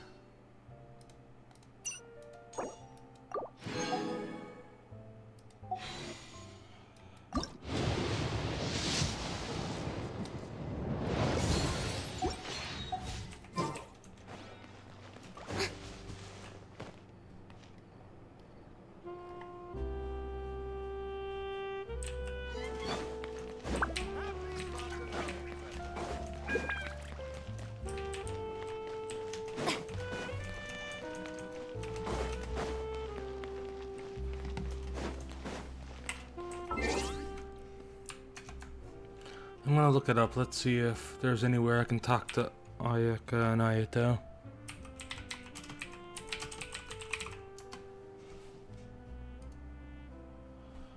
Oh boy, really glad I got through it though. Holy fuck. Ends in 14 minutes. Not wait. Hopefully, we won't have to do any other that last minute. Really good event too. Granted, I say that every time, but it was a lot of fun. Really cool story. Really cool plot twists.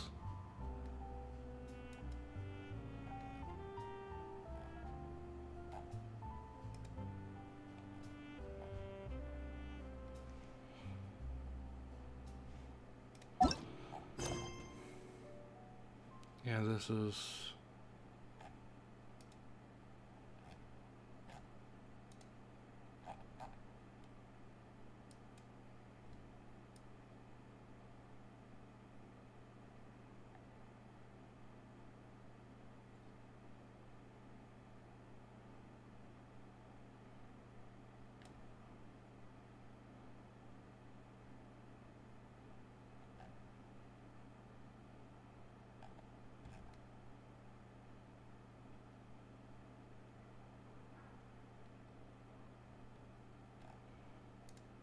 Oh boy, yeah. Can't seem to find where it says they are, if they are anywhere. They might not be.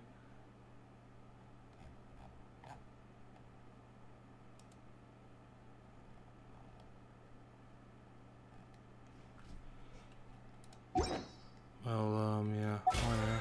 Before it ends too.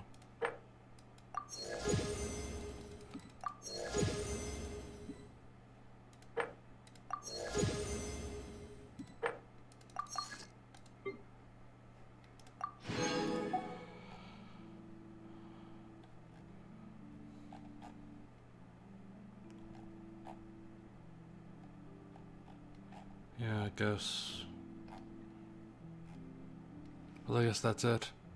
Managed to get the weapon, got the quest done, and experienced all of the content. Actually, I forgot to speak to Frina that second time, so I suppose I missed some of the content.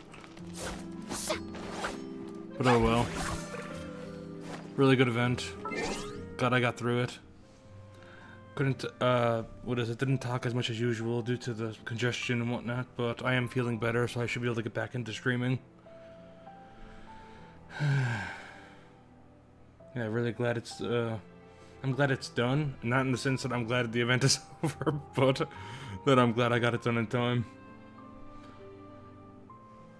It was a good one. I'm not sure how I'd rank all the events. I mean, well, all the events I've done anyway. Obviously, there's a lot I missed. But that was up there, definitely. I like the twists. I like the characters. It was nice to see Yoimiya, Ayaka, and Ayato. Good introduction for Chiore and Chevrolet. Or Chevrus. Yeah, really good.